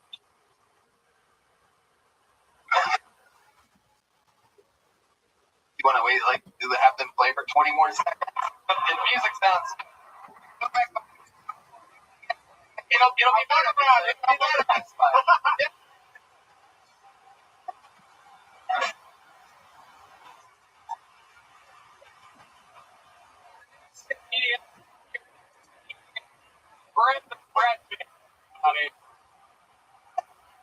You might know him from his amazing workout videos on Instagram.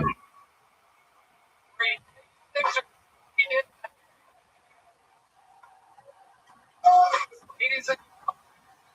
One of my favorites on planet Earth, David Lucas.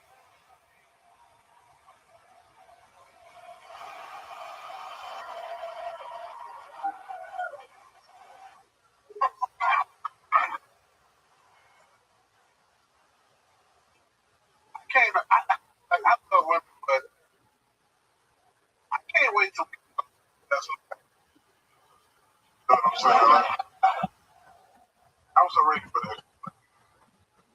She don't even got to be that functional for me. You know, like, she can be like slightly above that. Like, she can actually be a deaf mute. Like, I don't give a fuck. I'll take that. I'm to communicate. Bathroom. I just want a girl that's down for me. Real Down syndrome or some shit. Like, I just think retarded love would be so dope. You ever seen how retarded are when they love some shit? Like, love me like she boom. Balloon.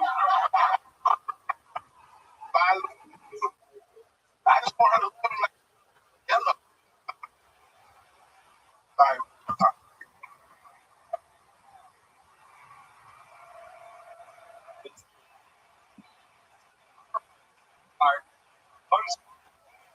Heavy use.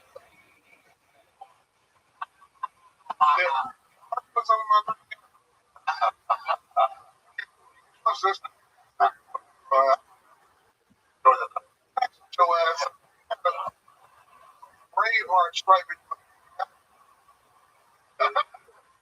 What you just doing? What you? What's up? No, straight out of the power, nigga. What else? All right, I'm behind. Going to crap. What is going on, Ari? Why you do? Okay, Rose, but all evil.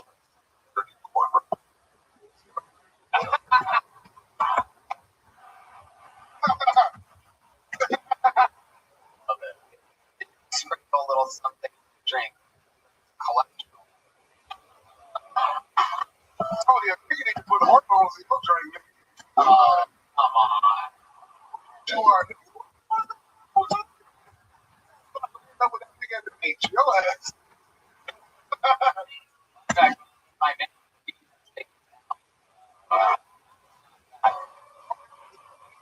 Okay. Before the show. Correct. You do yoga.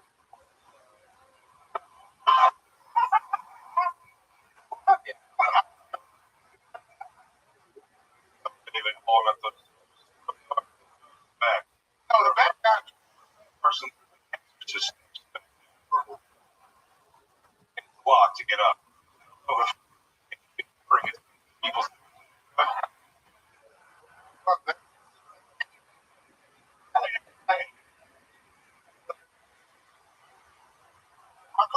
Better, bro. I just got to. Oh, shit.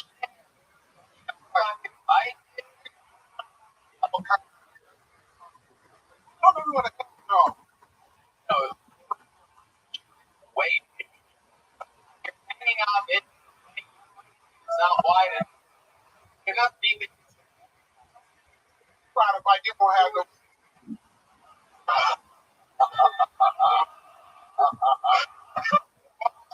On the pole, nigga.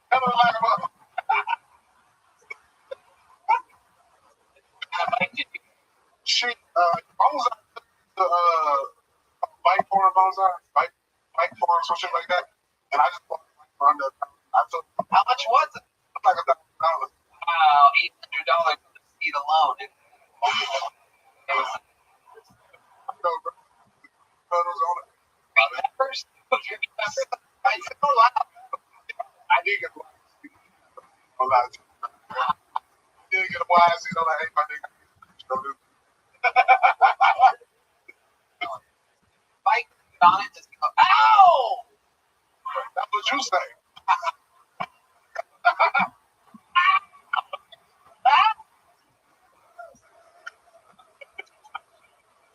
We'll see. I'm on his bike, so we go out. Especially if it's Trip. Already moisture up. are used to what? We're on the road. You couldn't come. You would fucking kid's birthday. My kids, bitch. Black people put their kids priority. That's not what I've heard about black people. Yeah, what kind of rewriting of you right now, David? My kids, you can tell David his chain would be longer. Nigga, you look like a Tony Island hot dog eating. Whatever. You look like a rock and roll gospel man.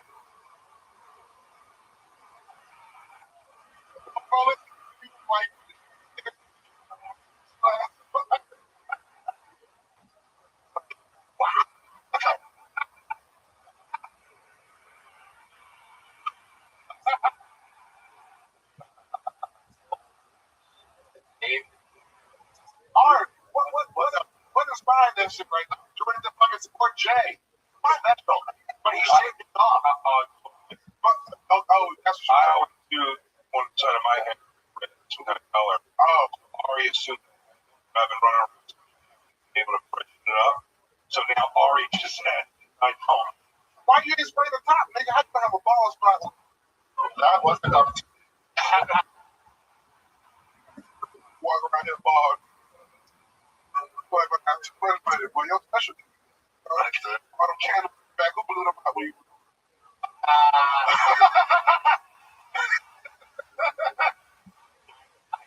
Put 20 black people. That shit like 30 seconds. Kids love blowing out candles. Every time she go to back to body. I don't think all these stereotypes. Black I don't know why candles. Black dads are always there for the children. Wait, white kids don't love. Not like black children. They're gonna do like stuff like ulcers. Like, probably call they dead. Different blowing day. I gotta put the dog. Get your push up all dogs. People put dog belly out on you. Watch. Nigga, boy. Bro, you about dog belly. Use that was not. No, it's not. That was kind of like. No, hog because. No, they. What's Tony special about? My booty hurt. No. Coming out. Oh, Steve. Dripping down my leg. Right. Oh, bro, me and Will, we plays in stand up live in Arizona. I just did the Milwaukee Cross show. Will on the 20. David, the funny.com. Oh, It was David, everybody.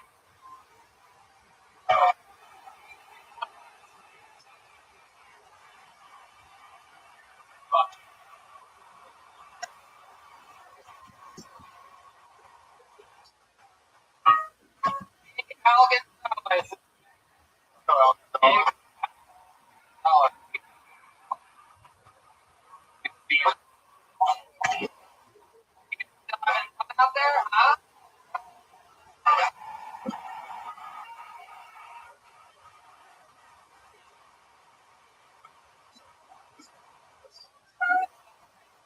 Yeah. So exciting. 9 years and 10 months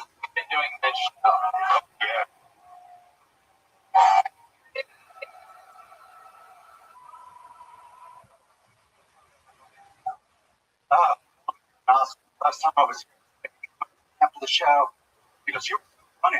Thank you. Buy me a shot." That's not how it worked. He said, "I was buy me a shot. Buy me a shot, and I'll show you." Basically, she didn't say good. Like she didn't say tease. No, I was. I gotta be honest, folks. I would have bought her 2 shots. That one shitty idiot you want to talk about? Like how shitty was that? Like I shitty. Like you ever seen a tick run around the nipple? Yeah, I'm not into areola. The ladies are laughing for us shaving tonight. That son of a bitch.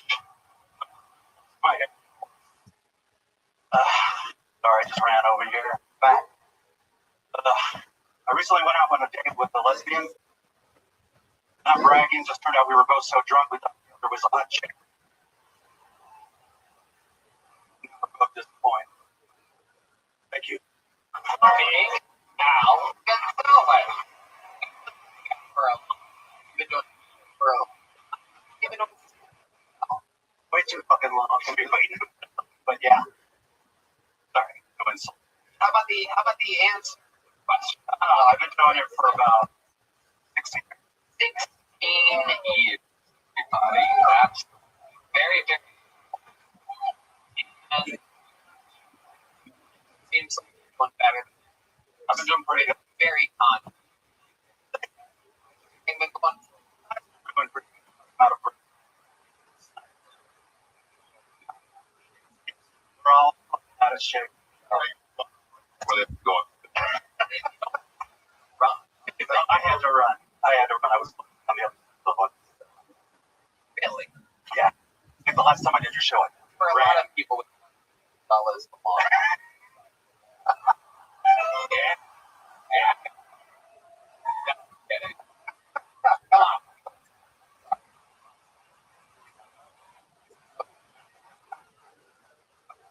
Miguel, how do you make money? You've been doing stand-up for years. I do. I make a living. I've been on the road 2017. Working. It was pretty fun. Right. So I was working with when I moved out here. So I moved out here in 2000. My wife got a job at university. So then I picked up and come out here. Which was? San Antonio.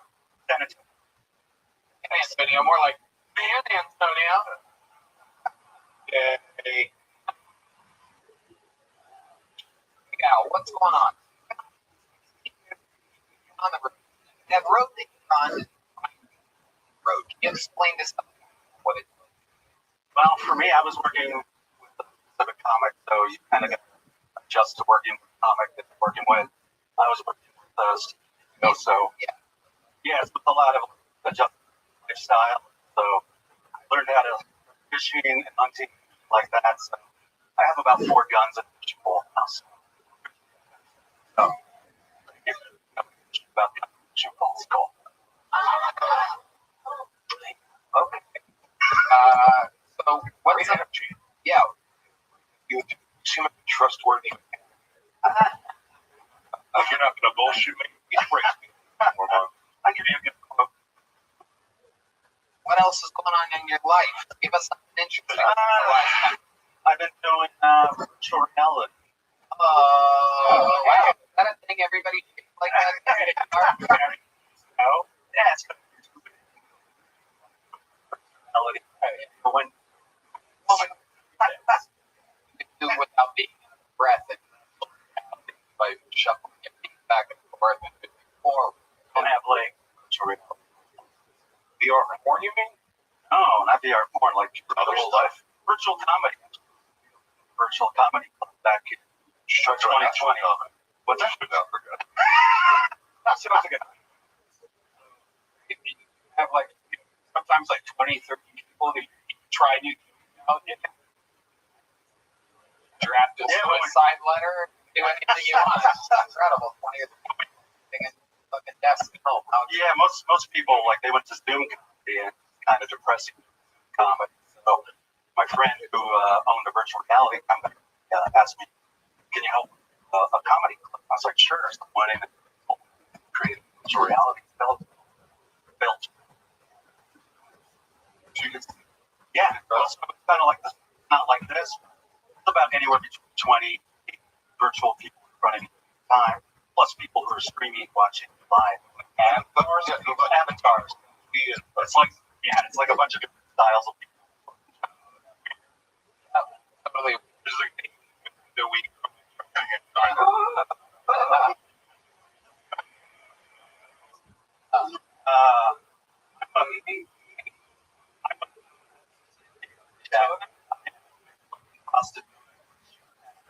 Format.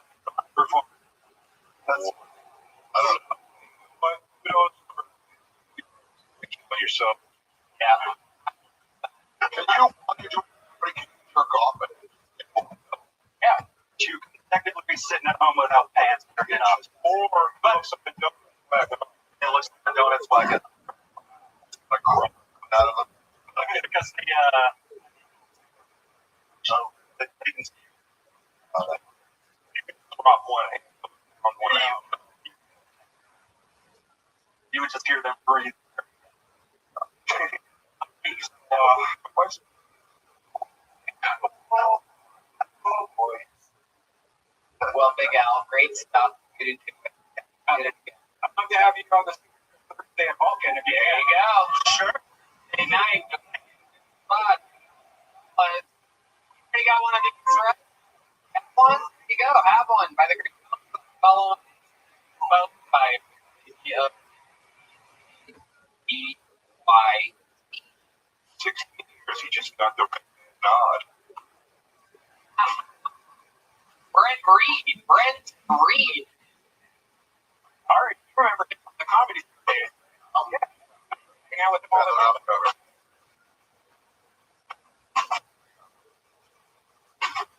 Brent Reed. How's everybody doing? Guy in the cowboy hat. What's your school? Where are you from? Oregon. Border.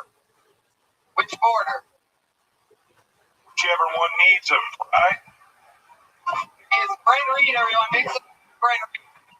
Hey, fun. More in a different shirt. I feel like I look like Ace Ventura penis detective. Kidding, I'm straight, completely a solid spectrum. I did go to a bar recently. I'll tell you what, I hell of the ball. I gave free drinks, lots of free drinks. A buddy of mine, I think that I got the big drink spot for me. Down, like, come on down, boys. You are the weakest link. That would be the name. That would be the name of my show. My buddy said the reason he got so many drink spots for me is a lot of vibes. So next time I go to that gay bar, I'm buying every son of a bitch there to take. Pop. Everybody's fucking everybody is gonna be okay. I'm here from Alabama, which surprises people because I'm, well spoken. I called my dad today. I was like, hey man, how's it going? He's like, brother, if I was a better, I'd be twin. Somebody here explain to me what the fuck that means. You always have phrases. My favorite one growing up, you explaining something, and I would give him advice. He's like, brother, I'm the one fucking this thing. You're the one holding it down. You ever heard that one? Yeah. Reed. Welcome. Thank you. Yeah, first time on the show. Yeah, my roommate is actually some people out. Yeah.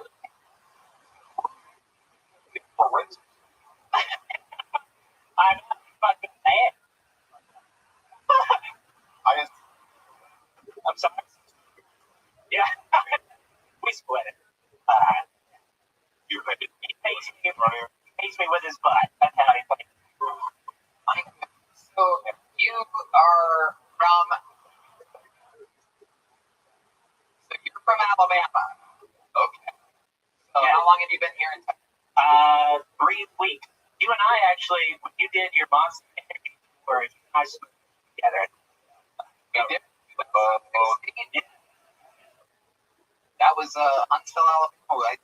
My least favorite. I enjoyed it. It was a lot of fun. Back everybody.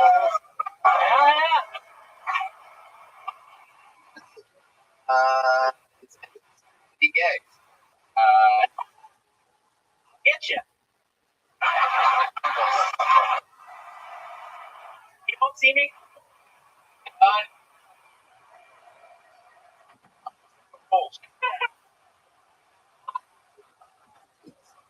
You gay? Yeah. No, not at all. I know. Wait, you just come out here. Just got the- Thank you. Not like me. Tony was. Yeah. Let's say But you can't admit it. I can't do my dad. My dad. I was damn. Tell my dad I'm big halfway. Did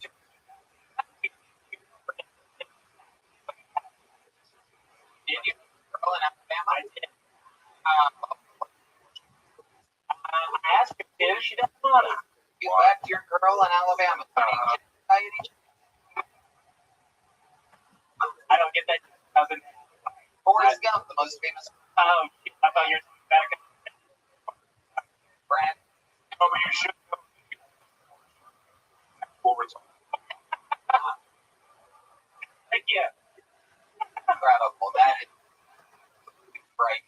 That looks like something you can fucking Hawaiian chicken. Brad Reed, what do you do for work? I just quit I had a day job at Amazon. I quit. So right now, thank you. Right now, I'm just door dashing. Door dashing. Wow. Damn, you should step. What do you do for fun, Brad?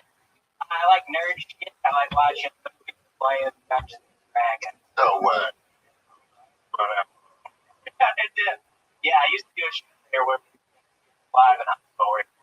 Dungeons and Dragons in front of a live audience. Yeah, it's fucking awesome. Here's GameStop Club. Yeah. Super cool. What have you noticed?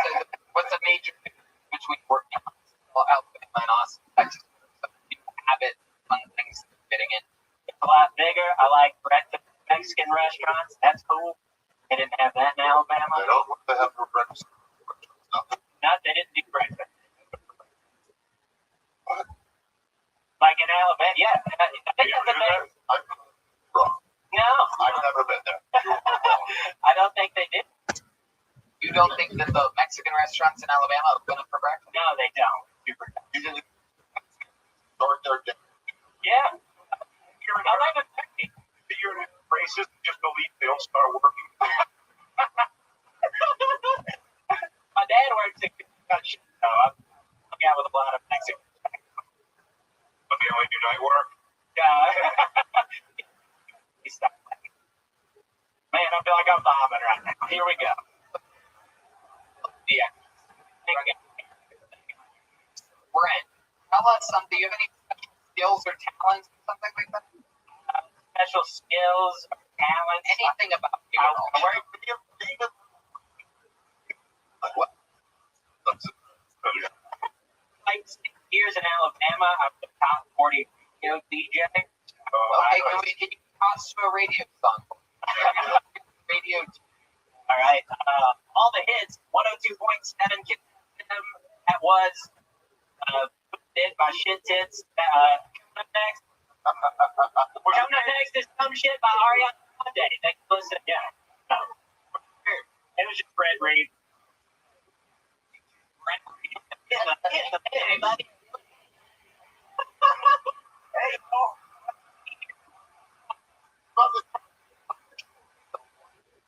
Go to Denver for weather on the ones. No one listens to radio anymore. They don't get it. Oh, it's get red. Just go off the radio. We have to find a thought. The girl you left in Alabama 3 weeks ago, have you been in communication with her? Yeah, just about everything. Right, affiliation possibilities. Yeah. It'll be, yeah, if I ever moved back home, or if she was, probably, but she didn't want to move back. Why someone in Alabama want to? Very funny. Funny. She gave me several. She in Alabama 3. Awesome girl. Very pretty, like. He's also he didn't want to move. Birmingham, Alabama. She lives in a blue dot in a red state now. She's very political. She didn't want to move out there. Gosh. Oh, yeah. Being liberal. She just stay in Alabama. Yeah. Totally. Brilliant. Not only is she beautiful, great like Birmingham and Huntsville are surprisingly liberal. Sure they are.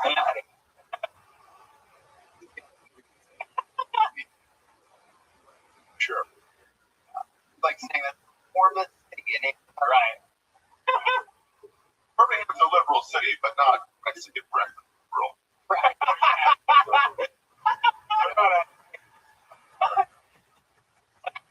Brent Reed, a little Brent Reed. All right, we're gonna fun raid. Might be one of the most polarizing characters in the history of the show. Some people love him. Some people fucking absolutely despise him. We had a lot of fun. Many times on stage. The guy, by his last appearance, admittedly, he was drunk and coked up. He's back for revenge.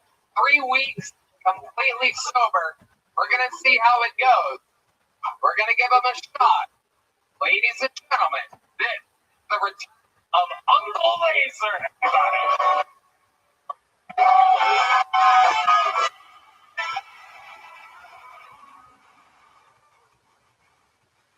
There's that turned over at Carlisle at nighttime was against the law.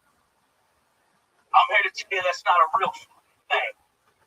Okay, I distinctly remember spilling my McDonald's French fries on the ground when I was years old. Back, like the way you hit a woman. She said, "You turn that goddamn light on. Cops go pull us early, gonna take you and your brother to CPS. You're not gonna have to live down with the kid climbs. You know the stuff about feeding them out the bad kid. But that's not fucking illegal. But I tell you what, Mom, having an open container of bush light with your legs while you drive, that's illegal. I got pulled over the other night. Son, you know what I pulled you? Got the open light on his. You're doing 45 minutes swerving over the goddamn road. They took me to jail. They bailed me out because I'm in the road. And I said, I might need to come get me out of jail. She goes, "What they put me for?" And I said, "For turning me over car light on. You fucking bitch."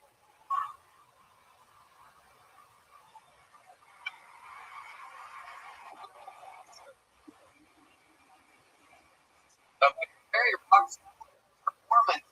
I thought about reading off my feet, even though that. That's in your branding. Right. Uncle Laser, welcome back. It's a fun set because the Uncle Laser, for the most part, has been A piece of shit. yeah, you've got heavily on high amounts of street. The worst kind. I wasn't meaning. And I knew I had cocaine in my house. I couldn't do it. I bought, but I said, shit. Everybody else is fine, but I was freaking out, but I wanted them to freak out, so I drive home and I got some in my bathroom. Fine. I ran to that, started doing I had to go to the Mercy. Throwing up blood. Stomach ulcer from the street taco. It was the cocaine in the house. Oh, wow. Kurt blaming on. Oh, yeah. Turns out I had. No. What? Uncle Laser, am I right? 3 weeks clean. Yeah. that spirit, okay, guys, fucking relax, okay? Guys, I blast off a little wizard or cocaine happened. Oh, little You like this DMT? oh, Tony is smoking, but I did. That's why. oh yeah. Uncle Lasers, we've been doing this weeks. You were at the end, right? You were going 8 times in the explain to these people. Find it. Like a map house. I get like when you do that for the course of 37 days. Here's another one, Ari. People name other. Have you ever noticed people? I don't do a lot. Problem, and I fixed it, but I'm. You know, One more day of life. Every agreement. What? Right. Well.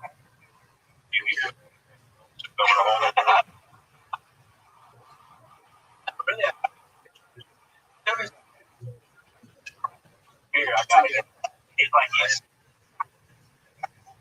So, also, what's your. Well, exactly. I got wait yet. Don't black out. That's not your fault. It's trust the world. Jump. Wait. Basic ornaments. the laser. What else?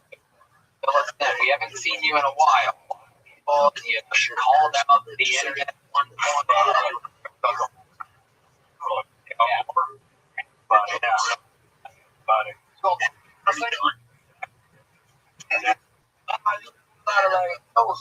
That weird shit. Going on some shit. Shit. Yoga. I joined 10th Planet. Eventually do that. I by a 16-year-old girl the other day. So, you better believe it, bud. Fucking killer.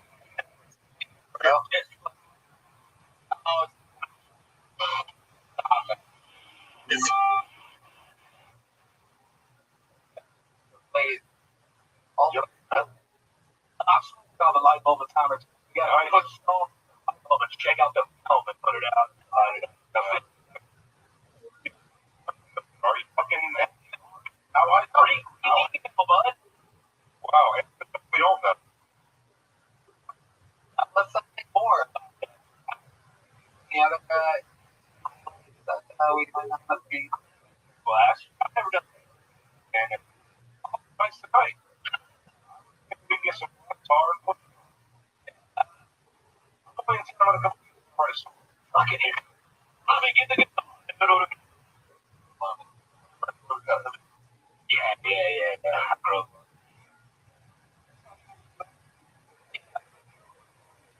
We got the Hall of Fame. So cool.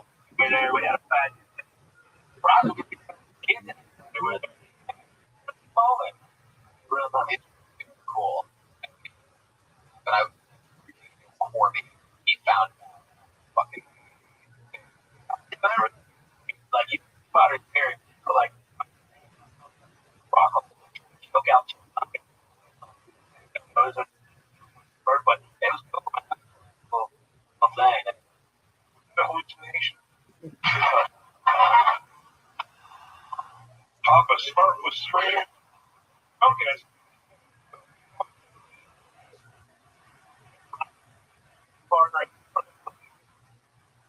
Uncle Blaze. Again, any parting words? The thing about Uncle Blaze is important to remember, and I think again, a lot of people have forgotten, overlooked it. You know, while I say it's funny, a week, 3 months, that is a lot last time than everybody you have some of us 18 years, 12 years, 3.5 years. You're only a few months in, and you've already kicked what appears to be your biggest hurdle. Well, it's a Wills. I'd like to have you on the table. Whoa, baby Brian. Brian, what person actually performing a penis Sonic Show Gala. Alright, Come on, next Thursday I'll be there. You have it. Thursday, Uncle Laser, catch him at the fucking secret. Buddy. Corn Coke. Thanks for Uncle Laser, buddy. Come on. We have a female comedian online. Should I pull out of this fucking lady out of here, huh? Let's see what happens. Oh, I got one immediately. Look at that. Big Gallenberg. Fun. Potbelly, April 5th. You're watching. You haven't seen it yet. What? Big Shade, the road.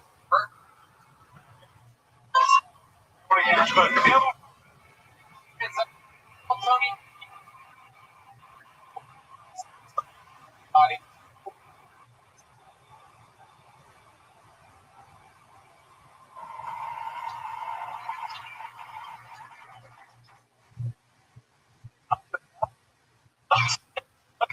Hi, how's it going, everybody?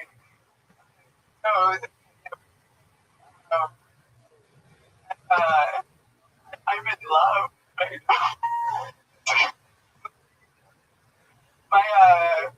He's 5'8". That's why it's so silly because I'm a big bitch. I'm 6 feet tall, and I was nervous to date him because I was like, I don't want to look so big by contrast, but I thought about it. I was like, you know what, Emma? You kind of look like a Viking, right? That pillaged him. But I was like, is this sex going to be weird? I was a little scared it's going to be weird, but I did it, and not weird at all. It's actually kind of cute.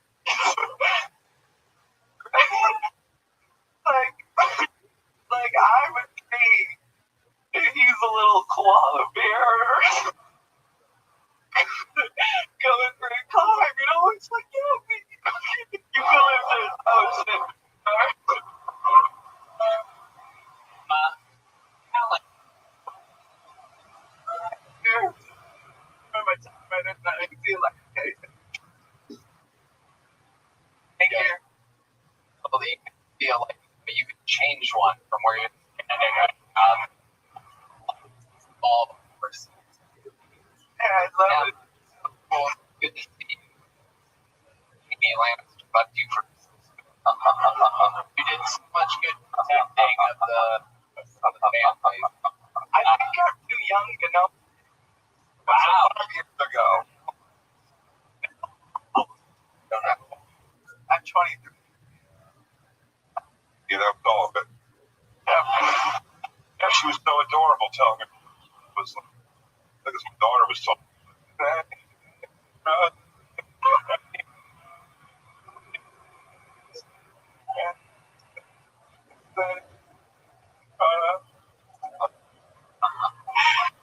Daughter also the new guy.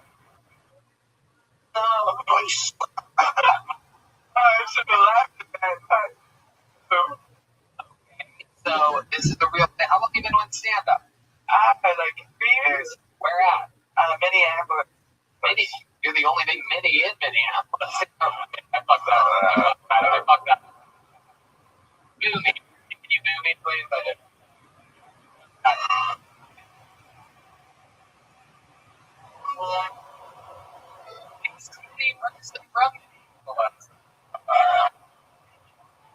You were I didn't switch that around.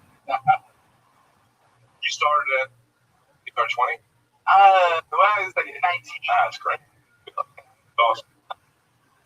Seemed like a real stoner chick. What? No. Shit. On together. Like a stoner. What? Like, let me just go right in.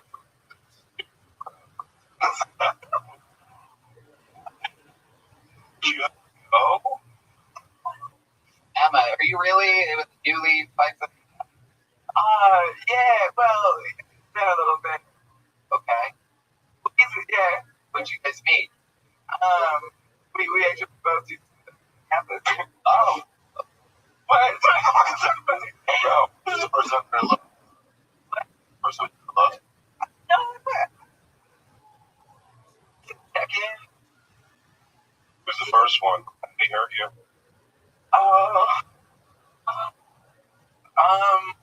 Well, we met working at Applebee's first. I don't know. Fucking lucky for the girl What mozzarella happened? sticks. Well, honestly, we did like years. What was it you? You didn't see him. Yeah. You know.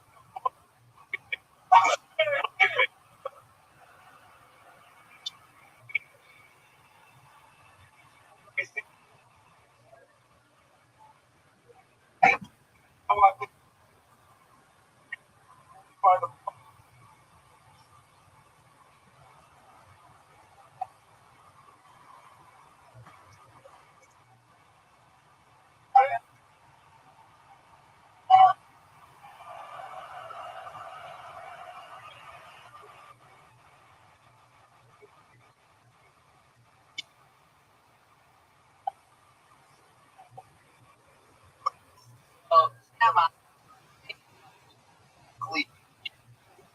Oh, the groovy murder man.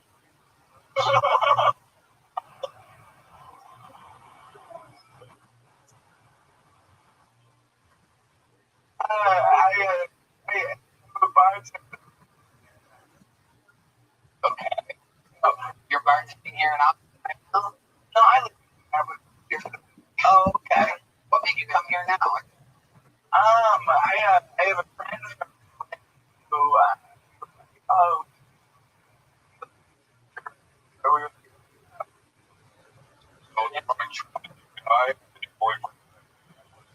Wow. Wow. he's not like the brilliant man in the mall. No. The weird circumcised European. Yeah, that's the point. Do you think your friend would be someone of the like RH path? No. If he wants to be 1 to 5, 4 to 5.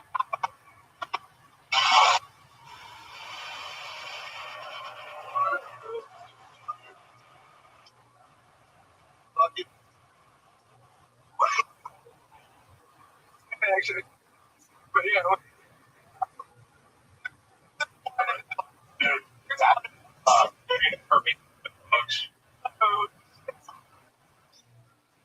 Emma, thank you so much for coming on this. Here's a little joke. You can. Thank you. Emma Dallenberg, everybody. Here you go. Here with the everybody.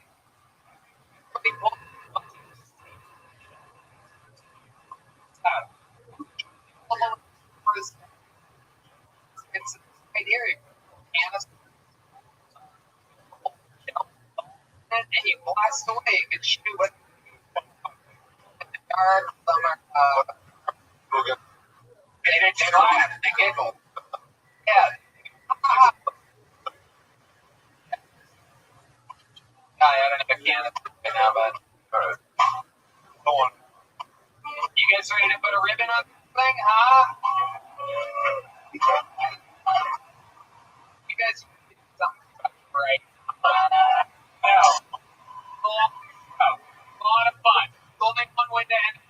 But like, there's a man minutes anyone ever in the history of the longest standing regular ever, which by the way, killed Tony regular Ken Condon became a paid regular at the store this week. How cool is that? The first ever regular to become a paid at the store. This young man right here, a force of nature, the men strangler, the vanilla umbrella, the big red machine, William Montgomery.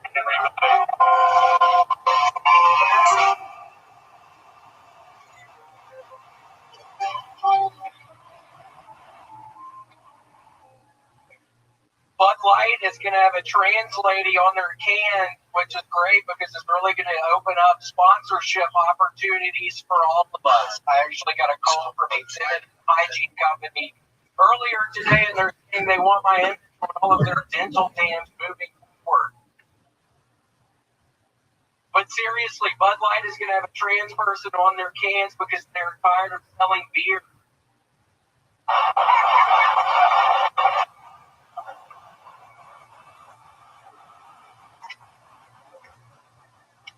Not to be outdone, has a new spokesperson, Ted Bundy.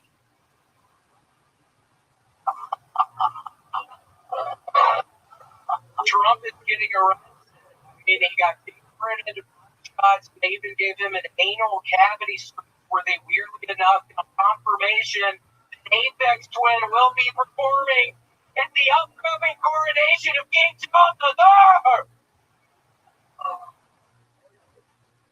Liberal parents be like, my son better not be attracted to women.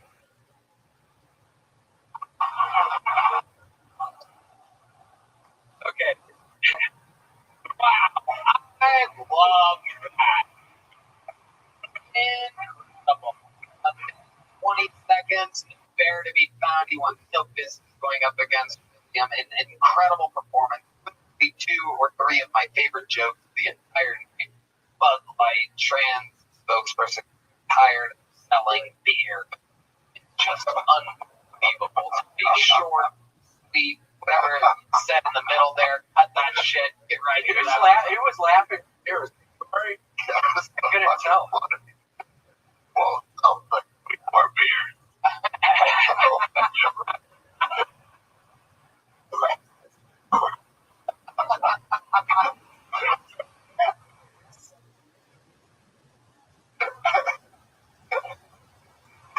Yes, right.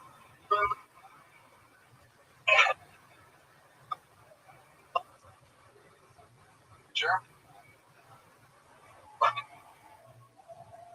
Remember, like, America ordered a beer, or Budweiser America. Yeah, Did a book called America. That didn't catch on. Now they're going to Trinidad. hard.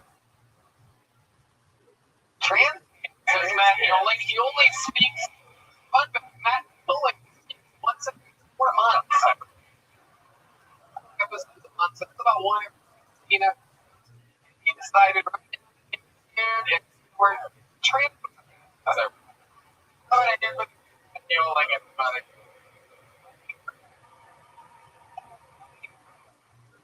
Trans. By the way, you all have everything tons up. I guess all been trans the whole time. Like You know what I love about you? When you were reading about the thing, I know you read it so that much is much everybody having a Guy, bring that up. Sorry. I was trying to when it kicked me out of school. what? I'm kidding. Late April. Because April. That's why we've got to bring it up. Actually, Virginia to San Antonio, the Six Flags. People are on a roller coaster. Now, something happened in us and back into my stomach. How does it like to make my people? And one of the poor people, Did it eventually come back out? Or do you have to like do exercises? Huh?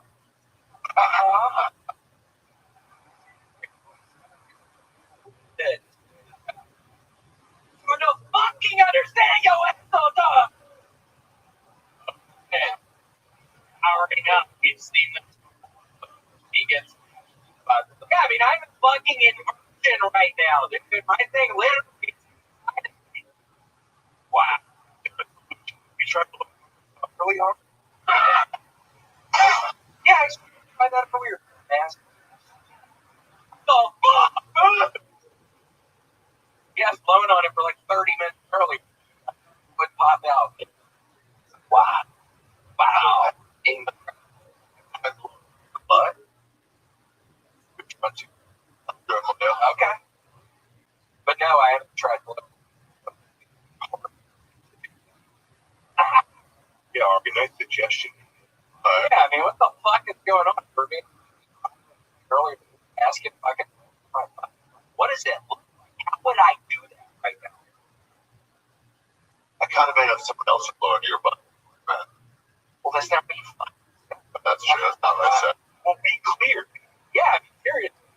I'm trying to help you. And word of the wise, don't go to the Chupacabra Cantina. I literally fell through a fucking 5 foot in diameter hole over at that piece of shit. I swear to God, I'm gonna find the owner and I'm gonna trap them. Something. What? Yeah, I literally like a 10 foot fucking log in Chupacabra Cantina the other night, right across the street. I fell through fucking like 5 foot diameter hole. I swear to God, I'm gonna figure out where the guy is gonna trap his fucking. Trap? How long were you trapped? Shit, I was in there for 2 days. Oh, yeah. You and I for now, you're gonna trap him several days. Yeah. You got his. Then what? No, I really didn't hear you. I'm sorry. Nothing. William, the Corey looks like he's with the game. But out. Okay. I'm a fucking inversion. Oh, buddy. What is your plan about getting it out?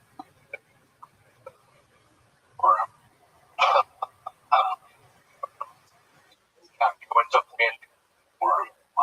You thought about maybe hitting Six Flags roller coaster back? It didn't work that way. I did do that. Okay. Right. I tried it.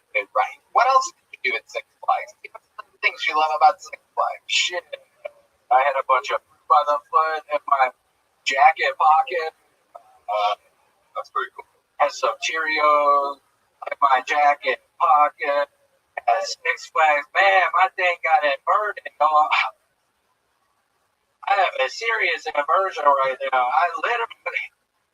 Wait, if you find out how to get your dick uninverted, I got a guy with a chest problem outside. He can talk to that doctor. Yeah, saw that guy. Yeah, where's his heart? But I was thinking the whole time. Where's this guy that can actually tell you?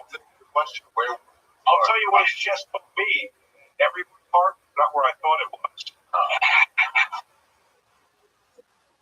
I was just wrong about where your heart is. So, William, what else are you passionate about this week? Shit. Horse War. Yeah, I've been playing a bunch of horse. What do you mean, Final Four? Final Four, the NCAA basketball tournament. Pretty big of it. My team's out of it. Oh, who's your team? UB University. No, Marquette. Oh. No, I'm kidding. Happy late. I hate Marquette. Man, I can't stand Marquette. Oh, shit. My shit's inverted tonight. Oh, shit. And I swear to God, I'm gonna find the owner of the Chupacabra Cantina. Fucking hide up in his tree, do a fucking rope down. I will trap his fucking ass. The owner of the Chupacabra Cantina. Is he in here? The owner of the Chupacabra Cantina. Oh, this guy says he's the owner of the Chupacabra Cantina. No, he wouldn't fall. Yeah, not a little pussy like that. Shit. Looks like your ass is inverted, man. Show us. I mean, inverted, can you? All right. So, everything is going good. Anything else you want to talk about before we go? I started swimming again a little.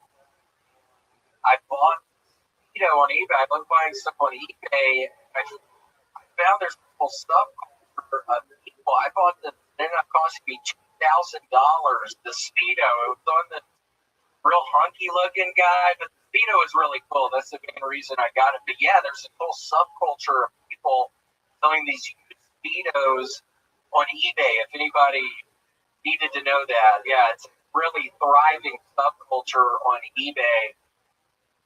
$2,000 fucking dollars. Do you wear it a lot? Oh yeah. Do you ever take it off? No. And I'm never gonna take that Speedo off. Apex Twin is literally playing at the coronation. What are you gonna wear?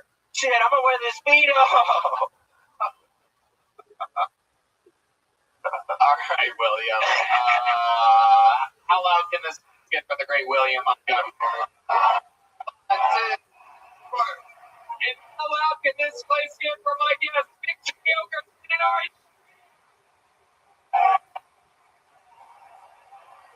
Drawing from email is in each of this episode.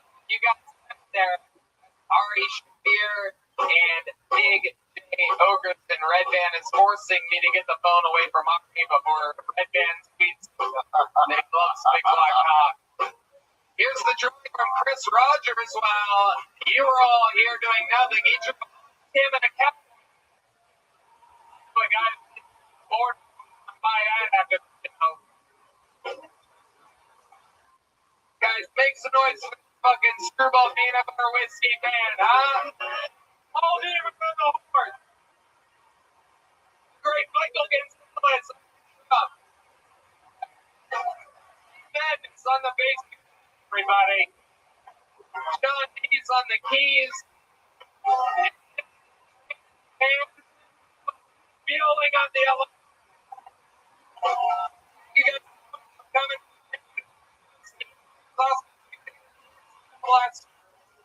Peanut butter whiskey. Love you guys. Thank you. Good night, everybody.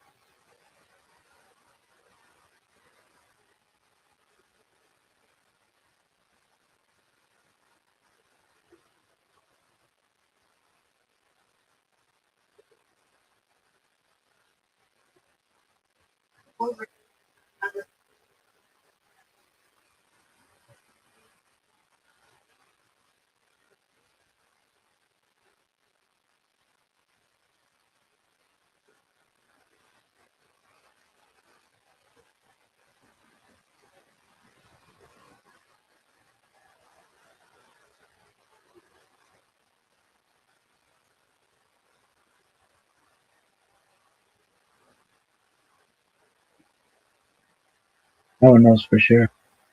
Elevate claim that this ability by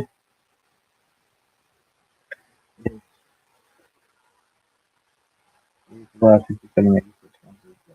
Second,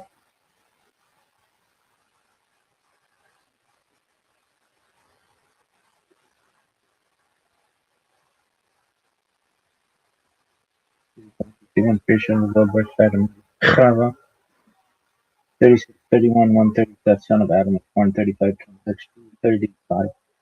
Enoch, son of Seth, was born 34, 36, 35. King, son of Enosh, was born 33, 66, 95. Mahalalel, son of Kenan, was born 33, 01, 460. Jared, son of Mahalalel, was born 31, 39, 6.2. Son of Jared, was born 37, 4, 6, 87. Son of was born 28, 87, 8, 4. Lamech, son of Methuselah, 28, 31, 930. Adam died 27, 05, 10, 56. No son of Lamech was born 22, 25, 15, 36. No began construction of the ark 22, 05, 15, 56. Son of Noah was born. We've been doing this bitch for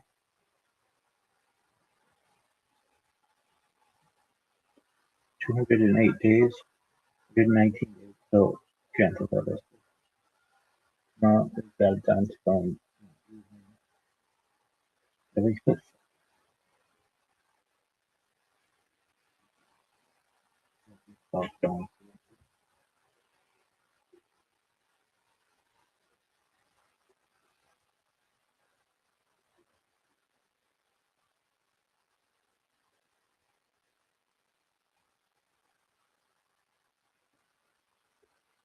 That shit is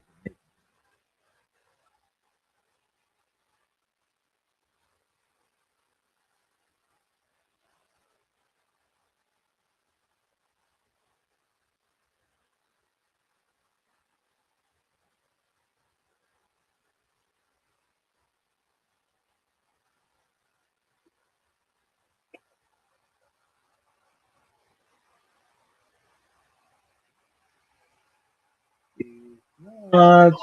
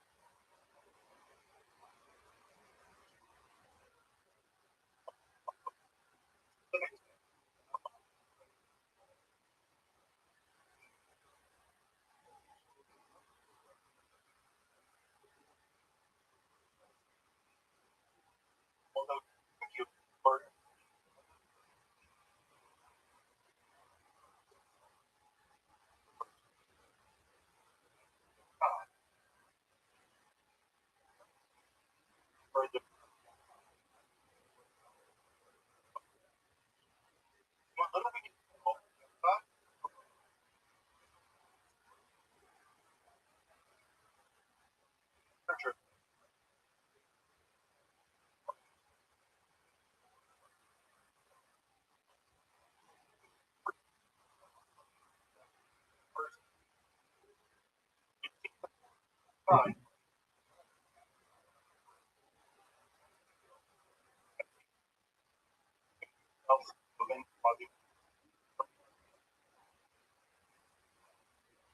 Further,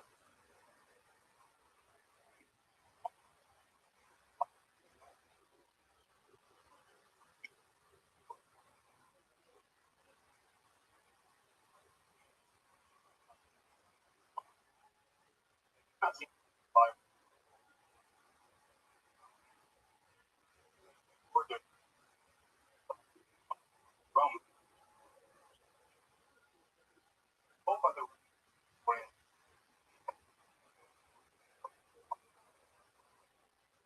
little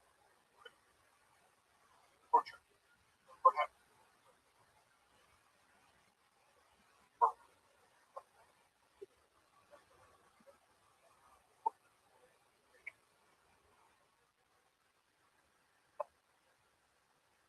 by love.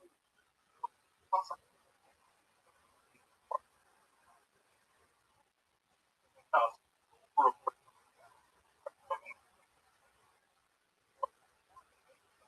one of the still,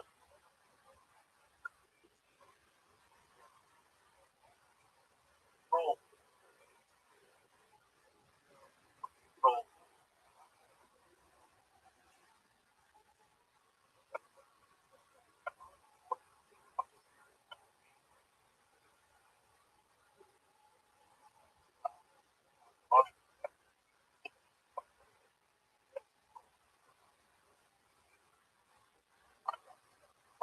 love, arcane, philosophy.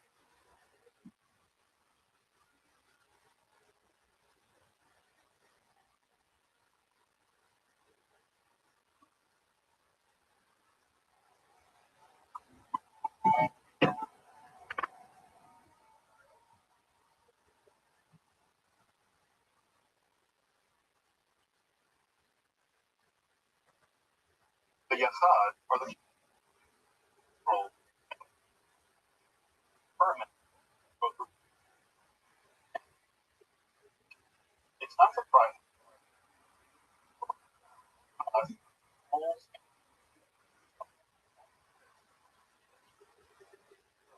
much more, holes, produce, and lower the day. So,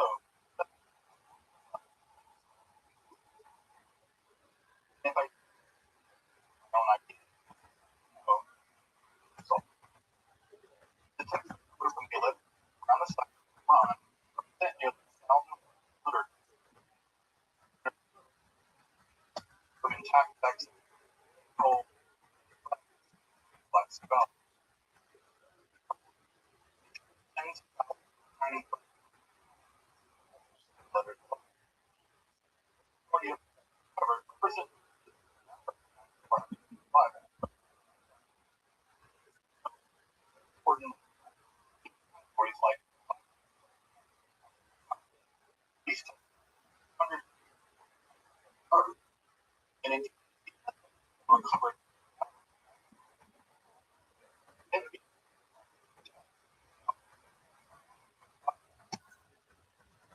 We see what's called local feel of community about how these flow in the world. Further, authoritative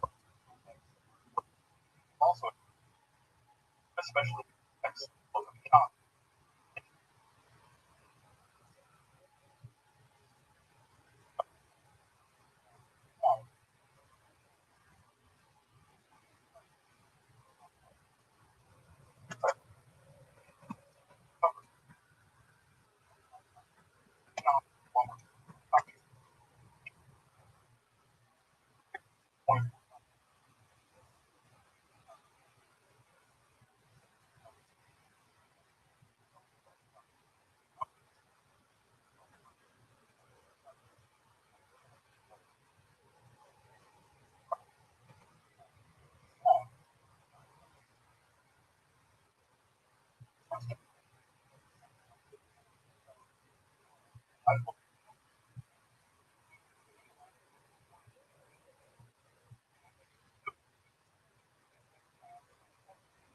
the bugs. These look at all the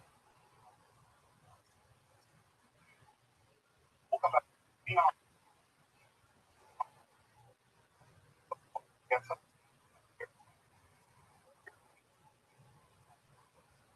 rule issue.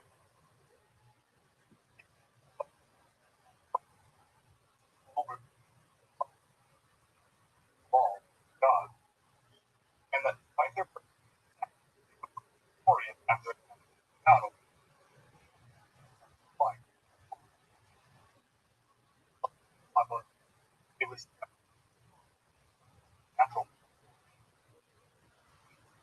It was one of the Kelly, one of the Judaism,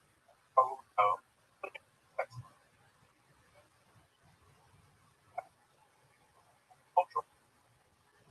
But as one tends to observe the custom, astronomical, it looks just like calendar. As far as those festivals, in the migrant,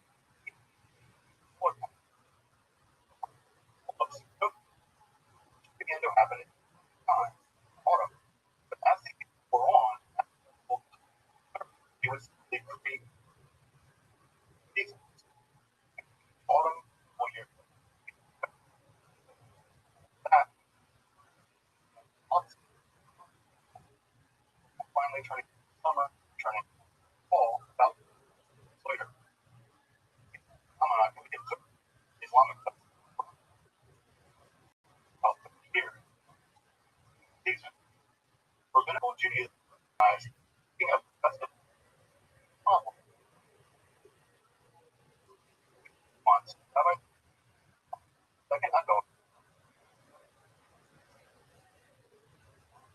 to also orient calendar present.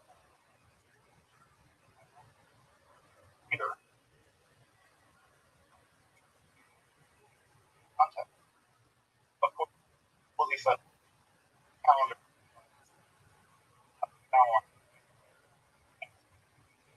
plus, calendar. Now these, that's finally ending. Absolutely must be completed on the day. Thus, that is master.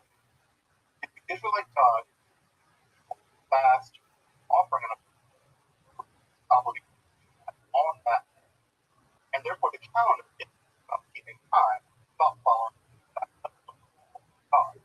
So just based on the calendar, not really actually or even nominal, logical, right?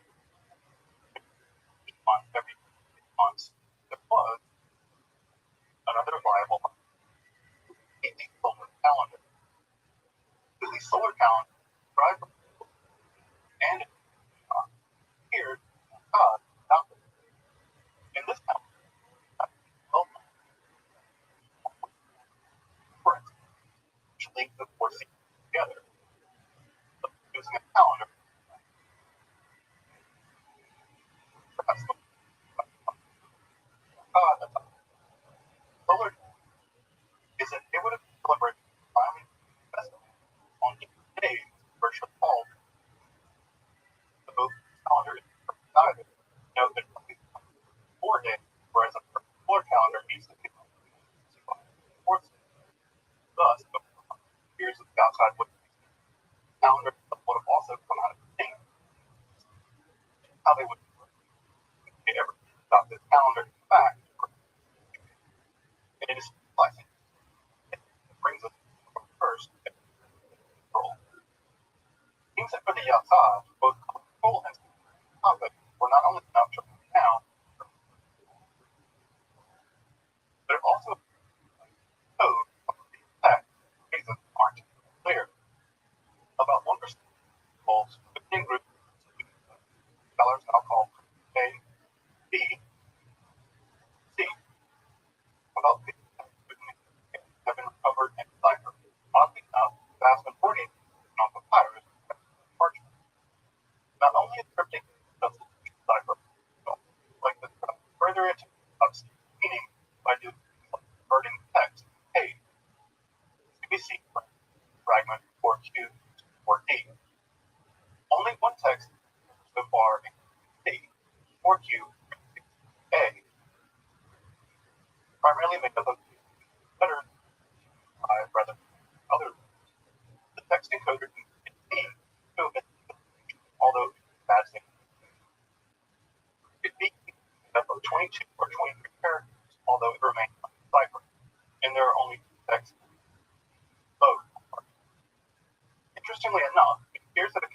this amount of a texts are concerned with both physical and astrological matters. For instance, 4Q317A of the cycle of the moon. It seems to divide the basis of 1/14th segment for use in the solar calendar. Why exactly the author described decided to quote this text A period. Further, series of fragments 4Q18, 4Q54, and 4Q51 all combined to get a form of astrological horoscope. Likely one of the ever recovered in this world. Curiously enough, 4Q18 not only fits in a polyalphabetic cipher, it fits left to right, unlike these texts seem to argue that one's physical appearance are in some sense determined by the astrological conditions at one's birth. Rather fragments of encoded manuscripts do have a mention of the sign of Taurus and the use of houses or text referred to as columns. Further, it also says astrological theory divides the houses of darkness and houses of light, determining the features of those born at the astrological junction. And of course, scholarship goes on. As recently as 2018, scholars were able to put together an entirely new calendar for the day. From these fragmentary and incomplete texts, the Akkad has astrology, which, given their further Enoch, isn't surprising. So, as you may know, the relationship between Judaism and astrology is over. It's rather clear that ancient astrology practice. We have both in the but also the full mosaic floor of the zodiac found in the date of God dating to. Of course, astrology has long had opponents. There is a fragment found in the Babylonian Talmud that Ein Mazal Israel, that is to say that there is no Mazal or astrological influence found on Israel. The fragment seems to from the idea that the covenant Israel has with God is the possibility of astrological influence, given the idea that the Israel God has a direct relationship. Of course, Mazal or astrological influence may affect other nations, in fact, individual. The relationship between Judaism, Kabbalah, and astrology is long and complicated, and subject to episode esoteric. So, another fragmentary but not included text found among the scrolls also seems to reveal a form of divination recognized by the Akkad. 4Q18 describes the moon zodiac, including a small astrological section. A Brontologian is the great almanac, whereby the sound of thunder at time indicated. You may recognize the word from the dinosaur Brontosaurus, or the thunder. Fragment told here thunder recognizes blows falling to people, because nature always falls blows. There are other texts that are encoded, particularly those described as these are the ones specific to the mores legal code of the Akkad itself. An interesting example of an encoded sectarian 4Q298, or the words of the Maskil to the sons of dawn here, God. Title, beginning of the text, rare Hebrew, the rest of the text, the read. A. Like the knowledge, Akkad, many other texts in there about it seem to be documented itself. And it seems that these were composed by the elite, probably out of the prying eye, non-issue. It's also worth noting that in 2009, stone cup was in Jerusalem. This stone cup also bore inscriptions similar to the cryptic text found in the Dead Sea Scrolls, referred to as higher Hebrew. And it's believed the stone cup was used by the Jerusalem. One line of speculation is esoteric by the Jerusalem priest. Recall that the Akkad itself was founded, perhaps, by dissident Jerusalem priests, but without all of it. Of course, I could do this episode without mentioning the most tantalizing text ever found in the copper. Made in copper and described by plunging letters to one side, found in cave 3 where this cave were on site. By the 1902, wasn't until 1906, Very Fragile first cut of the long strip in final. What it revealed was nothing short of a treasure map, like booty traps, Julie Trouble, treasure. The scroll details the location French. The scroll details the location for different caches, gold, silver, and pretty artifacts. If you combine all the gold described in the scroll, it comes out to be about 65 tons of silver and about 20 tons. The scroll itself is dialect of Hebrew, or rabbinical Hebrew, although in the scroll for reasons that are, well, you guessed it, here. In the scholarship, serious doubt about whether the treasure was ever real or where it came from were real. Theories range from the temple treasury in Jerusalem being away from Roman construction all the way to Gaza itself. But one would wonder, why go through all the effort of finding out a upperable were never real in the first place? At this point, none of it is covered, although it is possible that the facts recovered from the Bar Kokhba period at Nahal Heber are actually described by scroll, so this is. So, after watching this episode, if I can ground of being able to find 8 ounces in a cave or something, I'll add your point. Scrolls. Scripture, Korean text, astrological manual, calendar, encoded text, of course, treasure. If you're interested in the esoteric text, for instance, magic or occult philosophy, make sure to check out. Also, we're supporting our work on Patreon or with a one-time donation. Or it does help to make it possible. The academic also role. I'm not going to give an exhaustive bibliography text. However, I would like to make a couple of recommendations I find scholarly for a brief, reliable introduction. Take a look at Collins' biography. Solid introduction. So, festival gathering, non-biblical to complete the scrolls in English by Vernon. The next volume is by England contains a wide range of scrolls, all those. Indeed, I will be publishing graphic text research is its in value. I also enjoy the Oxford Hand. Relative excellent volume provides studies on various subjects, scroll studies. In the range of articles, volume are excellent scholarship and include articles and on the calendrical document. This text is great because it helps you understand production without being too technical. Of course, if you want to dive deep into these scrolls themselves, consult the various volume discoveries. Most of the cryptic text gathered in volume, while many documents.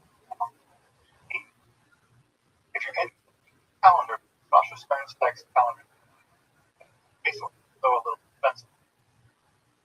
Stern also has a volume dedicated. If you want an incredibly dive scroll for years to you, text is well worth looking out by Will. Enormous. Until next time, I'm Dr. Justin. Watching. We'll be exploring the arcane side of philosophy.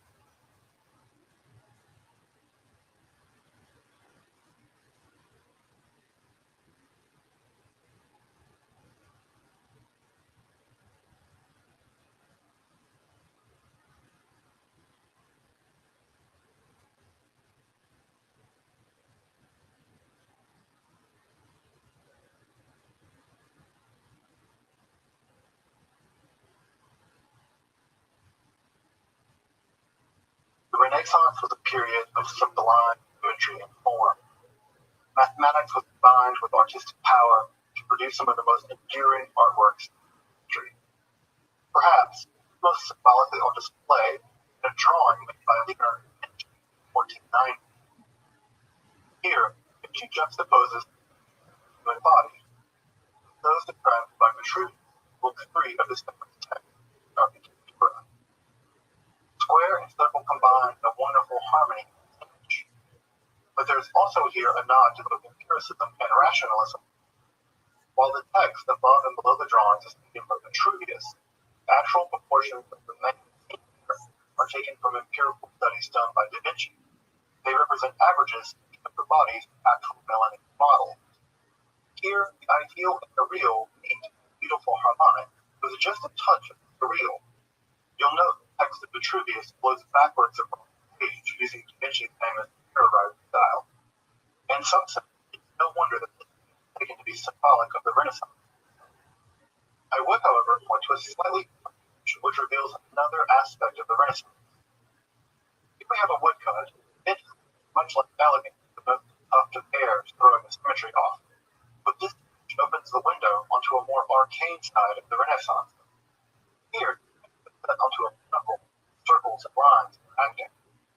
Unlike the Vitruvian man, golem is bounded by the horizon of heaven itself. Notice the astrological glyphs of the wandering star, the symbol of the sun, the moon, navel, and phallus. In this image, the human form is not bounded by geometric relations alone, but is connected with the heaven itself. Here, the macrocosm of the universe is represented by the microcosm of the human being, in which the human being is the nexus between the base material world and the world of the celestial, super celestial. As you may know, this image is taken from the 27th chapter of the second book of the 1533 tome De Occulta Philosophia de Vitre, known in English as the Occult Philosophy by Cornelius Agrippa, perhaps the most widely known Durant tome on the topic. In this episode, we're going to introduce and explore the monumental work of Renaissance Hermetic philosophy, Kabbalah. I'm Dr. Justin Sledge. Welcome to episode 3. We explore the arcane side of history, philosophy.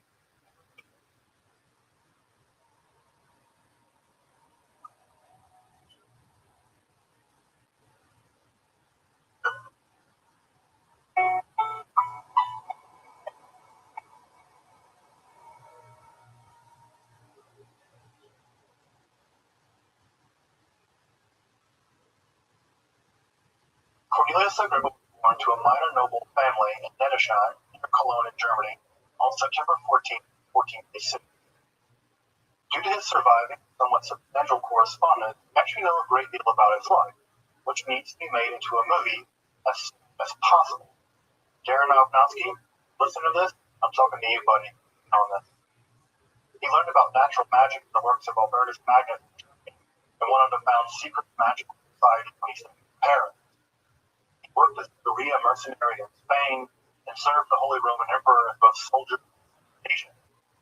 Agrippa publicly lectured on the Kabbalistic ideas of Johann Rothschild and the Corpus Hermeticum, which earned him the more or less constant ire of religious authority. He acted as a defense attorney for an accused witch in her life, and as a doctor, the plague for other doctors fled. And of course, when he returned, he earned ire as well. His works run the gamut from proto-feminism to intense skepticism to radically and intensely theological tracts, and of course to his massive tome on occult philosophy, which is the subject of this episode. The impression that one gets is the person of a voracious intellect, a person concerned with the fundamental truths of philosophy and theology, along with an specific wit, a kind of restless world weariness, but a life of suffering, both militarily and intellectually, no doubt leave. Wait, the end of Agrippa's life is of a mystery. Sadly, it does not appear well for Agrippa. Having only recently been released from prison, it seems that he dies in France. Legend has it that upon his death, Agrippa's black dog threw himself into the river. On that black dog, it, like his life, any attempt to summarize profoundly logical and philosophical beliefs almost fail. Only by reading his works carefully in conversation with one another, his world to rise out of the mire of contradiction. Two core works that concern us here are also probably his most famous. The first is 1527 Artitudine on radical skepticism, translators here as only uncertainty. The other is De Occulta Philosophia, the phrase, or only occult philosophy, 3 books, which was written and published over the course of over 2 decades, roughly 10 to its final publication, 3. Just how these works interact with one another is incredibly complicated. But let's start our discussion by taking a look at the 3 books of philosophy, or DOP. Agrippa left being interested in occult philosophy while studying at Cologne. Here, the works of Albertus Magnus, the champion of natural magic, were set in conversation with the more scholastic traditions employed by people like Thomas Aquinas or Duns Scotus. By about 1510, it expanded his studies to include a wide range of Hermetic and Kabbalistic works, including the Corpus Hermeticum, Chino translation, and Kabbalah as articulated by Johann Thomas. It was in the late winter, early spring of 1510 that Cornelius Agrippa met with the abbot of Sponheim, Endymion, of Vegas, and began their discussions of the formation of magic. After a few days of what must have been intense conversation, Agrippa seemed to have set before him the task of performing all of magic himself. By April of the year, he referred to an early draft of the 3 books of philosophy. What's incredible is that the draft, often called the juvenile draft, actually still survives in the University Library at Würzburg as M50. Exactly, by the autumn of 2020, it doesn't appear to have been digitized, but I imagine they will get to it eventually. The juvenile draft, as it's called, was greeted enthusiastically, although it guarded by the abbot of Sponheim. Trithemius urged the young Agrippa to further systematize his ideas, and we know that Agrippa circulated the text of manuscript, greatly improving upon it as his knowledge of occult and hermetic ideas grew over the next decade. And it was during this intervening period that Agrippa would write his other major work in the summer of 1526, the De Incertitudine, often translated as On the Uncertainty and the Vanity of the Arts and Sciences.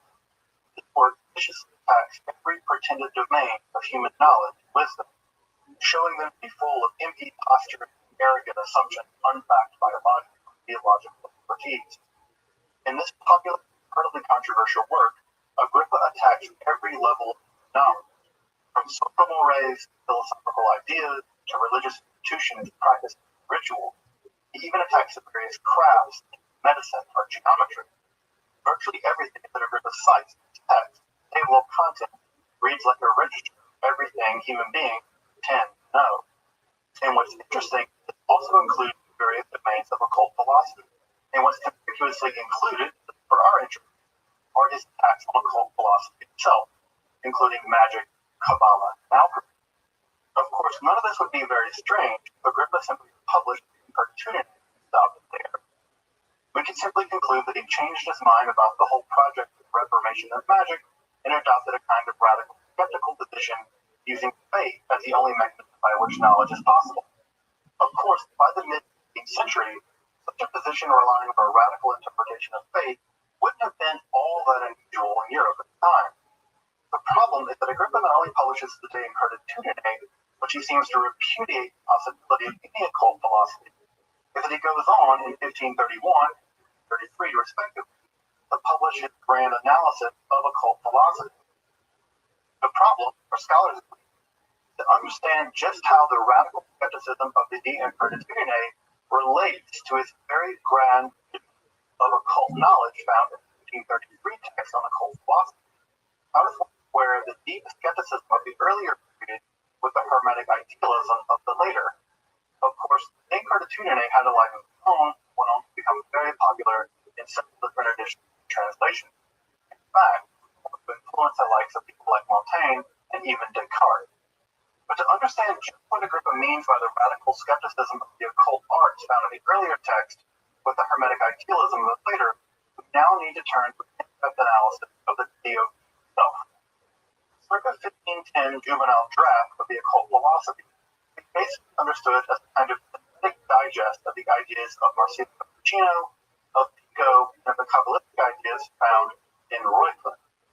Here, the magus harnesses the power of the animus mundi, or the world spirit, through a very complicated process of occult sympathy. By harnessing the power of these occult correspondences, the magus is able to climb from the natural world to a mathematical realm, and then into the world of the divine itself. the supercelestial realm, the mind/soul of the magus is hermetically protected. In the 1510 juvenile draft, with all the elements of profound and highly developed hermetic philosophy, the Neoplatonic idea of procession and return, combined with a theory of cosmic sympathy, in which natural and astrological worlds are united in common hermetic bond. And this is all combined with a relatively sophisticated admixture of speculative Kabbalah, which, when taken together, is a radical magical reformation of both wisdom and the magus themselves. So, Tridemius noticed that Agrippa had produced a kind of roughly stitched together quilt and urged him to further refine and develop his ideas. By the publication of the complete 3 books of occult philosophy, Agrippa had done just that. In the intervening years between 1510 and 1530, Agrippa dramatically expanded both his hermetic and Kabbalistic horizons. In the mature version of the 3 books, the reader provided a systematic account of Agrippa's study of a magia reformata, or reformed magic. Here, Angel Magus is given a progressive analysis of the mystical ascent, from the control over nature itself, the mathematical symphony of the celestial world, before turning to the ceremonial and Kabbalistic magic, by which the soul is finally reunited intellectually, spiritually, with the divine first principle. The grand hermetic principle that as above, so below, so dramatic display in 3 books of occult philosophy. Here, 3 tiers of the soul or intellect match 3 tiers of reality. The first book of occult philosophy defines magic as a kind of divine science or sublime philosophy, which is exhaustive of all natural, mathematical, spiritual, and divine knowledge. From this definition, Agrippa then proceeds to describe the structure of the natural world, including its various occult relations. The mature version of the occult philosophy describes the natural world as a kind of receptacle for the animus mundi, or the world spirit, that flows down from the divine and celestial world. The task of the magus, according to Agrippa, is to reset this ladder from the natural world to the celestial world back to the realm of the divine. And this process can only be achieved by a kind of primordial magic, which harkens back to the idea of the ancients. Though, I should be pointed out, this is also only done through the gospel truth of Christianity, although it is quite hermetic Christianity. We should never forget that Cornelius Agrippa himself was an intense pious Christian, and that the 3 books of occult philosophy are expressions of that intense piety. And outside of that context, it actually makes little sense. In the second book of occult philosophy, Agrippa tackles the celestial world and thereby astrology. Despite both his own and vehement critique of astrology, Agrippa seeks to show how the structure of the heavens both reflects and expresses the world spirit, along with housing a wide variety of other spirits, some good, some evil. Indeed, the very occult qualities of the natural world radiate down from the celestial world itself. Thus, it's imperative that even the natural philosopher must have a grasp of the celestial world, thus implying that natural magic without celestial magic simply is incapable of understanding the occult qualities found in the natural world. Here, Agrippa shows that a mere natural magic cannot be exhaustive of magic in itself.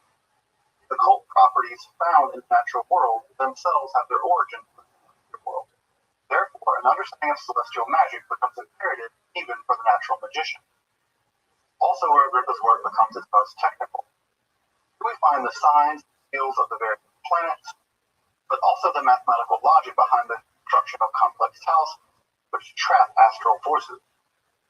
It is this section which most resembles something like a textbook of astral magic, but also a textbook for astral necromancy. Here, Agrippa pushes much further beyond Ficino's analysis of talismanic magic, by revealing exact sigils in the various astrological teams. Agrippa's analysis of medieval astral necromancy that found Michael Scott or Giancarlo Ascoli. Critics certainly took note of it. Third movement of occult philosophy goes the most radical revision from the juvenile draft. Agrippa on religious magic from a wide historical angle, although he greatly prioritizes Kabbalah. Here, Agrippa makes a positively provocative argument. In his thinking, without ceremonial magic, one becomes more, not less, prone to both superstition and the onslaught of demonic forces. Agrippa is basically inverting the very logic by which centuries of magic defended itself. For centuries, natural magic argued possible can contain the taint, ceremonial, or demonic magic. Here, Agrippa is converting that argument by suggesting that without ceremonial magic, one in fact becomes more like fall and superstition demonic practices. Of course, it's by version of Kabbalistic Christianity that one avoids clutches into the realm of the demonic. Though Agrippa is perfectly willing to point out both good and evil spirits, grand tour of the celestial and celestial realms. The angelic and the demonic are part of the divine totality, both potential partners in the mystical ascent of the Magus. Further, we're given a relatively quick and surprisingly ecumenical tour of the Kabbalah, focusing on various divine emanations of the various God. Specifically, how those various emanations are witnessed in forms of perennial ancient wisdom. This section also includes the increasingly popular alphabet ciphers, along with the divine frenzy first described by Plato, but importantly rehashed and expanded in the famous China.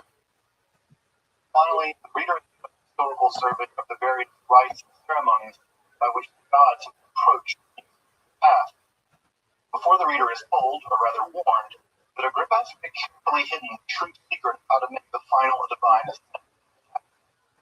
If after reading occult philosophy you don't achieve union with the divine, Agrippa says, well, that's not his fault.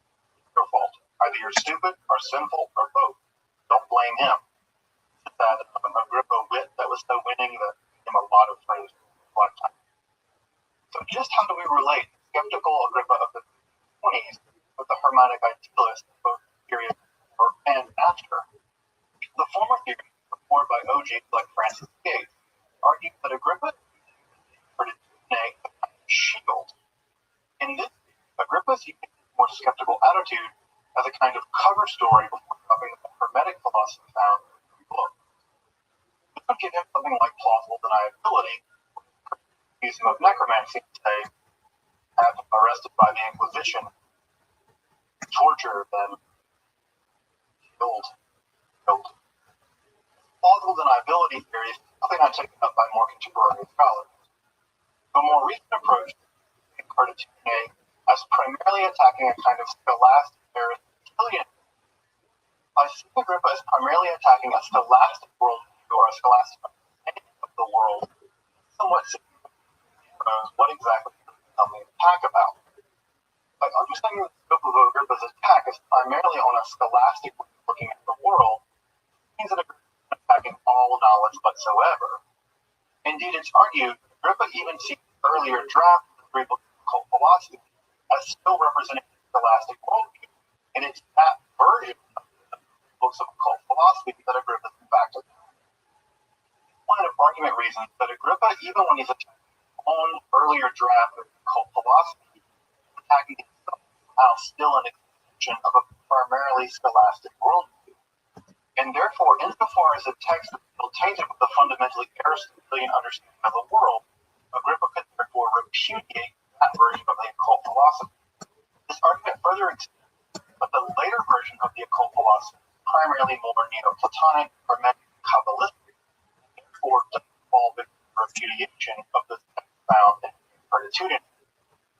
This argument, to me, seems to hinge on the idea that the tectonic fundamental difference between the juvenile draft and the mature work of 53, with the repudiation found in the Cartooninate applying only to the former version of the juvenile draft and not the mature version. 3. I have to be honest, I took a look at both the juvenile draft and the more mature version while making this episode, and I have to say, I'm still a bit on the fence as to whether or not this explains the text. Reminds me of Scott quote at the mid-30s. The mark of a first-rate intelligence, the ability to hold the idea in mind, will still be able to function. Agrippa's always struck me as the person with that kind of first-rate intelligence. Inside of his mind, able to do some dialectic.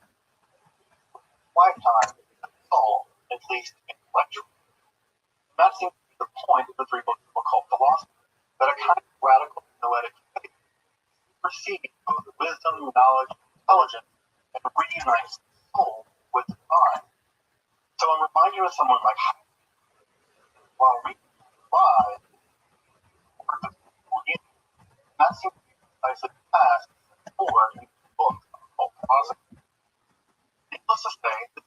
his text in the extreme. It's not quite a textbook, and nor does it really fundamentally change or outlook of the kind of Renaissance philosophy that was floating around at the time. It reads to me like a storm, but it lacks a kind of logical rigor one would expect out of a literature like that. But nor is it merely a compendium of various ideas with logical glue. Agrippa is certainly beyond his hermetic Catholic predecessor, but put into the intellectual situation of the time, that impressive text. Though it doesn't do much in the way of novelty, thus their logical conclusion, many ideas of contemporary authors at the time were either unwilling, unable, or simply too afraid to actually do. For that, certainly applaud Agrippa. For me, Agrippa's genius lies not in his ability to create novel ideas, but in his ability to synthesize and popularize ideas that were otherwise utterly inaccessible to most people. To make occult ideas accessible to the population is like a bit of a paradox, but you have to remember what the task of occult philosophy is. It aims at a general magical reformation of both religion and Vegas itself. And of course, in 1930, reformation was certainly in the air. So I think if you understand Agrippa as a kind of hermetic, real genius begins to come to light. It's not so much in the novel ideas in books of occult philosophy, but in the popularization and offeration of those ideas for the betterment of humanity itself. And I think the tragedy of the three books of occult philosophy, Voltaire, is that the texts become more celebrated than known, or to put it another way, become more known. I find it profoundly unfortunate that books of occult philosophy have developed this strange reputation over the time. This reputation is due in large part to the demonological literature which followed the generation after Agrippa himself. This is the book of witch hunters, people like Baudin and Murillo, which painted Agrippa as a kind of necromancer in his books of occult philosophy, as a kind of necromancer. This was even complete with legends of evil black dog, a kind of demonic familiar. Project back to the dog. The story goes that this demonic dog was a tell Agrippa of news of faraway events, just as Agrippa when he walked out of his house would know what was going on miles and miles away. And of course leapt into a river to his doom after the death of his master. Even the legend of the evil black dog does actually have its origins in truth. Agrippa did have a black dog. It was a poodle or something. Despite the fact that his friends and students attempted to defend his reputation after he died, it had virtually little effect. The legend of Agrippa as a necromancer stuck just as it had to Michael Scott or Bono, just like it would stick to John Dee. Perhaps as of interest, one of Agrippa's students, Unfire, would go on to be part of the skeptical camp in the course of the witch trial. He actually composed arguments that many of the people that confessed had done so under torture and were simply suffering from things like what we would now call mental illness, not be held liable, witchcraft, subject to the death penalty. Though, ironically, in one of his texts, he describes what he calls the false monarchy of the demons, and included many demonic names and signatures in order to basically mock them. Despite the fact that he's ridiculing these pretensions to demonic magical power, it's precisely those demons and their symbols that forming the basis of the Goetia of Solomon. This is all to show cultural memory and actual history often go their own ways. All too clear when thinking about the so-called fourth book of occult philosophy, which is not altogether apocryphal or certain that Agrippa didn't write it, but go on to become enormously influential. And don't worry, I'll be covering that text alone in a future episode of Esoterica. The books of occult philosophy have remained popular since they were printed, although again, almost always the wrong reason. And perhaps its most famous printing was the 1801 text, The Magus, by Francis Barrett, in which he plagiarized large books of occult philosophy. Of course, the Magus went on to have an enormous impact in the development of modern occultism, and by extension, the perception of the occult in popular culture. Of course, Agrippa himself had gone on to become a name drop for occult mystery or dread or even folly. And he's gone on to an afterlife in literature, film, and video games. If we may call anyone a necromancer, it's us, not Agrippa, but we are the ones summoning him back to the dead over and over and over again to do our bidding, despite his best ideas. The three books of occult philosophy have gone on to become symbolic of a kind of occult philosophy that I don't think Agrippa himself would have actually recognized. But such is the accident and the travail of history. If you're interested in the history of Hermetic occult philosophy, alchemy, Kabbalah, or the history of magic, make sure to subscribe to Esoterica. Value my work on Esoterica, supporting it on Patreon. What really does make the channel possible. The literary situation of Agrippa's life and works remains sadly. Unfortunately, there's no reliable English translation of Agrippa's works, and the translations of De Critique and the translation of occult philosophy are also sadly quite unreliable. Despite the extensive notes of the occultist Donald Tyson, the old freak translation that will never get tired of calling freak translation is unfortunately very dated and often makes with Agrippa's careful text. None of these errors are devastating for understanding the overall arc of Agrippa's arguments of occult philosophy, but there is translation. So, unfortunately, until modern critical translation of Agrippa's works are made, you'll have to either learn Latin or rely on these unfortunately unreliable translations. Fortunately, on the other hand, Campani's critical edition of the Latin text of occult is absolutely wonderful. The introduction is a wonderful text in itself, and Campani very carefully compares all known versions of occult philosophy, so we get a scholarly critical edition of the text that is well worth reference. Indeed, all of her work on Agrippa is incredibly solid scholarship, and I only wish my Italian were a bit stronger to be able to critically analyze it. Sadly, if you've been hanging around for long enough, you know what I'm about to say. Published by...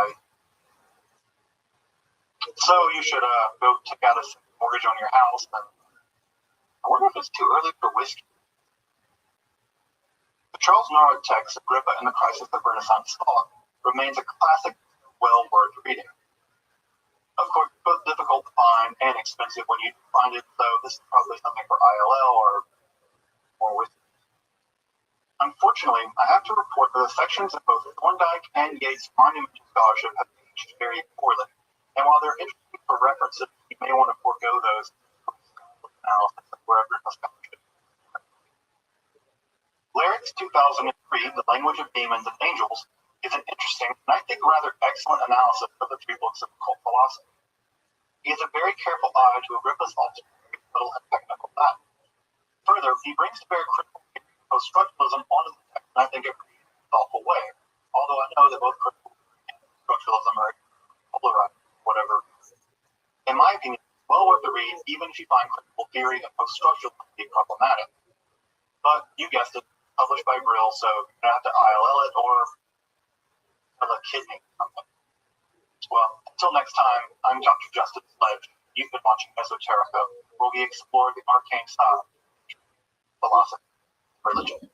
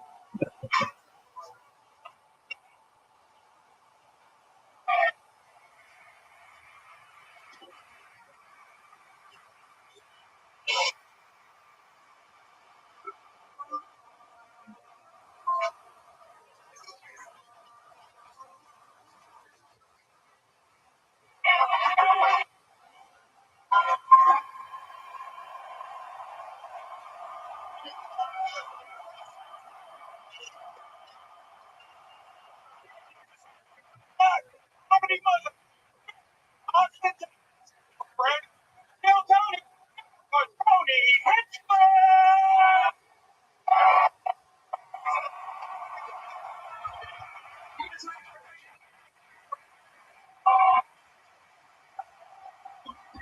Yeah. It's on for it, and everything brought to you by the low rose, plaster, scores everywhere. Arts, best goddamn in the world are here in Austin, Texas, and Screwball Peanut Butter. And everybody, look at fucking horn. It's on the people think of electric.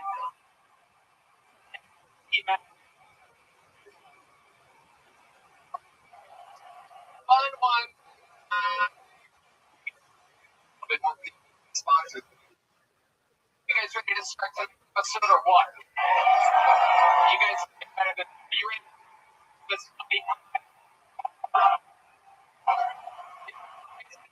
the fact that we only we find amazing talent out of a bucket also features the best goddamn guests on we were one of the first Tim Dillon who introduced people to Shane Gillis.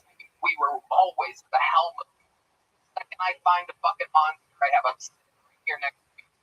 This guy's first time ever guesting on Kill Tony. You're never going to forget you were here for the Kill Tony guest debut of Sam Talent. Everybody, make some fucking noise.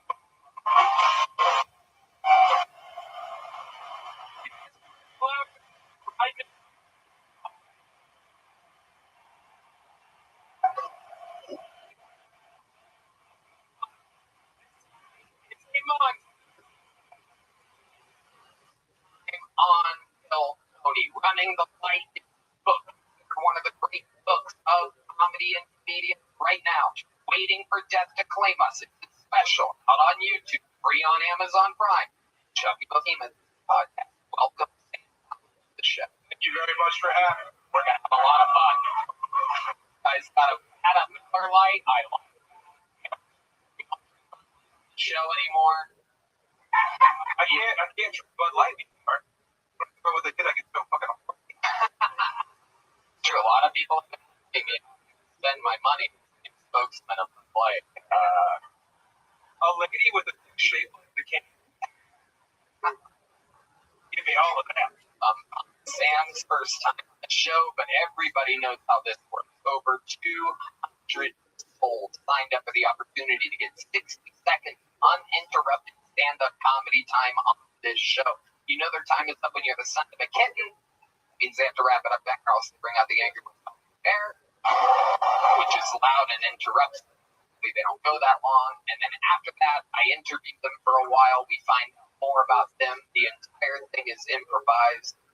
You guys ready to start the show? You're one of our regulars. We have watched this guy go from literally homeless in a van, doing an obsessive amount of open mics, never getting paid for stand-up comedy. He's now rich. He sells out every weekend all over the world. Ladies and gentlemen, sing it if you know the words. This is Hans Hip.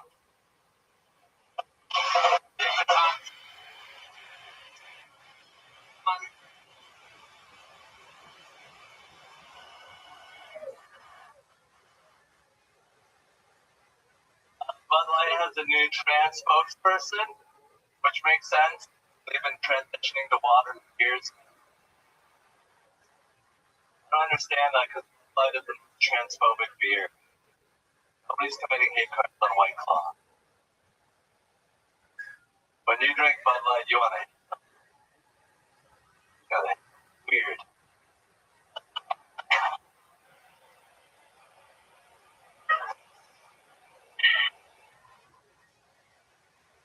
It's good to be here in Texas.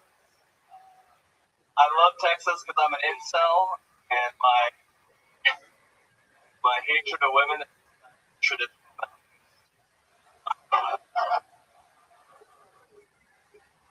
it's hard for me to get laid as an Asian man, unless if I'm straight. Yeah, it's hard to get laid. Even these. It's amazing how much more I can get with a little change in it. Thank you. Trick away there.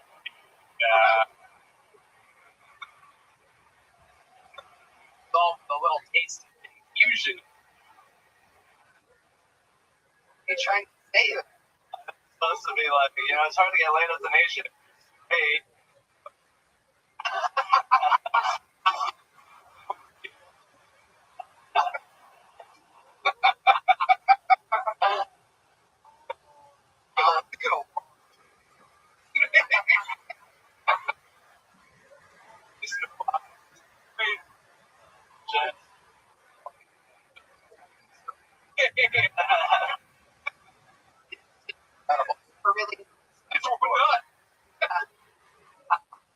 He's like 4 heads tall. How do you feel, Han? I feel slightly body shamed.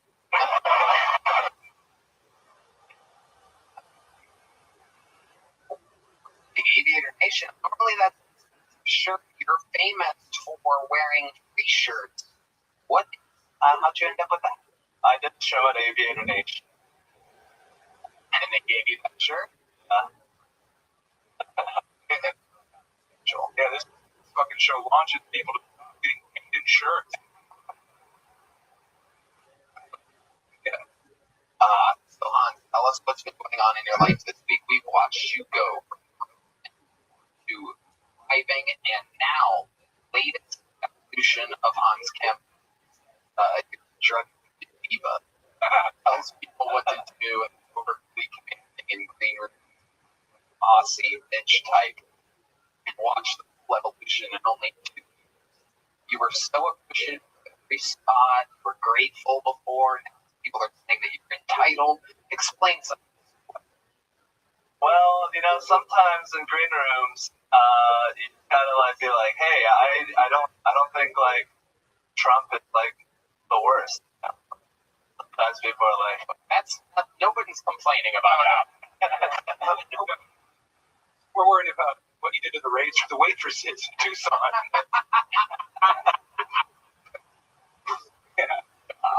One of the problem with you thinking Trump's not the worst, we all agree with that. Actually, no, I don't know where this is coming from. I'd like to.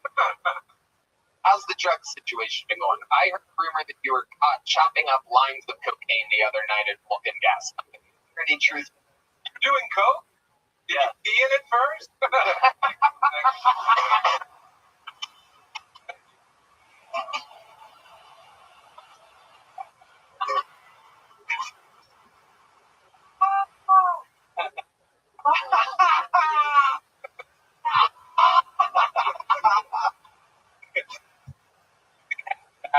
What does that mean?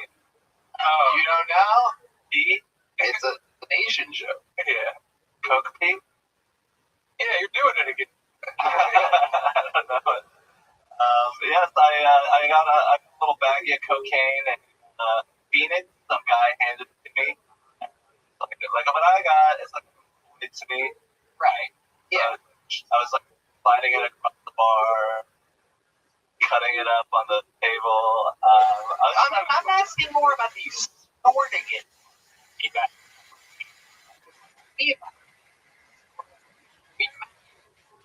Do any of these things, whatever. And then bumps of cocaine regularly. We talked about that on the show a couple months ago. And then what I heard, literally, I'm like, I'm going to bring it up on my. I don't ever bring these things up to you in normal life. We see each other and we're in the fight. Right at the moment, when not only you're in front of hundreds of people live, but perhaps millions of people one day watch this, shocked, don't know how to back aside, or if you were chopping bumps, not little key bumps, not little cute things. I heard you were doing fucking lines with the credit card, line by the line. Credit card busted. Who peed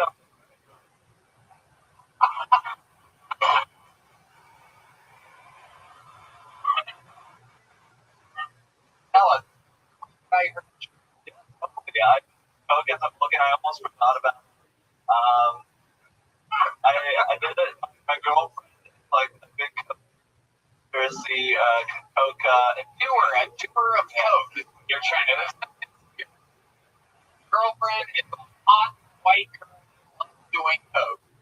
She's a level above you in look, and you were just trying to keep up with her, and it is fun to watch. It is unbelievable. If she was doing heroin, Hans would be fucking going on a Bud Light, something. I can't imagine you on heroin. Imagine his eyes more closed than they are right now. So what do you do on a night like that? You're chopping up lines, you're snorting them up your little nose, and then what happens? I'm gonna go host a comedy show. With a little more energy. I really don't like coke that much. I just do it to look cool. Right. Yeah. I was gonna call her a cokehead, but I was like, no cokehead. She got mad at me last time. And it was Conspiracy coke user. But she does cocaine, and also she denies the Holocaust.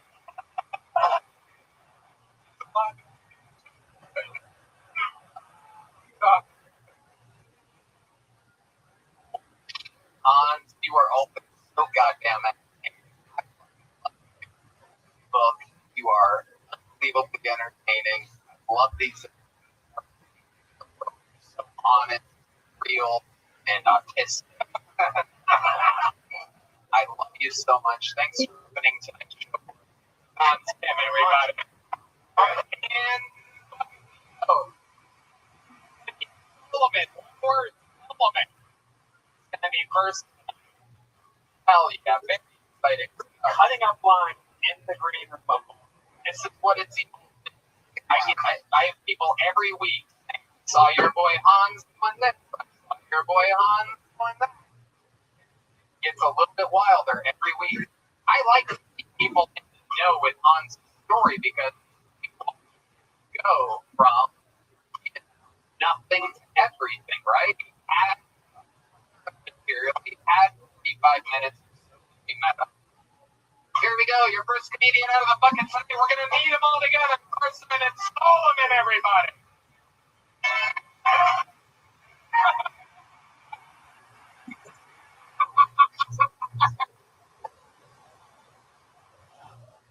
My uncle Tony killed himself this week. Yeah, he died overdosing on sick pills that I got him from the internet. So we bury him on Tuesday, and Friday morning I get a call from Brian. He's the undertaker at the graveyard, and he tells me to come at once. I go there and I find Uncle Tony. So me and Brian pick up, turning sideways, and this morning Brian calls me again.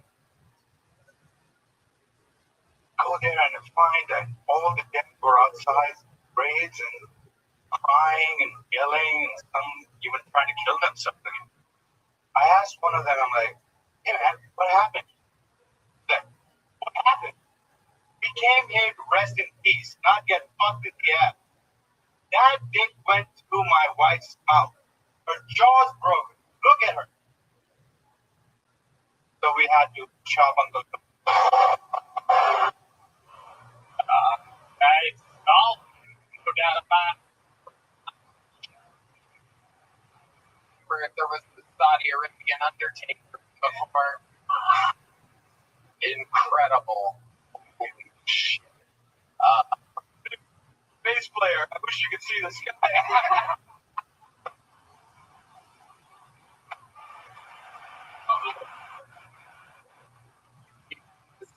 Fun.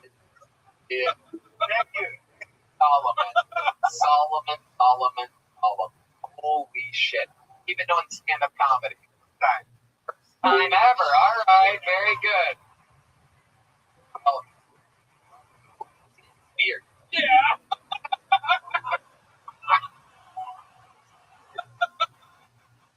Punjab.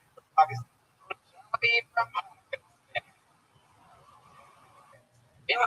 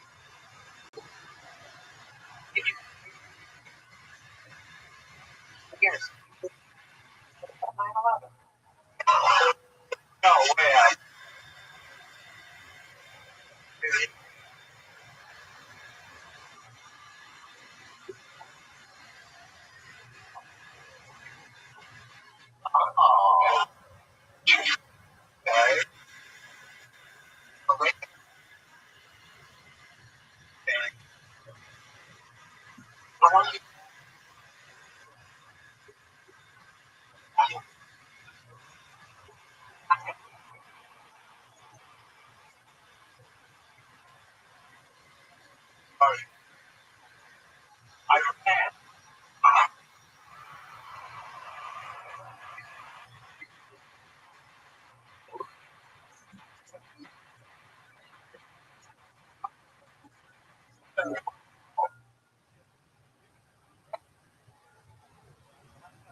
Whoa. It's fucking Wild ride like a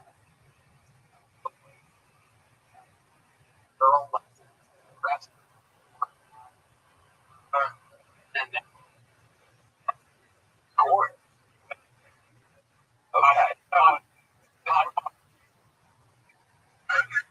The shoes are prescribed by a doctor.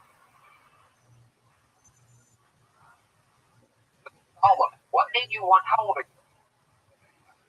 What? How is that possible?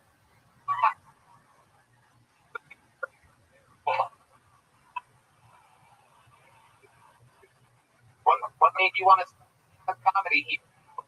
Why?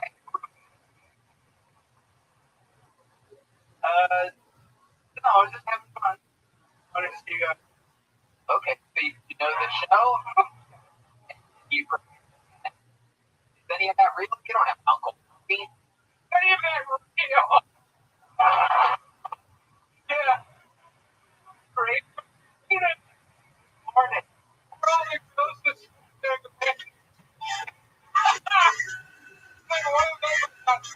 something. Or the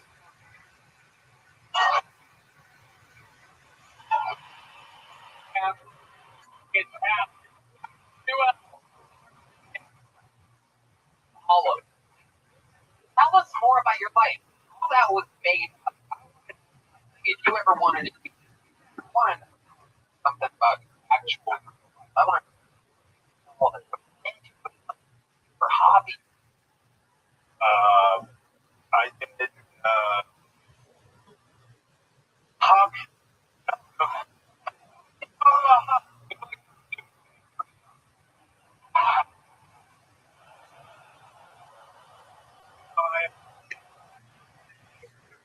Really? You did. Wow. Can you give us one of the lines you did? How many you want to see?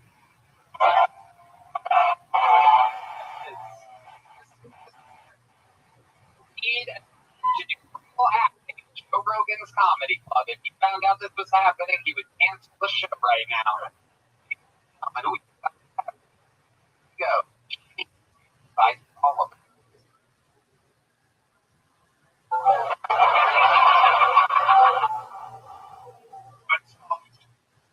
What light yonder with the breaks?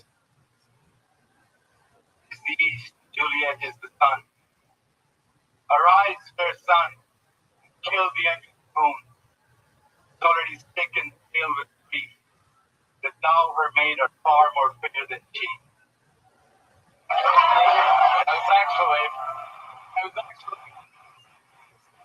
not a Hell yeah. Then you fly into the well then, Allah Akbar. I like the head, man. Romeo Dodge bullet. Also, I don't want to be good job. No happy Ramadan to you. All right. True. You have a girlfriend? You getting any blowjobbies?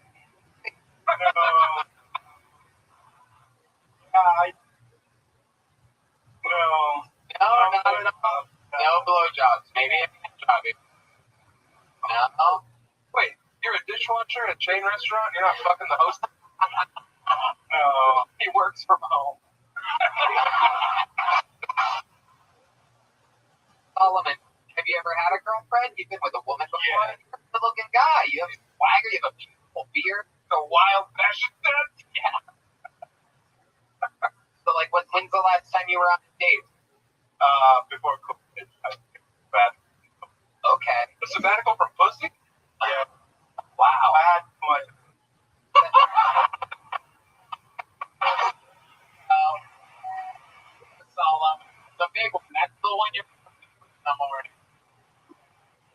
one part.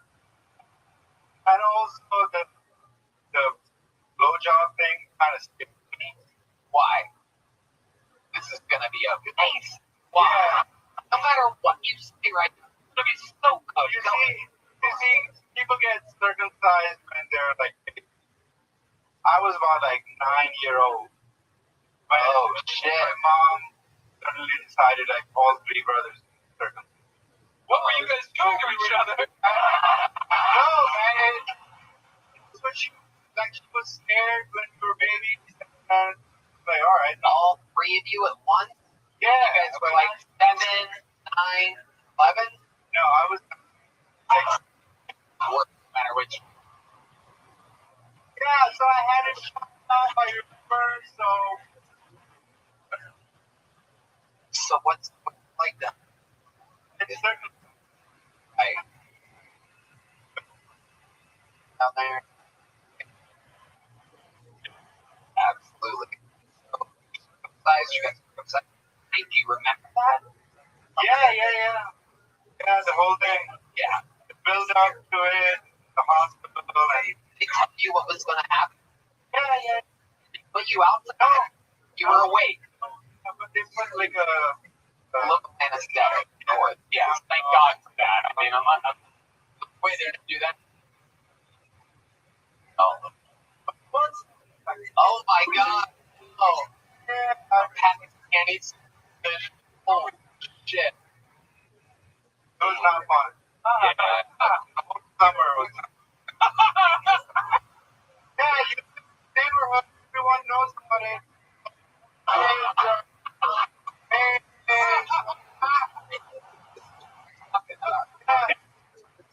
Dude.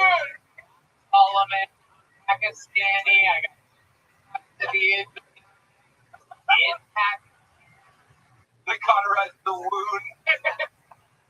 Once you pack it, go back. And I'm on. Can you go back? Yeah. Nice. Yeah. You should. I'm glad.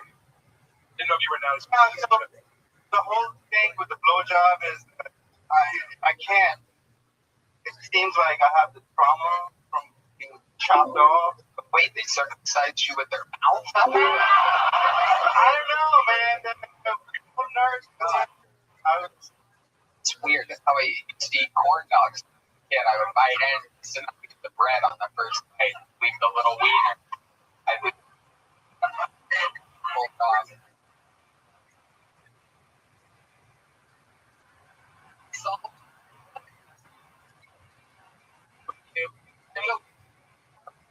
alright.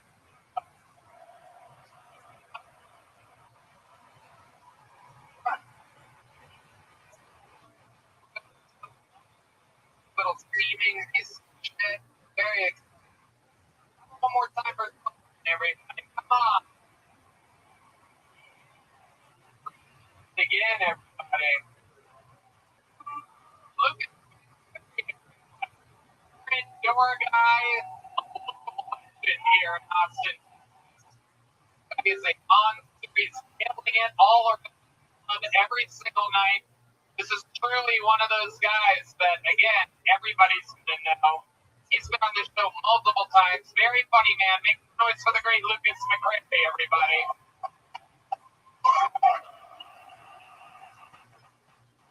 I am a straight, white male. No one thinks that about me, though. No one thinks I'm a straight white male. Everyone thinks I'm Puerto Rican, and no soy mexicano, you know? I do feel like I have to come out as straight. My parents think I'm gay, and I get it, you know? I understand why, especially with this haircut. Because this haircut screams business that on my back.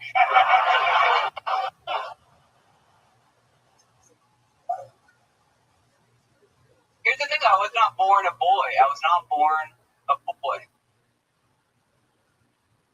I was born a man. Born a goddamn American man.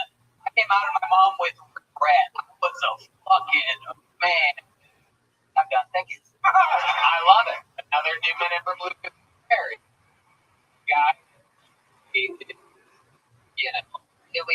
in a great place, working here, a legendary position here at the mothership, with a bunch of fucking squad of freaks, monsters, killing all over.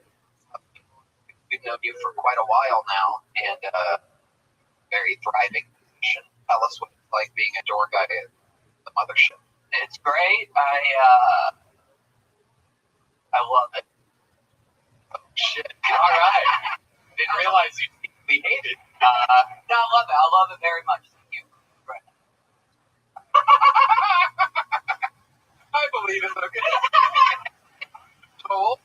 Although it's like it's hard because it's like it is taking up a lot of time. You know, so it's hard. Like all of my other things that I want to do, I'm not able to. Right. You run your own show, a very, very good show. I multiple times. I don't do a lot of other people's types of shows. Love yours. Always good. Always sold out. It's every comedian start their own weekly show. Thank you. Yeah, it sucks that working at this comedy club is getting in the way of pursuing things of comedian. Yeah. Yes. I mean, right now you could be somewhere else, having an opportunity. Well, it's getting in the way of the music. Do music? Yeah, dude. I have a band. Well, we haven't been playing as much because thankful fucking kicking off. But What I did not know this about you. No one knows this about you. I have a band. You play the fucking ukulele. I play the hearts.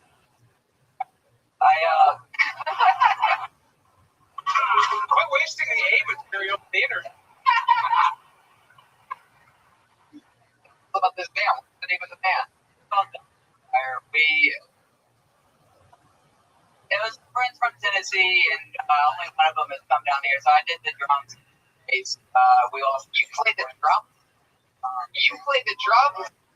I don't know if you know this, Lucas. We have a little tradition here on the show. We never did this at the comedy mothership before. We've done it all around the world. You fucking you play the drums? All right. Well, that means one thing to do here. Drum off. So here's how it goes. Drum solo and the drummer Michael Gonzalez drum solo. If the audience decides at the end, win. And if you win, you become the full-time drummer on Kiltony. And Michael has to be a tour guy at the comedy mothership. Michael has to live your night. Yeah. Ladies and gentlemen, I mean, this is history because not only have we never done this at the mothership, we've also never had a tour guy at a club, perhaps a trade job with Michael Gonzalez in front of our very own eyes. I must warn you, in the history of Mexican drum-offs, the tradition started as many years ago than any other drummer we've ever had, Joel Birch.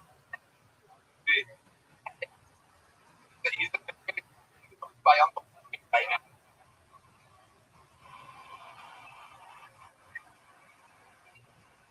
We did.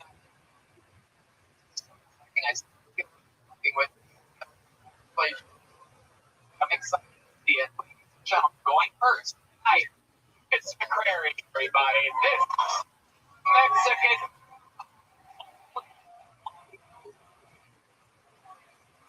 Wait.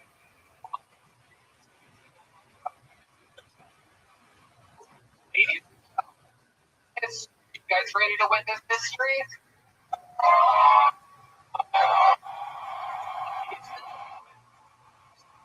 First,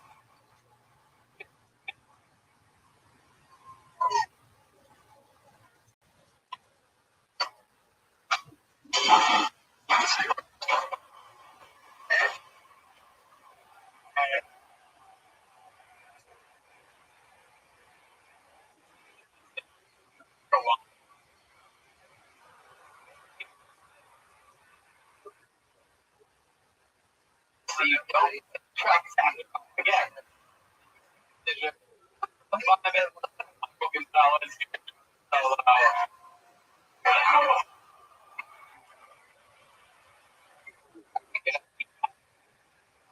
Do you want to do it? Let's fucking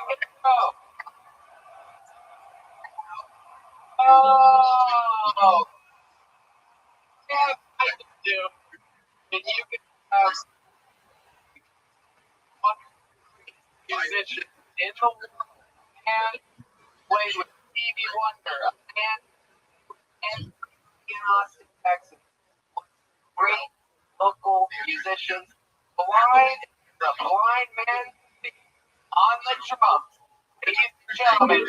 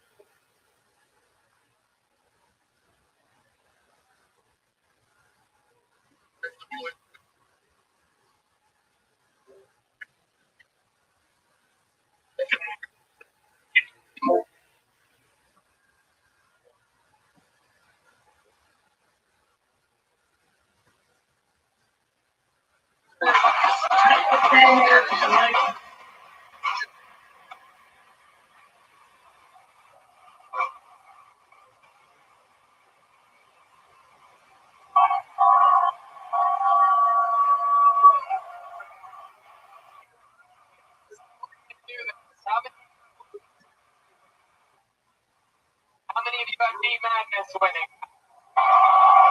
So, stipulation. All right? We because they have to switch jobs. Now we are going to remove Lucas's eyes from his skull.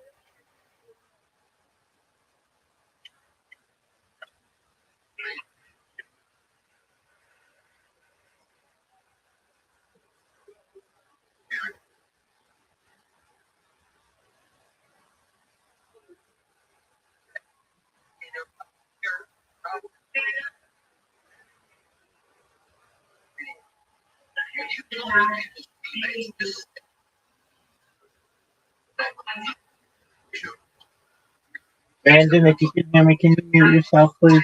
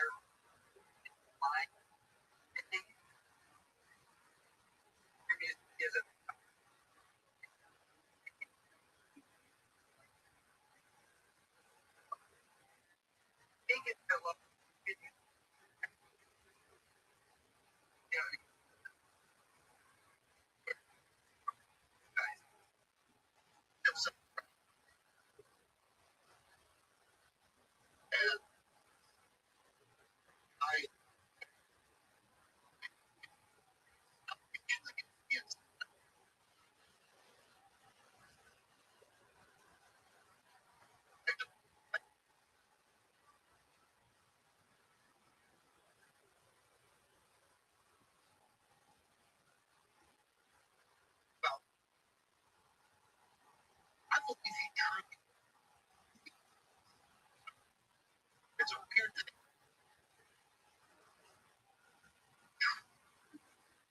I'm not.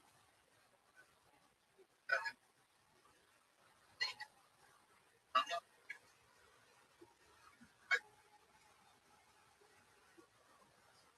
And so I just basically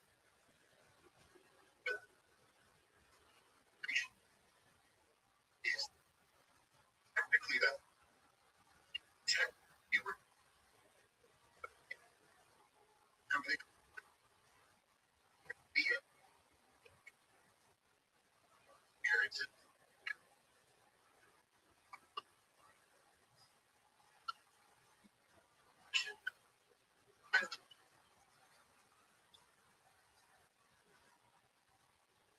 I said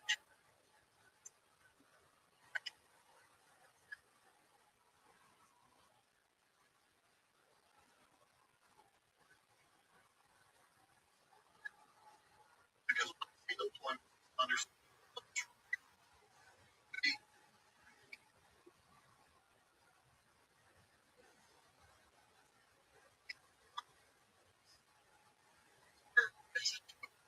area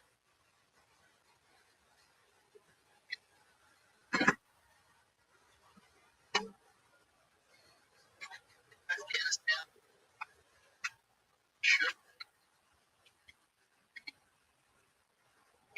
they be out should they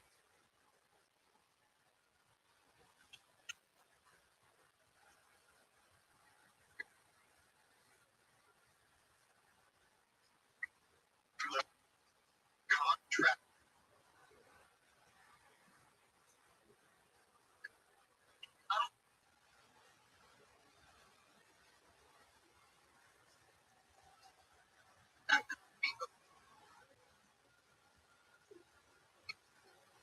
Afghanistan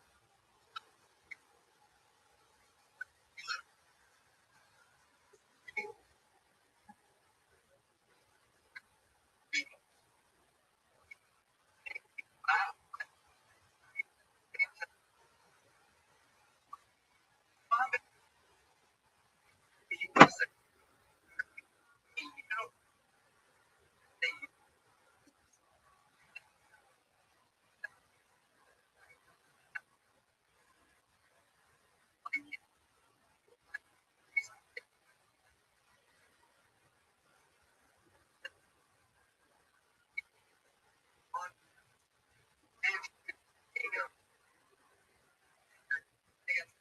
fire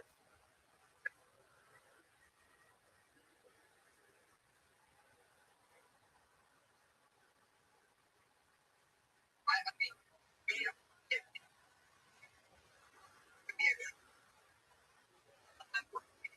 but I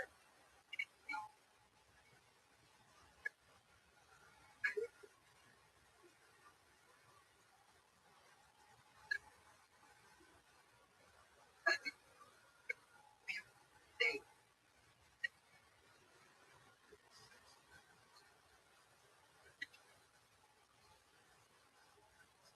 doing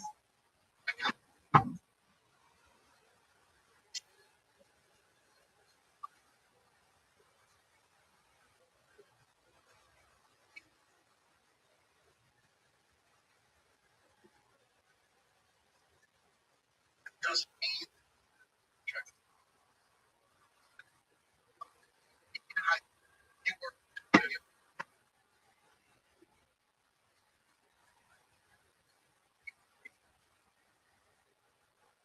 people they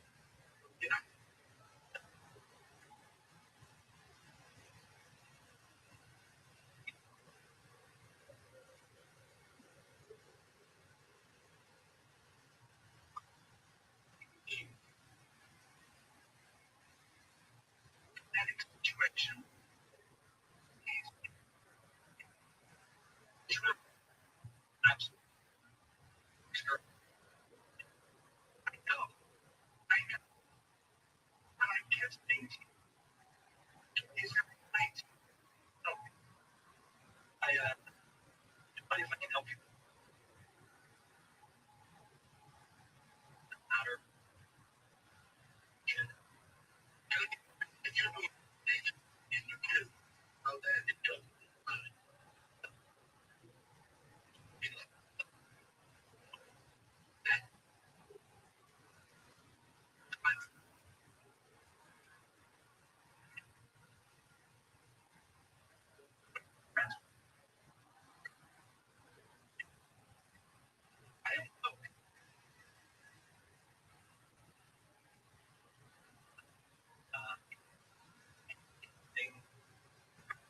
So again, there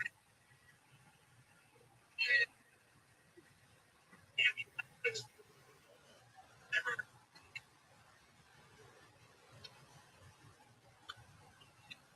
built better meaning. While getting here,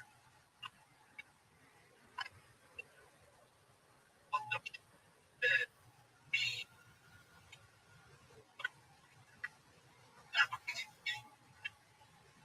better and actually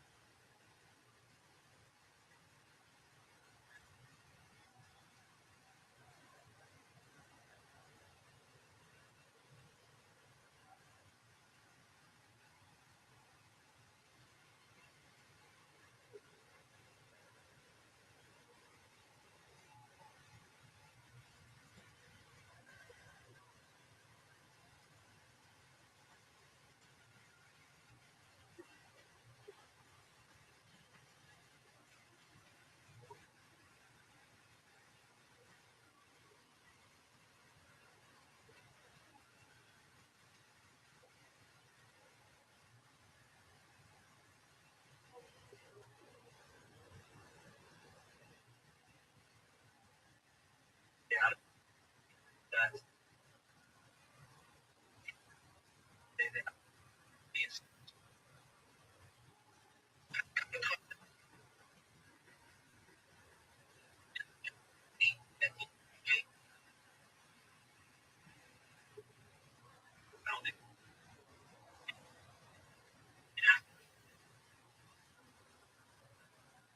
I like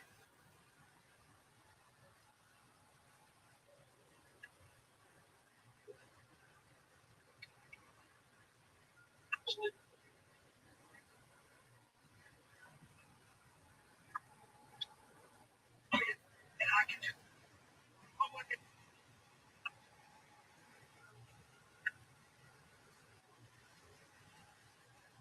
I've got a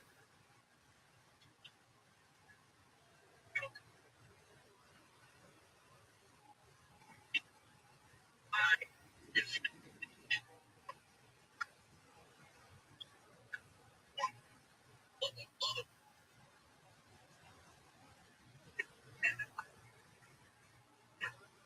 are too much you say, no,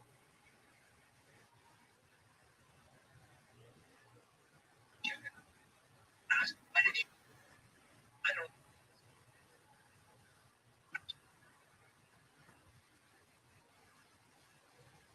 this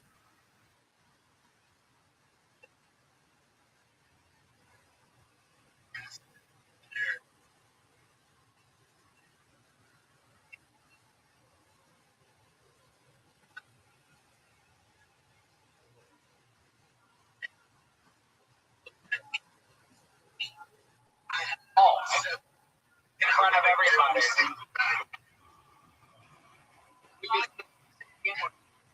Oh, that's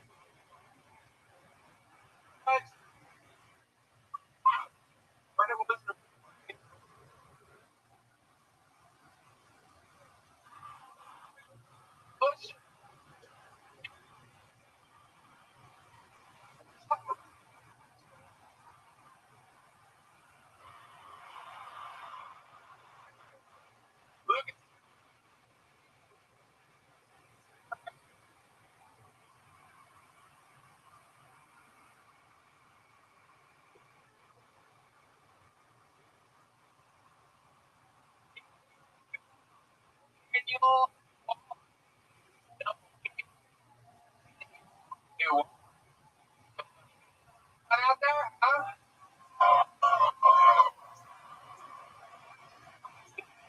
Right.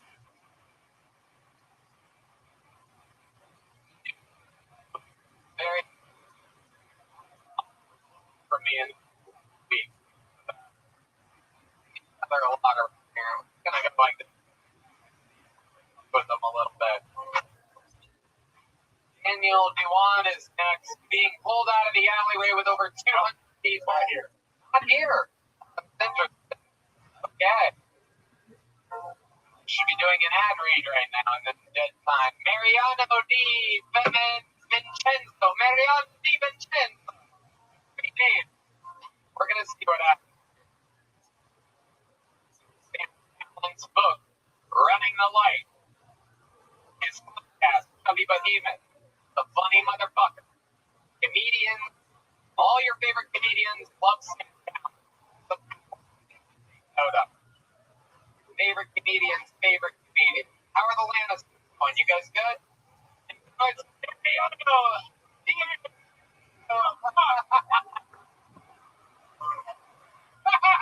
Hello. Hello, everybody. My name is Mariano.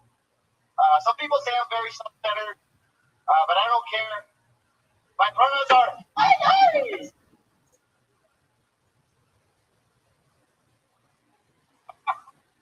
I'm not even Mexican.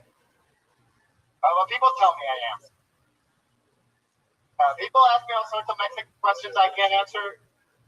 Like somebody asked me recently how I feel about Speedy Gonzalez being canceled for racist Mexican stereotypes.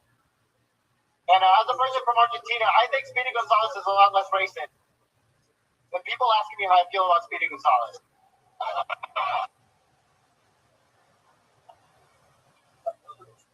It's weird too, because this is actually true. I was a kid in Argentina, and I'd actually never met a Mexican before I saw Speedy Gonzalez on TV. So it's kind of embarrassing to admit this, but as a kid, I thought all Mexicans were white.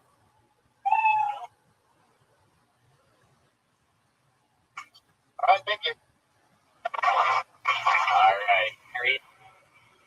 Okay. Well, you've been on here before, right? Very long time. Very interesting. Look like you played the haunted Chuck E. Cheese.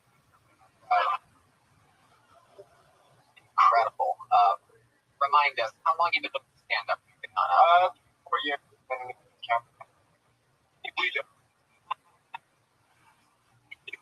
Okay.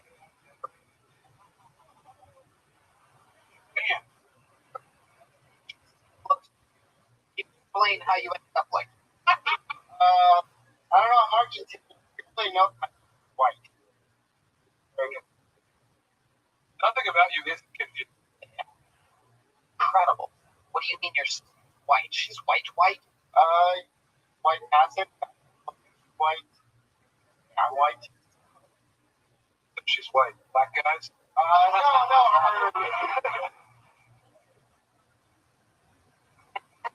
Not that I know of. Live here or not? Yes. Your whole family lives? My family lives. My parents. My family's.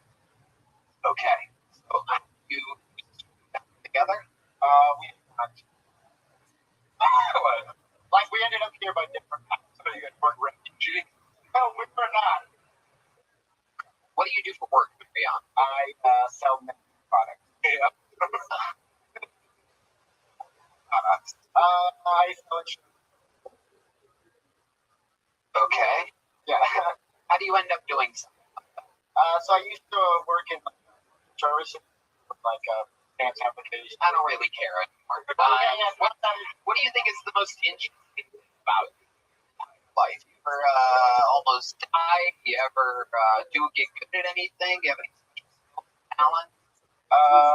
I have a soccer ball in the alley. Catch ball.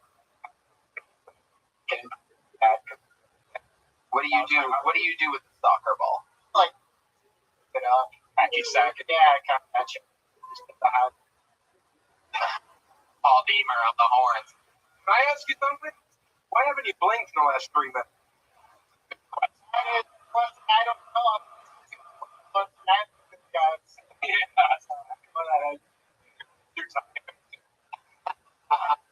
Hans Kim cocaine right now. Okay. Wet eye Mariano. So you can keep a soccer ball in the air. You saw where I was going, Eric? One of the old wet eye. All these guys. Normally it's the. All right. Okay. Argentinian. Okay. So other than keeping a soccer ball up in the air, which might be the most Argentinian answer, special skills are. What else? What tell us more about you? What's your living situation like? You live by yourself? I live in a house. My brother and I feel like you live in that building where AR lived. Look like people. Oh no. Look like nation. Is incredible. So your living situation is a house with 2 other people. What's the weirdest thing in your refrigerator? You see it. You see it every day. You know what I'm talking about. What is it? Some expired hot sauce. Taco stand that I look at it, throw it out, and it's been there for 3 weeks now. Pretty smelly. And I just somehow thing I have where I just see it, don't do anything. For asking that question again. Tony said on never asked about another. A little bit too honest, but creepily honest. I think we all have a little hot sauce that might be over there. 3 weeks. Yeah. Red Band doesn't have anything not 3 weeks old. Mariano, I'm trying to figure it out about you. I feel like there's a secret about you that you're not telling us. You watch porn? What's the weirdest type of porn that you watch?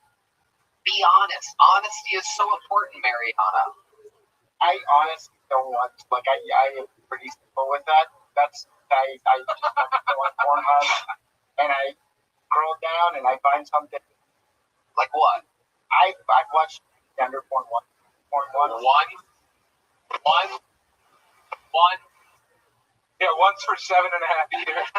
No, I mean, once. That's something. Okay. Like you jerk off to Grease. It's like what you like without a mustache. Oh, that's a great reference. Yeah, reference Yodi, who's literally 4 people in the world know what he looks like, right? And so good. Brilliant. Sometimes I'm like, wow, if we could, yeah, no, it's great. Yeah. Oh, that's a great reference. Amazing. Perhaps we could talk about like a cousin of yours. Oh, yeah. He looks like my cousin Andrew from Columbus, Ohio. What's in his fridge? Yeah. How long have you and Solomon been? What? You and Solomon, do you guys hang out? Solomon? You know Solomon. Oh, yes. He's a Punjabi guy wearing a cowboy hat, what I'm assuming is a duster right now. You guys both shop at the same demented thrift store. Mariano, you are a tough interview. You know that? It is tough. I mean, I just don't find anything interesting about you whatsoever. I tried my very best. Is there anything I'm missing? Question I should have asked, but you would have been like, fuck, I have an answer for that. What question question. I've never done this in 10 years. I'm asking you, what should I ask you? Get the fuck out of here. Here, take a little joke book. Get a little joke book. Phone size. Can't even get a joke book. Even Solomon. If you threw it, he would have chosen it for an hour. Hey, Mariano, get the. Mariano, come back. Mariano, send back Mariano. No. I want to see if he can do that for a second. Krista, Give me fucking Mariano back. Get him out here. Come on, come out here. Move the mic and the mic stand over there. Try to see how many times you can keep that joke book up in the air, kicking it. No. I want you to fucking try with the joke. Okay. Keep a ball back there? Go get a ball. You guys have his ball? Get his fucking ball. It's gotta be a redeeming moment for Mariano here. To warn everybody in the first 35 rows that everything else he's tried tonight has failed miserably. he was staring right through us the whole time. Oh man, he has cold, dead eyes. They are incredible.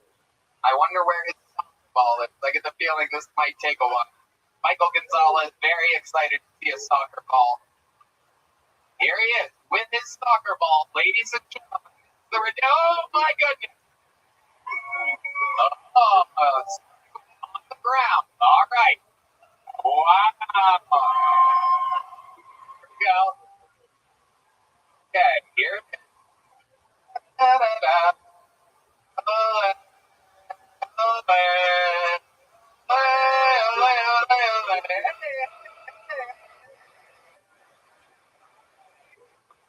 Wow. Get the fuck out of here. Mariano, you can check. Mariano, very. I don't know what's very. That's my way to kill yourself immediately. I like if people wait a few months before themselves. That. Alex Faircloth. Alex Faircloth is that's a good comedy name. A lot of good comedy names coming out of the bucket. We're getting the execution that we need. How about a hand for Kevin Pereira, fresh off a lost style bender this week? Here he is, buddy. Wait, not Kevin Pereira. Alex Pereira. Wait. Human. The little swollen, little inflamed from the lost style bender. Here he is, everybody. Alex Faircloth. Woo! Back to Crowder tonight. Ourselves for coming out. Woo! Alrighty, guys. I just came out recently as autistic. Yeah, I just got told recently that I have a Goldilocks stick. I don't know if y'all know what that means. Anybody know what that means? It means that it's not too big, it's not too small, just right for anal. I love segues. Anyways, I love my grandma. I hang out with my grandma a lot. I love it. I know, right? And she recently, she told me she's thinking I'm getting older. And before I go, I want to go to a pit bull front only. Front. You know, my grandma's a Christian woman. And she said, Mijo, I want to be close enough to where dick hits my forehead. And some of y'all don't have vivid imaginations like I do. And so what I saw immediately was, pitbull, stop there, Did I lose some of y'all that day? What the fuck? Wow, that was the worst on every level. Unbelievably horrible. And a ruiner of microphones. God, way to spread AIDS and monkeypox at the same time to fucking everybody on Sony. That was the worst thing I've seen in a while. That was horrible. I saw my wife carry one time.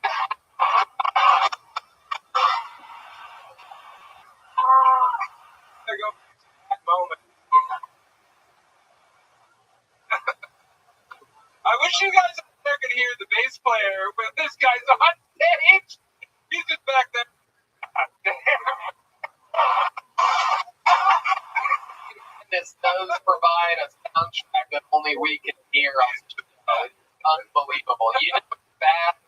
blind guy plugs ears during a 60 seconds. He's like, I don't want any of my working. Wow, Alex, I think we all feel like your parents right now. Tremendously disappointed. I already know you're going to be a better interview than the last guy. Let's talk about it. How long have you been doing stand-up? I've done it 3 months. All of it here in Austin, Texas. I'm actually from San Antonio. Okay, very good. And what do you do for a living? I'm actually working 2 jobs right now. I do my cell phone, and I work at Auto. Whoa. Well, when you're here, we don't want you in our family, dude. Yeah, we don't do that. So, Alex, let's talk about it. You're gay? No. Really? No. Do you know why I'm asking you that? Because I look like a female version of Mia Khalifa. Is that why you're asking? No. No, it's because you speak gay. Wear muscle shirts? I guess. You guess? You? You would know, I wouldn't. Do you? I just. Okay. Dude, you don't need to do stand-up. You're like a handsome, healthy, like you don't fucking. Go sell some more fucking Boost mobile phones or whatever. Oh, okay, I have money. I don't need your help. Right, yeah. It's interesting, Alex. 3 months in the game, you have nothing so far. Have you had a great set or something? Something happened where you're like, Yeah, I actually had a great set recently. Well, I thought I. where at? At the elbow room in San Antonio. Okay. All right. What did you do there? What joke did you do there that really went well for you? Honestly, me and you put the mic went really well. Oh, okay. Most people like deep throated books. Right. You know, they like comment. Yeah. Yeah, you keep throwing the mic that had no comedic effect whatsoever. Made everybody kind of grossed out and sad. Look at this person. Yeah. You did that. She wasn't color before you came on. She had a hue and pigment to her skin. Is incredible. So you're not gay. What are you into? What type of person are you? What type of women? Is there a specific shade or shape that you're into? Alpha gay. Right, like dudes, for example. That's exactly what I thought. You've proved my hypothesis. Okay, Alex, tell us more about you. What do you do for fun? What I do for fun? Yeah. Well, I do stand-up comedy. And nope. Tell us something else, Alex. You can do it. I play basketball. Can you keep a basketball in the air with feet? No. Tell us. No one believes the basketball thing either, Alex. It's like lie after lie. Yeah, I'm a really good stand-up comedian. Shut the fuck up. I'd fall all over you, bro. Okay, let's talk about it. Basketball's out. We know stand-up's out. What are you actually good at? Good at? Disappointing my parents. That's really good. I'm good at that. No. It's something's like real. Like, Yeah. You're good at cutting the sleeves off shirt. About it. Okay, we're gonna keep it moving. There goes Alex Fairclough. Here's a small joke book. Here you go. Here you go. Boom. Hey, give me Enrique. See by Alex making his appearance 8 minutes after a Red Band Peony joke is incredible, by the way. Give me Enrique Chacon. We're gonna do him next. Oh, let's do it. Great. Angela Ramirez is next. Angela Ramirez. What's up, motherfucker? What's up, man? I went to this brewery in Colorado, Texas. These white people were so nice. They didn't even know they were being racist. Nobody learned my name, bro. They just called me a Pico all night. And that was fine, bro. But then these motherfuckers started calling me Tress Legend. And I was ready to walk out there, bro, but I actually met a really nice white dude, bro. I forget his name. It was white. It was Hunter or Tanner or Connor, bro. You know white names. Come with a hard R in the end, bro. Oh, bro, I told him, bro. And he proceeded to ask me the most crazy shit I ever heard. He was like, Enrique, what is that? When you make you love for Latina? This noise in the middle. And he pushed me inside and he did this shit in the middle of the room.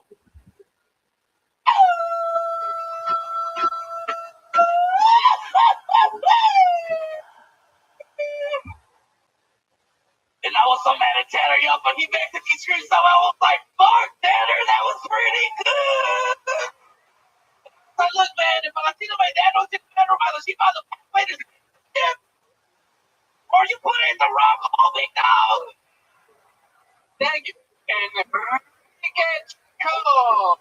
Now, a fun fact about Enrique, while he is not a Kiltony regular, he is a golden ticket winner. Same level of prestige as Jared Nathan, Aaron Belisle, so many greats in the history of the game. We found him in Houston 4 or 5 years ago, right? 2018. And you've been in Houston the whole time, taking care of your family.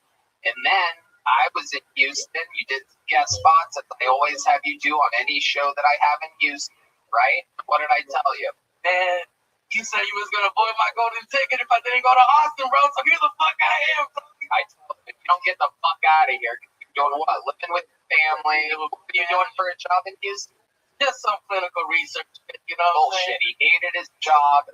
And then what did you do last week? Fucking moved to Austin, baby.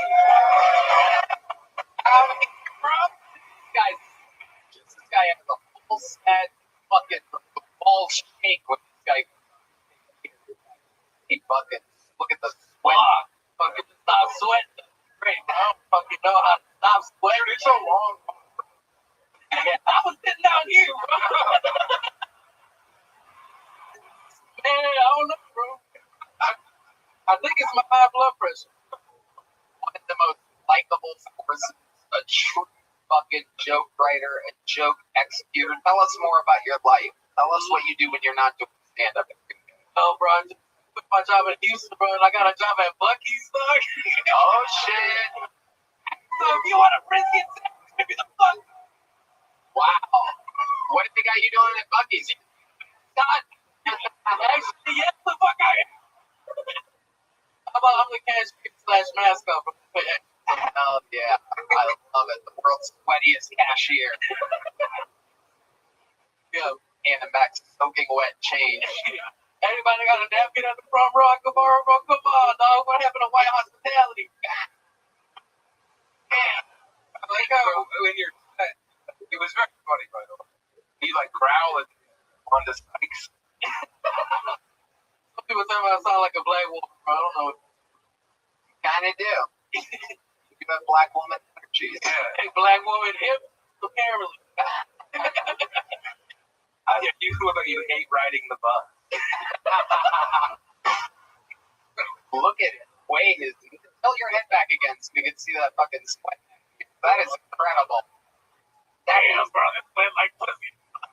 Face. Oh, fuck yeah. Oh, shit. No, put the can on your Oh, face. Hell yeah. Oh, shit. like, What is this big ass Modelo? And it's, I mean, it is like, bro. that's La Sheila Mom. Watching the beer come out of his he's unbelievable. And Enrique, what else are you into? You're working at Buc-ee's now. And they pay well. Famously, is a really good $20 day. an hour. They been doing money or brisket? Both times. Hell yeah. Did they give you a deal on Buc-ee's? Tell us what it's like working at Buc-ee's. For those of you around the world, you might not know this. On top of the great many reasons why Texas is unbelievable, there's also specific fucking things. Gas stations, Buc-ee's and grocery stores called H-E-B, which are the very best in the world of powerhouse. And Buc-ee's is a gas station that if you go there, you will never forget it in your entire life. Everybody's happy. They say hello when you walk in. They have every option of everything you could ever want. They have the coolest merch, the greatest food. I have one cheat meal that I get nowadays. I've been eating a lot cleaner lately. But when I go to a Buc-ee's, I get the Philly cheesesteak burrito. And it's so good. I feel like absolute shit for 3 hours afterwards, but that's okay. I have ways to counteract that. I have to chug a lot of water. You've had it, D-Madness? Hell yeah. See what I mean? Good taste. And you know he has good taste because it's one of his only senses that he has. You try the Philly cheesesteak burrito, you will not get anything else. It's fucking amazing. You had it? Goddamn amazing. I feel like you've had everything on the. But don't call me out, man. Bro, I'm with you. Dongre, we're dongre. Oh, okay. Less important. I've never had an inside of Buc-ee's insider. They often hey, we have a policy. If anybody steals and you report it, if they're an employee, you get $500. So we have to pay these bills, dog. So. And you know what? It gets better, but they're like, if you catch a employee stealing, it's $500. If you catch a manager stealing, that's $1,500, bro.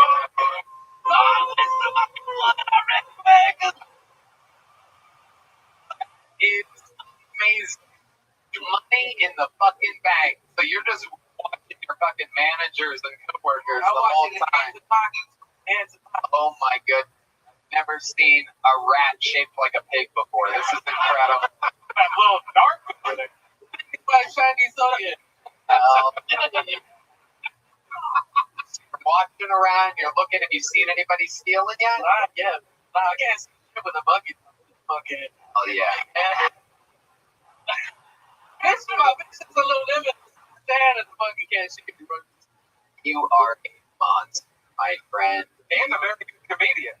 Thank you. That's all I've been doing. The way you roll with everything, the way you're so likable, so cool. I think you're one of the newest, best Austin comedians, and Lord knows there's a lot of spots to go around for people like you. I'd love to have you on the secret show. There's one right there. There's one right there. Fuck yeah, thank you. Ladies and gentlemen, another minute from defending Golden Ticket winner, Enrique Chacon, everybody. Shout out Houston! Love it. I just love it. I think he's 25 or 26 or something like that. You're going to see the guy for the rest of the day. Yeah, David Lucas isn't here tonight, so that's the sweaty fat guy for tonight's episode. I called it before. Hopefully somebody heard me. Angelo Ramirez should be next on Kill Tony. I had a feeling nobody reported it. Oh, here we are. Angelo Ramirez, everybody. Hello, everyone. I just moved here to Austin. I've been trying to get a job at a salon for a while now because I'm a hairstylist and I do nails and lashes and I love facials. And yeah, I've had my cosmetology license for a really long time. I know this. All Mexican baby girls get their license at the same time they have hair stuck here. They just be passing that shit out of the phone.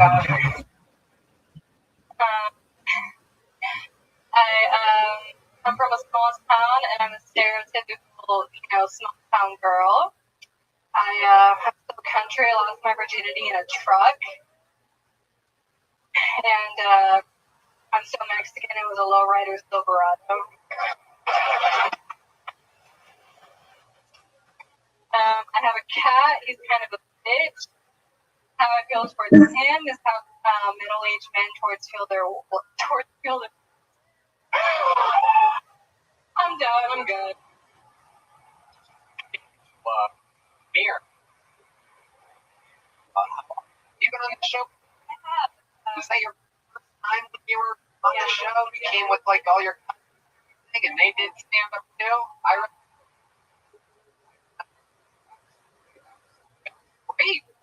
only been doing it a few months, right? Have you been doing other spots? Your time? Yeah, I've been doing it for like 1.5 months. A lot of spots? Yes, different around town. Yeah. Okay. If you live where? Are you living in a... Yeah. Did you take the picnic?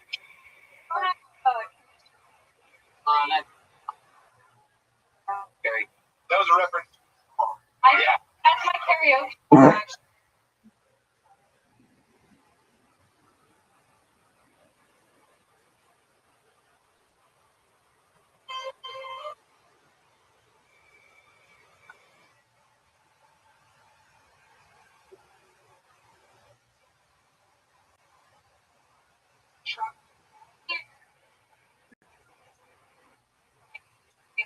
Older.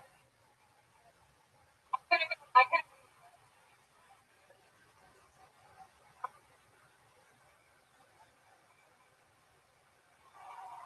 I would. Yeah.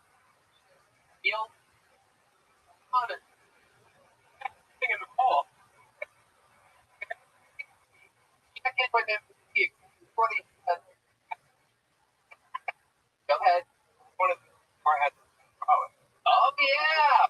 I dropped the fighter in yourself. And Connery.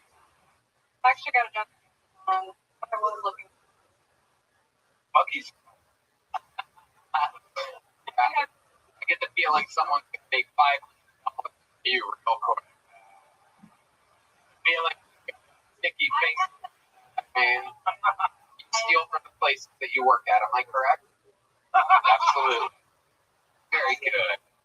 So you were saying at the end of your set that you have a bitchy. What exactly?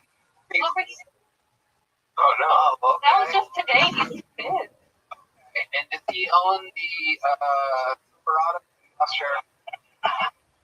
Like I bought. You do. I smoke a lot. I drink a lot. Interesting. You to do a spot of this chat.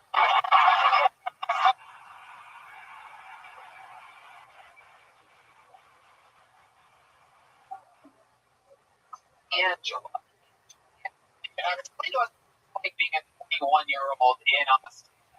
Tell us a little bit about that. We're all A lot of like drink. train cover. Drink. Oh, raping. Right. Yeah, absolutely. So I'm pretty protected. I was going out with my brother. not anyone trying to. No, I cover my. Right. I used to buy. 21 voucher. Oh.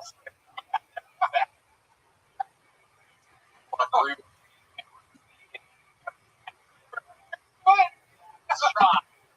Brooklyn, I was. Men are talking.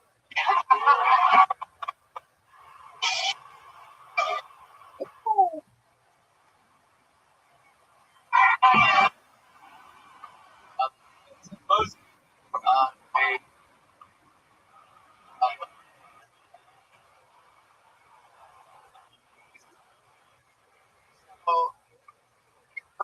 normally when you go to bars, do you like go on double dates and stuff together? He's a cock. Can you give us an example? We're out and your brother was a cock. Tell us the real. You don't have to punch it up. Everybody's been trying. Just be honest. Give us a real. I wish they would try harder. I know. No, it's just like a guy will approach me and he'll say, hey, what are you doing? Like, why are you talking? Why am I talking? But like, he'll just get in the way of it. He'll get in the way. Okay. What do you do for fun when you're doing stand up and you're not working at Amazon? Like,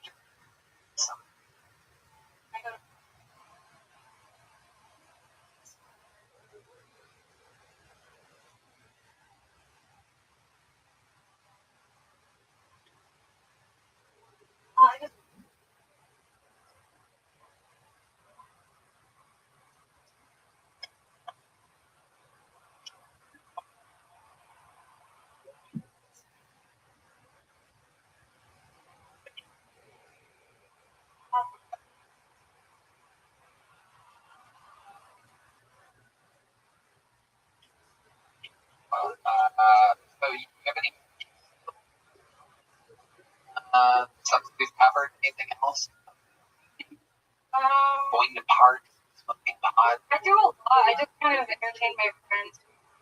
How do you sing? What do you sing? Oh, What? I don't know. I'm like a house. Like what?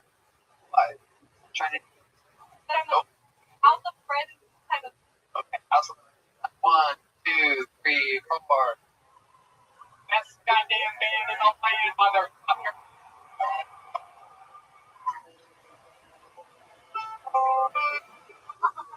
She is Angela Rabbi.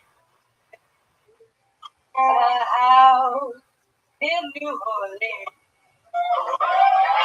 They call the rising sun. It's been a web of many more. And God, I know I'm one. Angela Ramirez. That was sad. That was fast. Only a few months into the game, allowing her rolling with the punch. Big joke book from the Great Bones Eye. Real handmade leather. She goes, Angela Ramirez, everybody. Adorable. It's actually a much better singer than most people sing. That was very good. How about a hand for this goddamn band? Any song in the world. All I have to do is 1, 2, 3, 4, and fucking do it. Unbelievable. El Santos. Very Latino heavy. The white people at. Sal DeSantos. Incredible. We've got Sal DeSantos, Angela Ramirez, Mariano DiVincenzo, Daniel Duan. Oh, Lucas McCreary was white as fuck. Whatever song it was. Yeah. Sal DeSantos is gonna be. Here he is. Santos. Snap, no. I'm fucking fat, dude. Dude, and I know that I'm fucking fat because Mexicans are calling me gordo now, bro. Dude, like, which just means fat, by the way. Not like fat ass or like fat fuck, just fat. Like, it's not clever, it's fucking accurate. Like, I work at this restaurant and I went to the back of the kitchen. And from the back of the kitchen, I just kept go, gordo! Gordito! My dumbass was looking for Gordo. I was like, who the fuck is Gordo? He's looking for him. And I looked at the chef, and the chef was looking at me, and I was like, are you talking to me? And he goes, no. I was like, but chef, I'm not fat. And he goes, Nico, come on, Nico. You're standing underneath the air conditioning, and you're sweating, Nico. Like, you really want me to stop calling you Gordo? I was like, yeah, okay. Then look, wait, pendejo. They don't stop calling you Gordo. All right, thank you very much, guys. Appreciate it. Sal DeSantos. How are you? Yeah, man, how are you? Good. Recover. French guy tonight. Yeah, dude. I'm a fucking hipster Che Guevara, bro. I haven't understood a word you got up there. Oh, really? No. Look like playing John Favreau.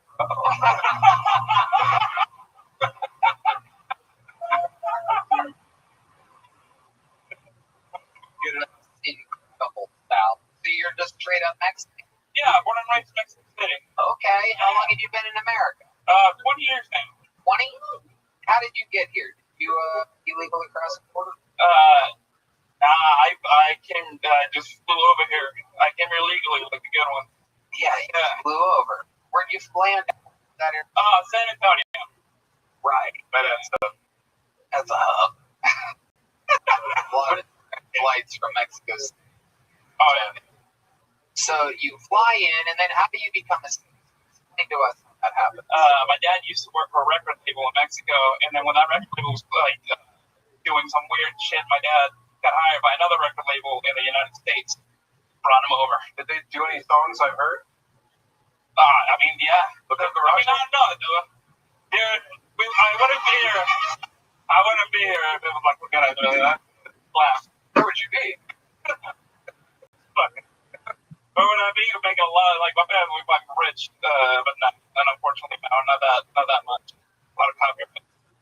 Right. Right. And what do you do for work, Sal? I work at Kirby Lane. Oh, okay. That's right. Yeah. The waiter. Yeah. Okay. Very good. How's that been going? It's been alright, man. You know, it's been good. I need a little more income, and then I started working the Sunset Strip, which was a little like the extra hit thing of it. Red band. Wow. Yeah. What is one of your bosses? Yep. I am. Wow. That's got Man, I'm talking with the hat on. Oh, shit. Oh, God. Pregnant women here.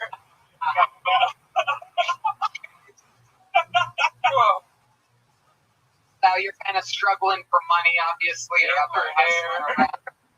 What's your living situation like? Roommates do you have? I don't. I live on myself. How did you pull that off? Well, you know, like I always find ways to like make money. I just thought, you know what, like I'm 31.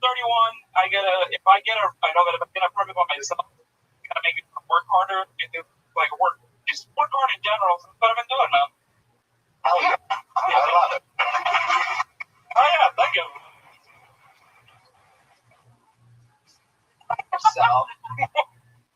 By yourself? What the fuck did you just say?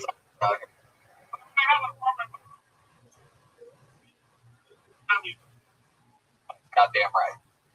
Absolutely. I don't know what the fuck's me either. But you should be happy your eyes are shitty right now.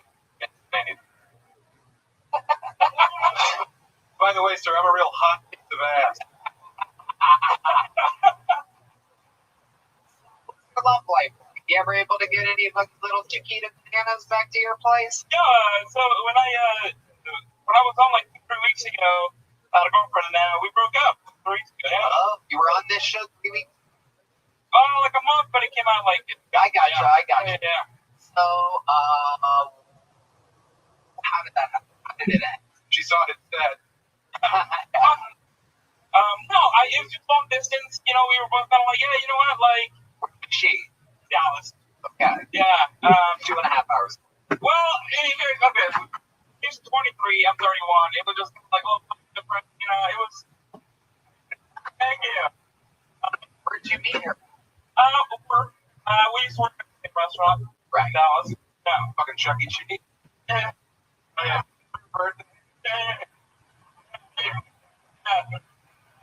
Well, the rest, You look proud. I just looked over there, like I haven't even seen it. She was the rat for applause. Basket. Dude. Did you pick up with her or did she say, well, we talked about it. I have been feeling like we should do it. I was like, hey, we should talk about this, and we just decided. Yeah, she's phenomenal. She's a great person. I don't know why I fucking said that. She's great. Right. Now, what, have you been on any dates? I haven't. I've been working and just trying to get better at this. But only like 3 weeks ago, I'm like, I just want to kind of relax a little bit. Or a long distance relationship? I mean, I don't know what fucking, but you're looking at me like I gotta choose my words very carefully next. No, I'm not. That's not the look I'm giving you. Gotcha. For like 6 months, come in, go visit. I'm so lost right now. Worried. Just how you're sweating less than everybody else was. Meanwhile, Sal, any special skills or talents that you have other than being a comedian and a waiter? I like to sing. Wait, you sing too? What's your go-to song? Spanish or English? Whichever one, you name it. I do karaoke with Creep, one of them. Creep from Radiohead? Yeah. 1, 2, 3, 4.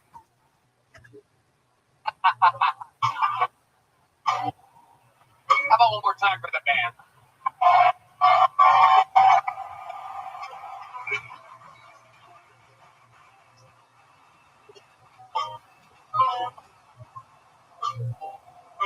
swallow. In the eye. Look at Santos, everybody. And you guys, it's South on one of these folks. We have one from a few weeks. That song was about. Absolutely. Long. It's supposed to work. Should we go to the bucket one more time, huh? Yo, it's one more time for the band. Yeah. 200 people, and the last bucket full of it will be Milky. No way. Milky, one word, Milky. This is going to be crazy. Famously in the show history, we know that one word names are always somebody wild. Can I remind you of Solomon earlier? Milky is on his way to the stage, or perhaps she, for their Kill Tony debut. I remember a Milky if we had one. I've laughed so hard. Everyone who's come out of it. So character here, you gotta love it. Anyway, right there. Everybody.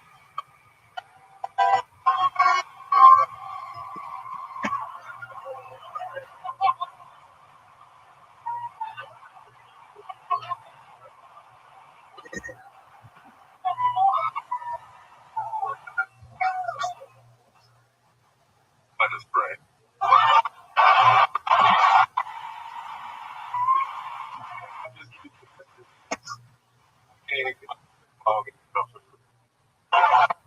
You kind of look like you.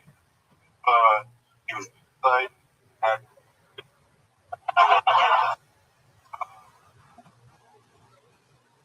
I do look like Billy Gibbons, illegitimate son, 1912. These were his fine, don't worry about it. Trying to remember everything. Last one we got. The world's pretty crazy right now. Everybody's conceited.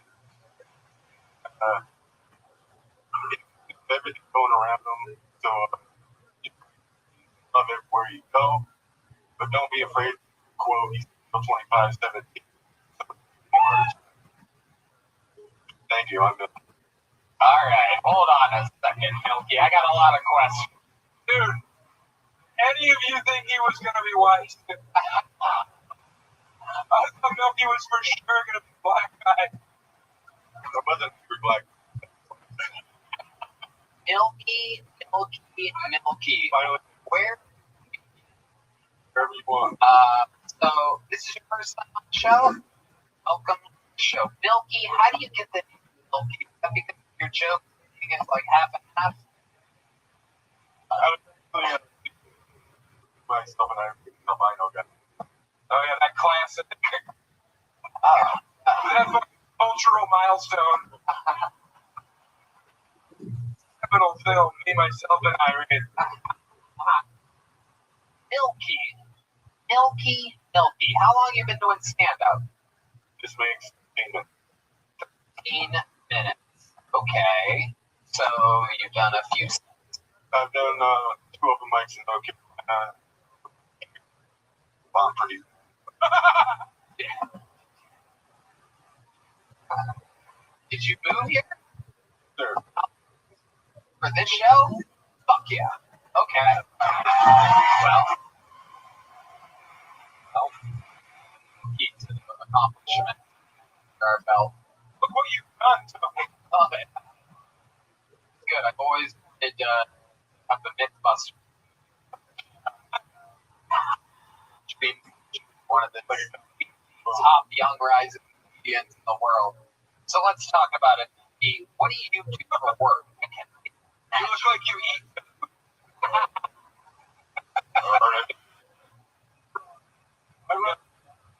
Wells Branch. There's a beach tavern in Wells Branch. Wells Branch, that's here? Yeah, it's Well, you ever go to a little tavern? What do? You run it? Yeah, the barman. Okay. How long have you been?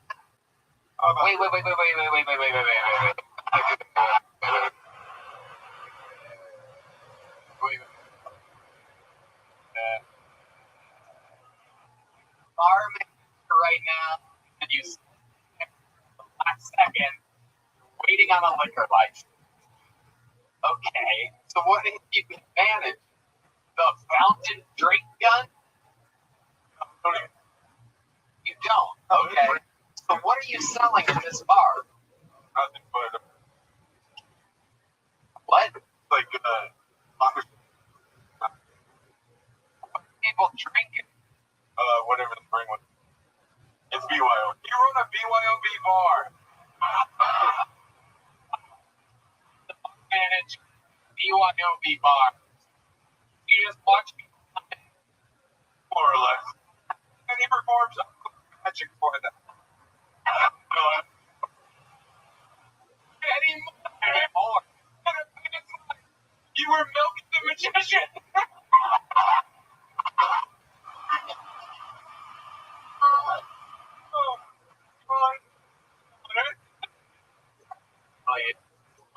The fucking mind. We're down Milky Way tonight.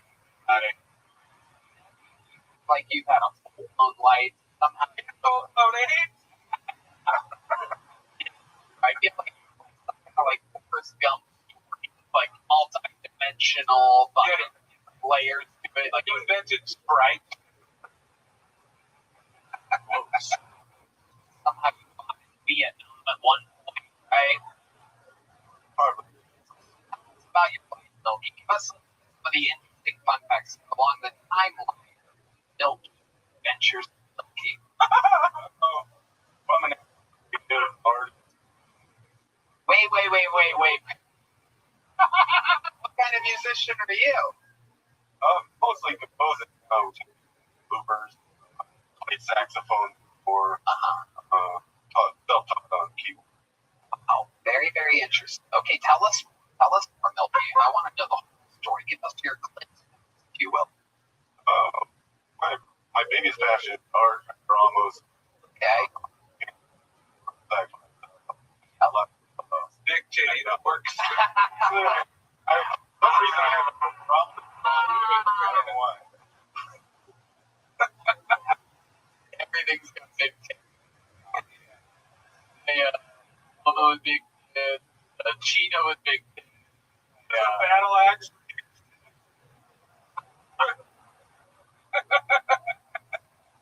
This is a claymore. A lot of people think it's a sword, but either way, it's a rocket.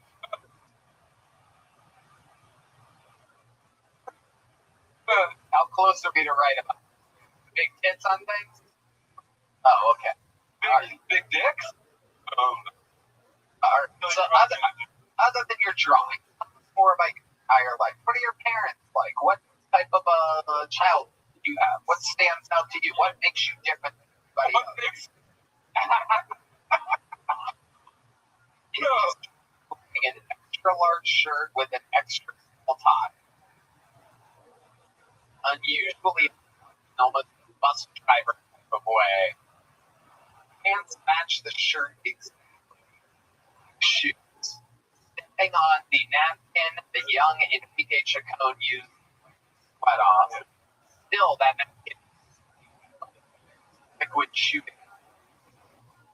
You're dressed like a church gave you all your butt. Oh, I bought.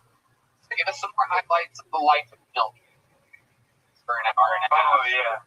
Well, I feel like a Forza. You have a baby mama in North Carolina? How's the kid? Okay. Okay. You're in communication? Like to be. Oh. Well, we have good news for you, Milky. We have her here, your 13-year-old daughter. Ladies and gentlemen, make some noise for Milkshake, everybody.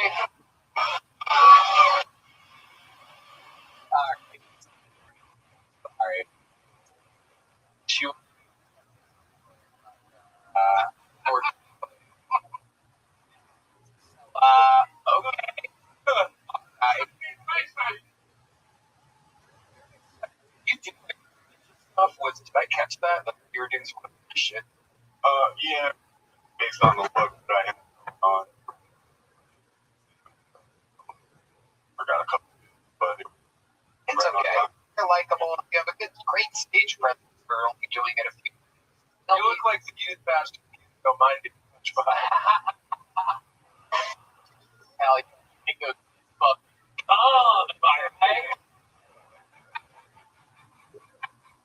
well, All right.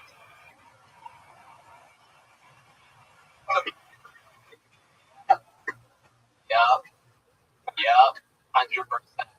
So, Milky, I have a few more 100 questions for you. what's going on? You felt emotionally divorced twice. One, the baby mama in North Carolina, but let's talk about this other one. That situation.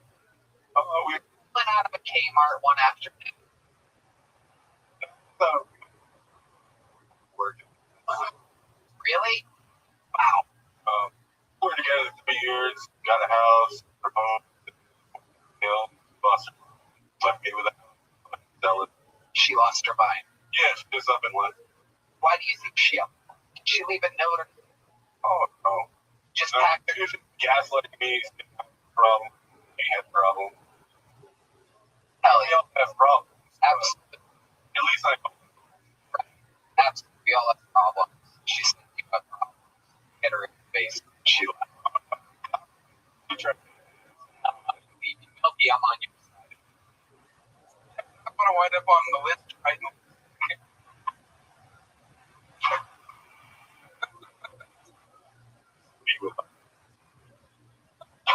So, Milky, when did you move to Texas?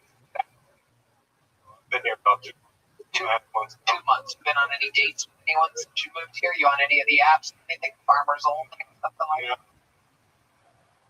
You try milk. No dates? You hook up with anyone? Anybody come to the tavern, bring their own beer? Get fucking... No. Not really. Right. You're just in love with the game. Sure. Wow. Very interesting. Running the tavern, drawing and stuff. Anything else we should know about you or your life? How many reptiles from? Great question. I got over on 4 right.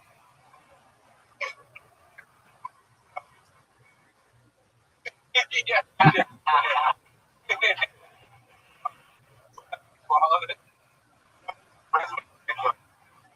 Shit, right? Okay.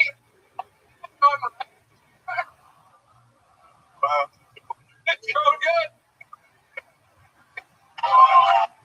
Fully. Love it. All animals are which is you can't like your daughter. That's cool. Yeah. Hey, fuck, baby. Fuck you. Milky's laughing. What are you groaning about it? Milky's laughing. That was cold enough to kill all of the reptiles. Milky, I like your style, dude. Only been doing it a few minutes. Great interview. Great stage presence. Oh, damn.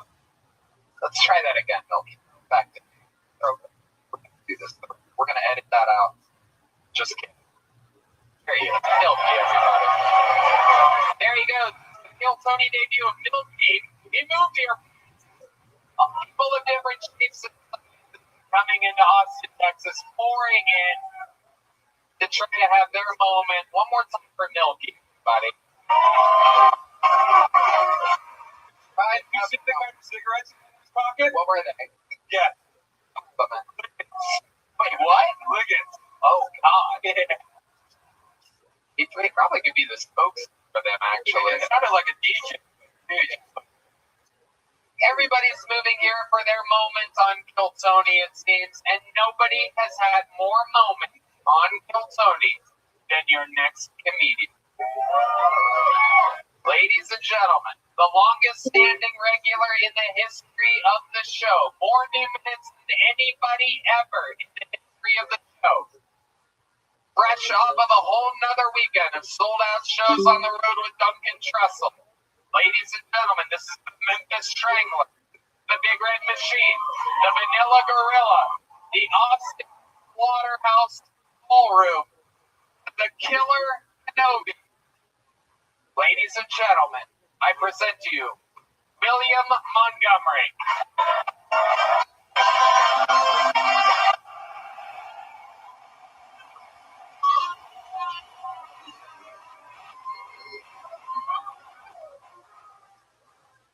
A Mississippi woman was caught having sex with a dog. Why is that news?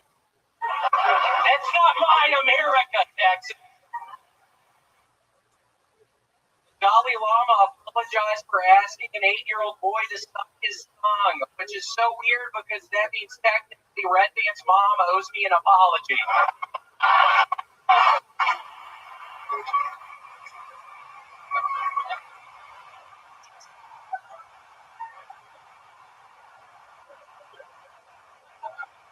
But serious response, Kurt asked if you could forward me his resume. Just in Cleveland, and I'm a little confused. We changed their name from the Cleveland Indians to Cleveland Engines.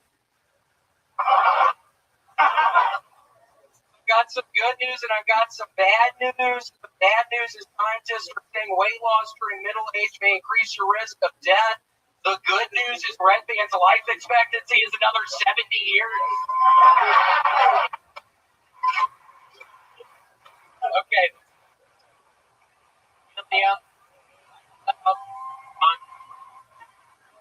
Golden boy. Elblock. The one and only. William looks like if everything was right for Milky.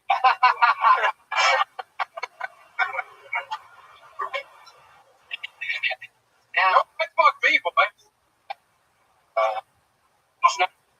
Now, interesting fun fact about Sam and William is they worked together for years in Denver, Colorado. Oh, yeah. It's up and coming fucking beast comedian. I was already up. He was coming. Yeah. He was coming on. Remember, yes. And I was thinking to myself, when William came up here, how hard you would have laughed at William coming out if you didn't know what he looked like compared to all the other people. Because he's another one of these interesting looking characters. This is actually like him at peak performance right now. Absolutely. Yeah, you mean that in a sweet way. Absolutely. Okay. Yeah. Fucking horrible. You're my favorite fucking Confederate general we've ever had on the show. You got the knees outside, which famously have the faces of the face of the guy. You guys see the face? Oh, you can flex your knees. Oh my goodness. Damn, motherfucker.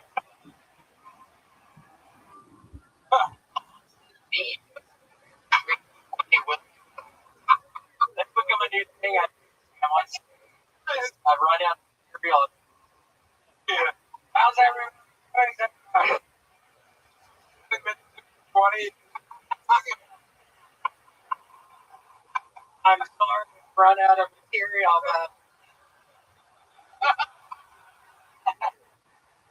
but William used to fucking go to the Spire Lounge, which I hosted. He would show up with no backpack full of fucking whatever beers he found. Oh my god, it's so funny.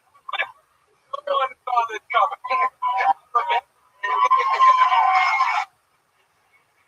literally the first I went to comedy well back at PBR, sitting in my backpack, the tour guy like, let me look at your backpack, and phone call the bus. Yeah. But I was that close probably to get kicked out of the comedy. Got it. The tour guy didn't believe you because they're like, we have an Obama phone reception here. It's true. Back when William drank everywhere, BYOB Tavern, that he went to. Actually, Mountain Dew bottles with. Oh, yeah. And I'm loving being on cocaine because I'm back doing cocaine. I was literally just doing a couple lines. I don't give a shit no more. Oh, no. Yeah, I've done it until I vomited everything. My first life. All in the fucking grave. It's incredible. So, we all know that you went through a recovery process to get off of alcohol and cocaine. Now you started cocaine. What's your plan? Are you going to give it up? No, I think I'm gonna keep doing it because I think I remembered why I liked it so much. It makes me real talkative, and it's allowed me to drink a little. I had a couple Bud Lights actually. Oh, I'm gonna be partying it up. Sam and I think, are gonna go try to get some people up in the alleyways after Sam and I actually, what was it, 4 or 5 people? Seven. Well, 2 of them were tramps. Yeah, these are right. Yeah, we did up to this bank and fucking people on the head with our bag. Oh my god. We're so young. We look great. Yeah. so Fucking William used to crash at my house because I think you were homeless. I was for a little bit. Yeah. He'd crash and we would fucking read this book. The last paragraph. Yeah, Blood Meridian. Yeah. I did. Yeah, it all fucked up. The last paragraph of Blood Meridian. And Sam, you might also like this. At my darkest days out in California, I would watch Martin Luther King speeches and just start stopping in the bed. And I'm like, William, something's got to change. I love Martin Luther King, but it was a nightmare. It's gonna be weird. Uncle shot him. Yeah. James Earl Ray literally right up. Yeah. It's not good that you know his name. You're also from Memphis. Well, Germantown. so check it out. William, how long? I'm from Memphis. No, you're not. I'm from East Memphis. Why would you even try to stand for fucking German? Oh, so you're from Arkansas? No, I'm not from what? I'm from East Memphis. Sam, you know that.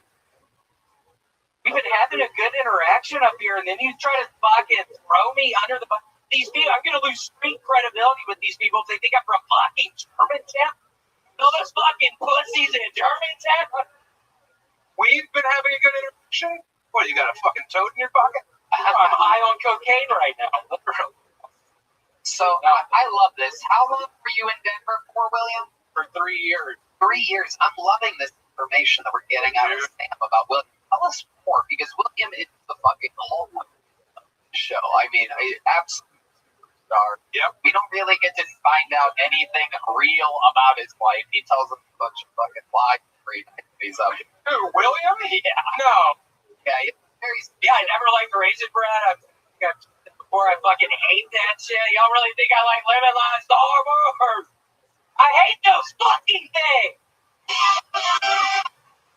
You know that joke about the album? You guys know the album? I was there the night that he first performed that Fire Line. Yeah, on the bar tab. And then it was great to hear you do it here at a new 8 years later. Sam, stop. I'm just Stop.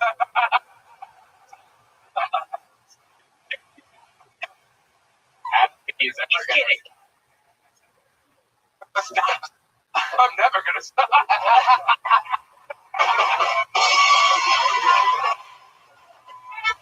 Oh, I think we met Williams. That's one of the things you having an act.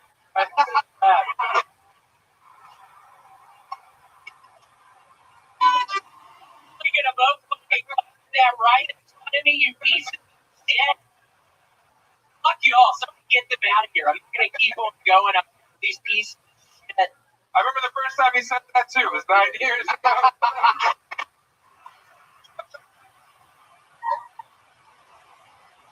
Wow.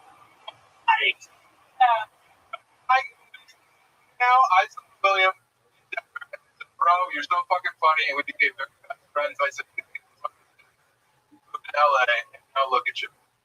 Absolutely unbelievable. Fucking rocks. He's on cocaine. What are you gonna do with this cocaine? Are you gonna fucking try to figure it up, or are you gonna fucking? No, I think I'm gonna go back to people put you for little honey on top. Did y'all ever do that? It's so good. You do odd? Yeah, I've been doing that all the time, pretty much. Get Cheerios and put honey on top. I'm not proud of it. Maybe about that. How often do you do that? Pretty much every night. Why are you laughing?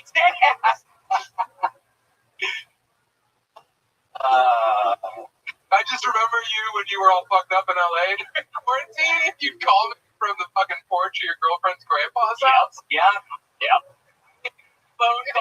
I definitely checked. All of us, well, I guess we weren't in Austin yet, or else you guys would have had a lot of phone calls. All of us would take hour-long phone calls with William that you could not get him off the phone. He was coked up to the gills, drinking cheap beer. Nothing made any sense. It was bad. I was horribly depressed. I was in a horrible And you could depression. feel his depression beaming through the phone, so you didn't want to be the one to be like, all right, I gotta go. You felt like he was going to kill himself immediately after you hung up the phone. So we all would take these long phone calls with him. Now he's happy as shit, absolutely thriving, making like $40,000 a month on Cameo. No, it's a decent amount. Yeah, thank you everybody for giving me a Did his girlfriend tell you how much he's making? Because she told me it's a lot. Yeah. He's doing okay. Yeah, he is. It's all positive. It's positive. That's positive. Generally positive. You gonna keep doing the Cameo? You're gonna... I think I'm never gonna stop doing the Cameo because I literally bought a $5 million fucking house, so I gotta keep doing the Cameo. Wow. A $5 million house. Yeah, the banker told me not to do it, but I don't give a shit anymore. Oh, shit. William, do you remember when your brother died for... Yeah, Tennessee. Yeah. He got QB steak, and I was like, "No, what is QB steak?" And he said, "Somebody gives X bar and they put it in your beer," and he died at the University of Tennessee. Yeah. But then they brought him Luckily, back. they brought him back to life. Yeah. And the next day, you showed me a picture of him in line at a Moe's burrito, right? In his hospital scrubs. Yeah. Zelda Montgomery, my brother. This is incredible. This might be, William has been on every single episode of the show for 5 years. And I think we found out more about him in this last 12 minutes than we did in the 5 years before that. Ladies and gentlemen, how loud can this place get for William Montgomery? 3, 4. Red Rose, Yellow Rose, Gel Blast, Austin Security Guards, Small Peanut Butter Whiskey, Pacific's Nicotine Toothpaste. We love them. The drawing of Sam Talent is in for Brian Benito. Let's see what Chris Rogers did tonight. Oh, a winking William Montgomery, everybody. Thought it was Pennywise the Clown. That's what Chris Rogers. Super Bowl peanut butter whiskey kill Tony Man. One more time for Paul Deemer, everybody. Michael gets left on the truck. Using on the electric guitar. And one more time for D-Vegas, everybody. How loud can this place get? Its first time on the show. Running the play bus. Vivo Demon. Check out all of his work. One of the best out there right now, Sam Talent with 2 L's in that last name. Red Band. And you guys love you. We love you. Thank you guys so much.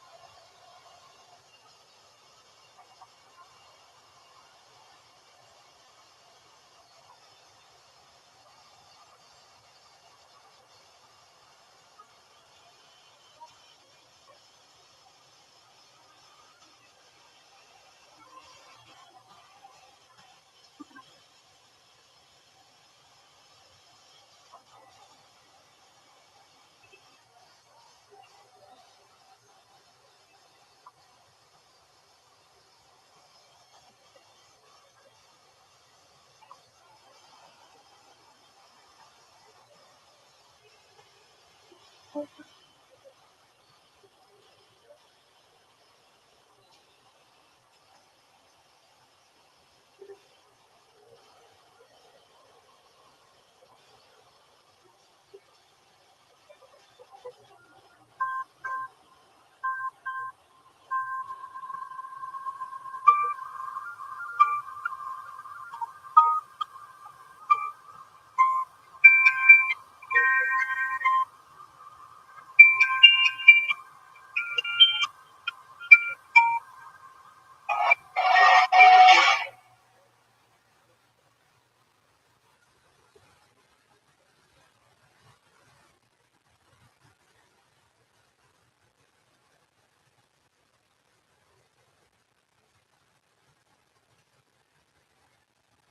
y'all, the new Kill merch store is up and running at 1,000 miles an hour. It is our official Kill Tony online shop, killmerch.com. T-shirts, hoodies, bonsai made real Texas leather joke books, Kill Tony hats, Kill Tony knit winter hats, beer koozies, bandanas, trucker hats, McVader made posters, Ryan J. E-belt art coming in soon, and Kill Tony stickers come with a lot of the purchases that you make. I personally love the Kill Tony NASCAR shirt, Kill Tony hoodie with the established 2013 along the sleeve. Super cool stuff.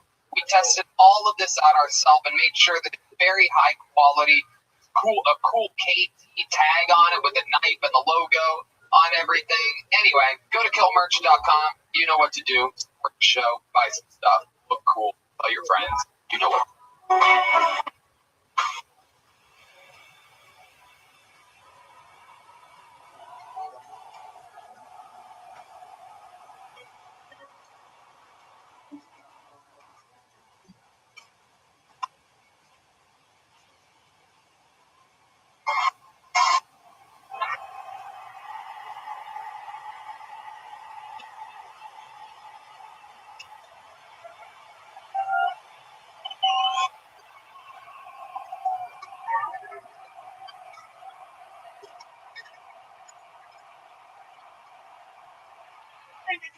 Coming live from the comedy mother.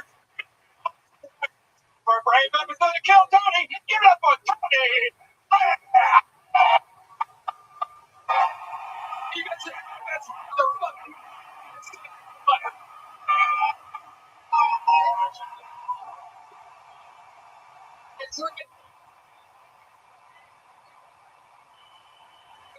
Hello, security service, Hell Blast presents the number one live podcast in the world. You guys are at it. Straw peanut butter with seed mix for the band, everybody.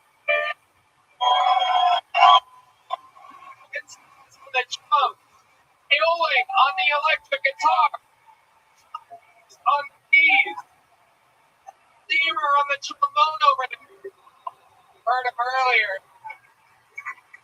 A little for us, absolute soul.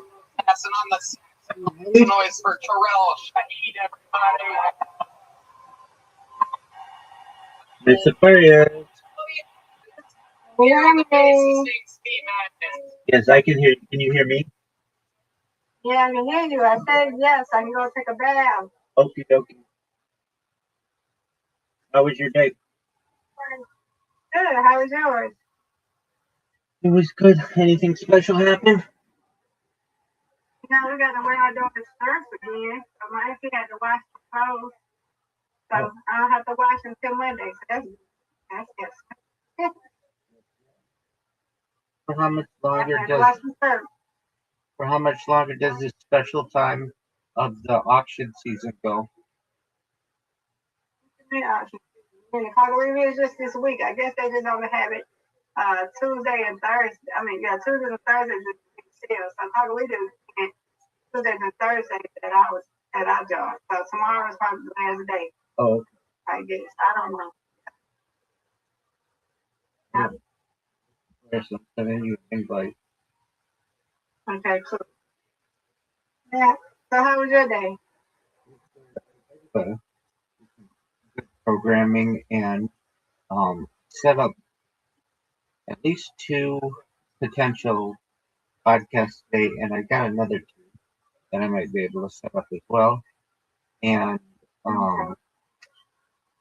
I developed a good strategy. Like, okay, when you're trying to get the names of podcasts, it's actually not that easy to do. Most people would be like, well, why don't you just go to Spotify? And aren't they all listed in Spotify? But it's really Spotify's made it hard to select the text. So I was able to do it in YouTube and get like a bunch of information that I need.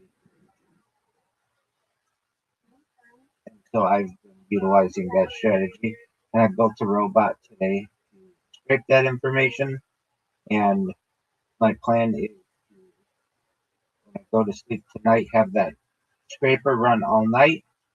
In the morning, maybe have as many as 50,000 podcasts.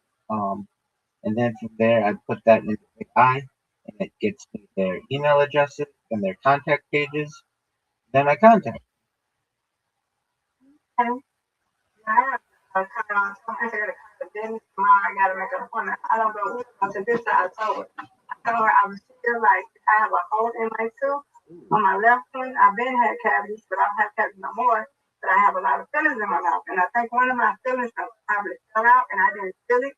So I feel like I got a hole in the top of my mouth or something. So I gotta go get that taken care of. It doesn't hurt. It has its, so I can tolerate it, but yeah, I gotta get that taken care of. Yes, So, ma'am. I can't eat on that side. I can't eat on that side. Definitely. Yep. I feel that. I said, oh, this is like I got a hole in my tooth. I said, they got to be their feeling must fill out or something. Which tooth? Top. Okay. At the left tooth at the top. Yeah. We're gonna see. Cause last time they didn't see nothing. That's the same tooth that I had problems with. I told you I went to face out first spot. I ate some pizza. And it was bothering me again. They didn't see nothing. I believe it's a feeling in my mouth or something. I think a feeling or something going on. But we're gonna get it taken care of.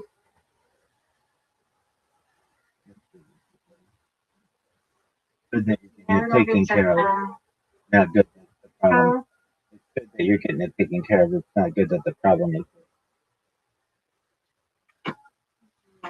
Yeah, it doesn't hurt.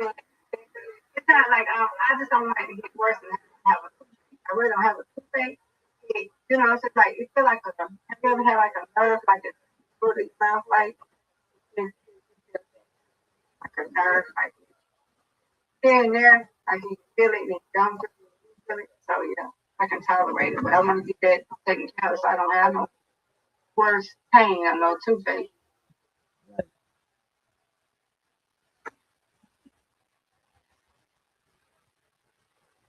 I don't call and get in as soon as possible. I said, yeah, because I'm not going to be having no, I don't have no pain.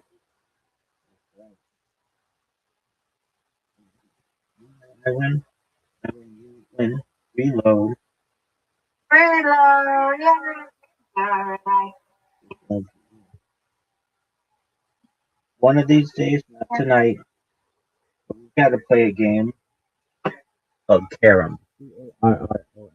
Well, I'm not playing. I don't like that play it because I don't like music outside. It's not mini golf, though. You know that.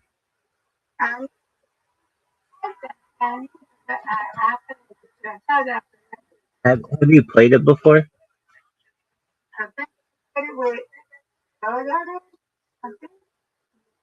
think I played it. I think I had ever seen it. Like it. But I played with I think I have. I have to say it. I had it. I know I've seen them play it. I know I've seen Lodo play it. I think I played it, but I couldn't play it. He be screen sharing his screen. And he screen shares Play-Doh? Yeah. Oh, that's it.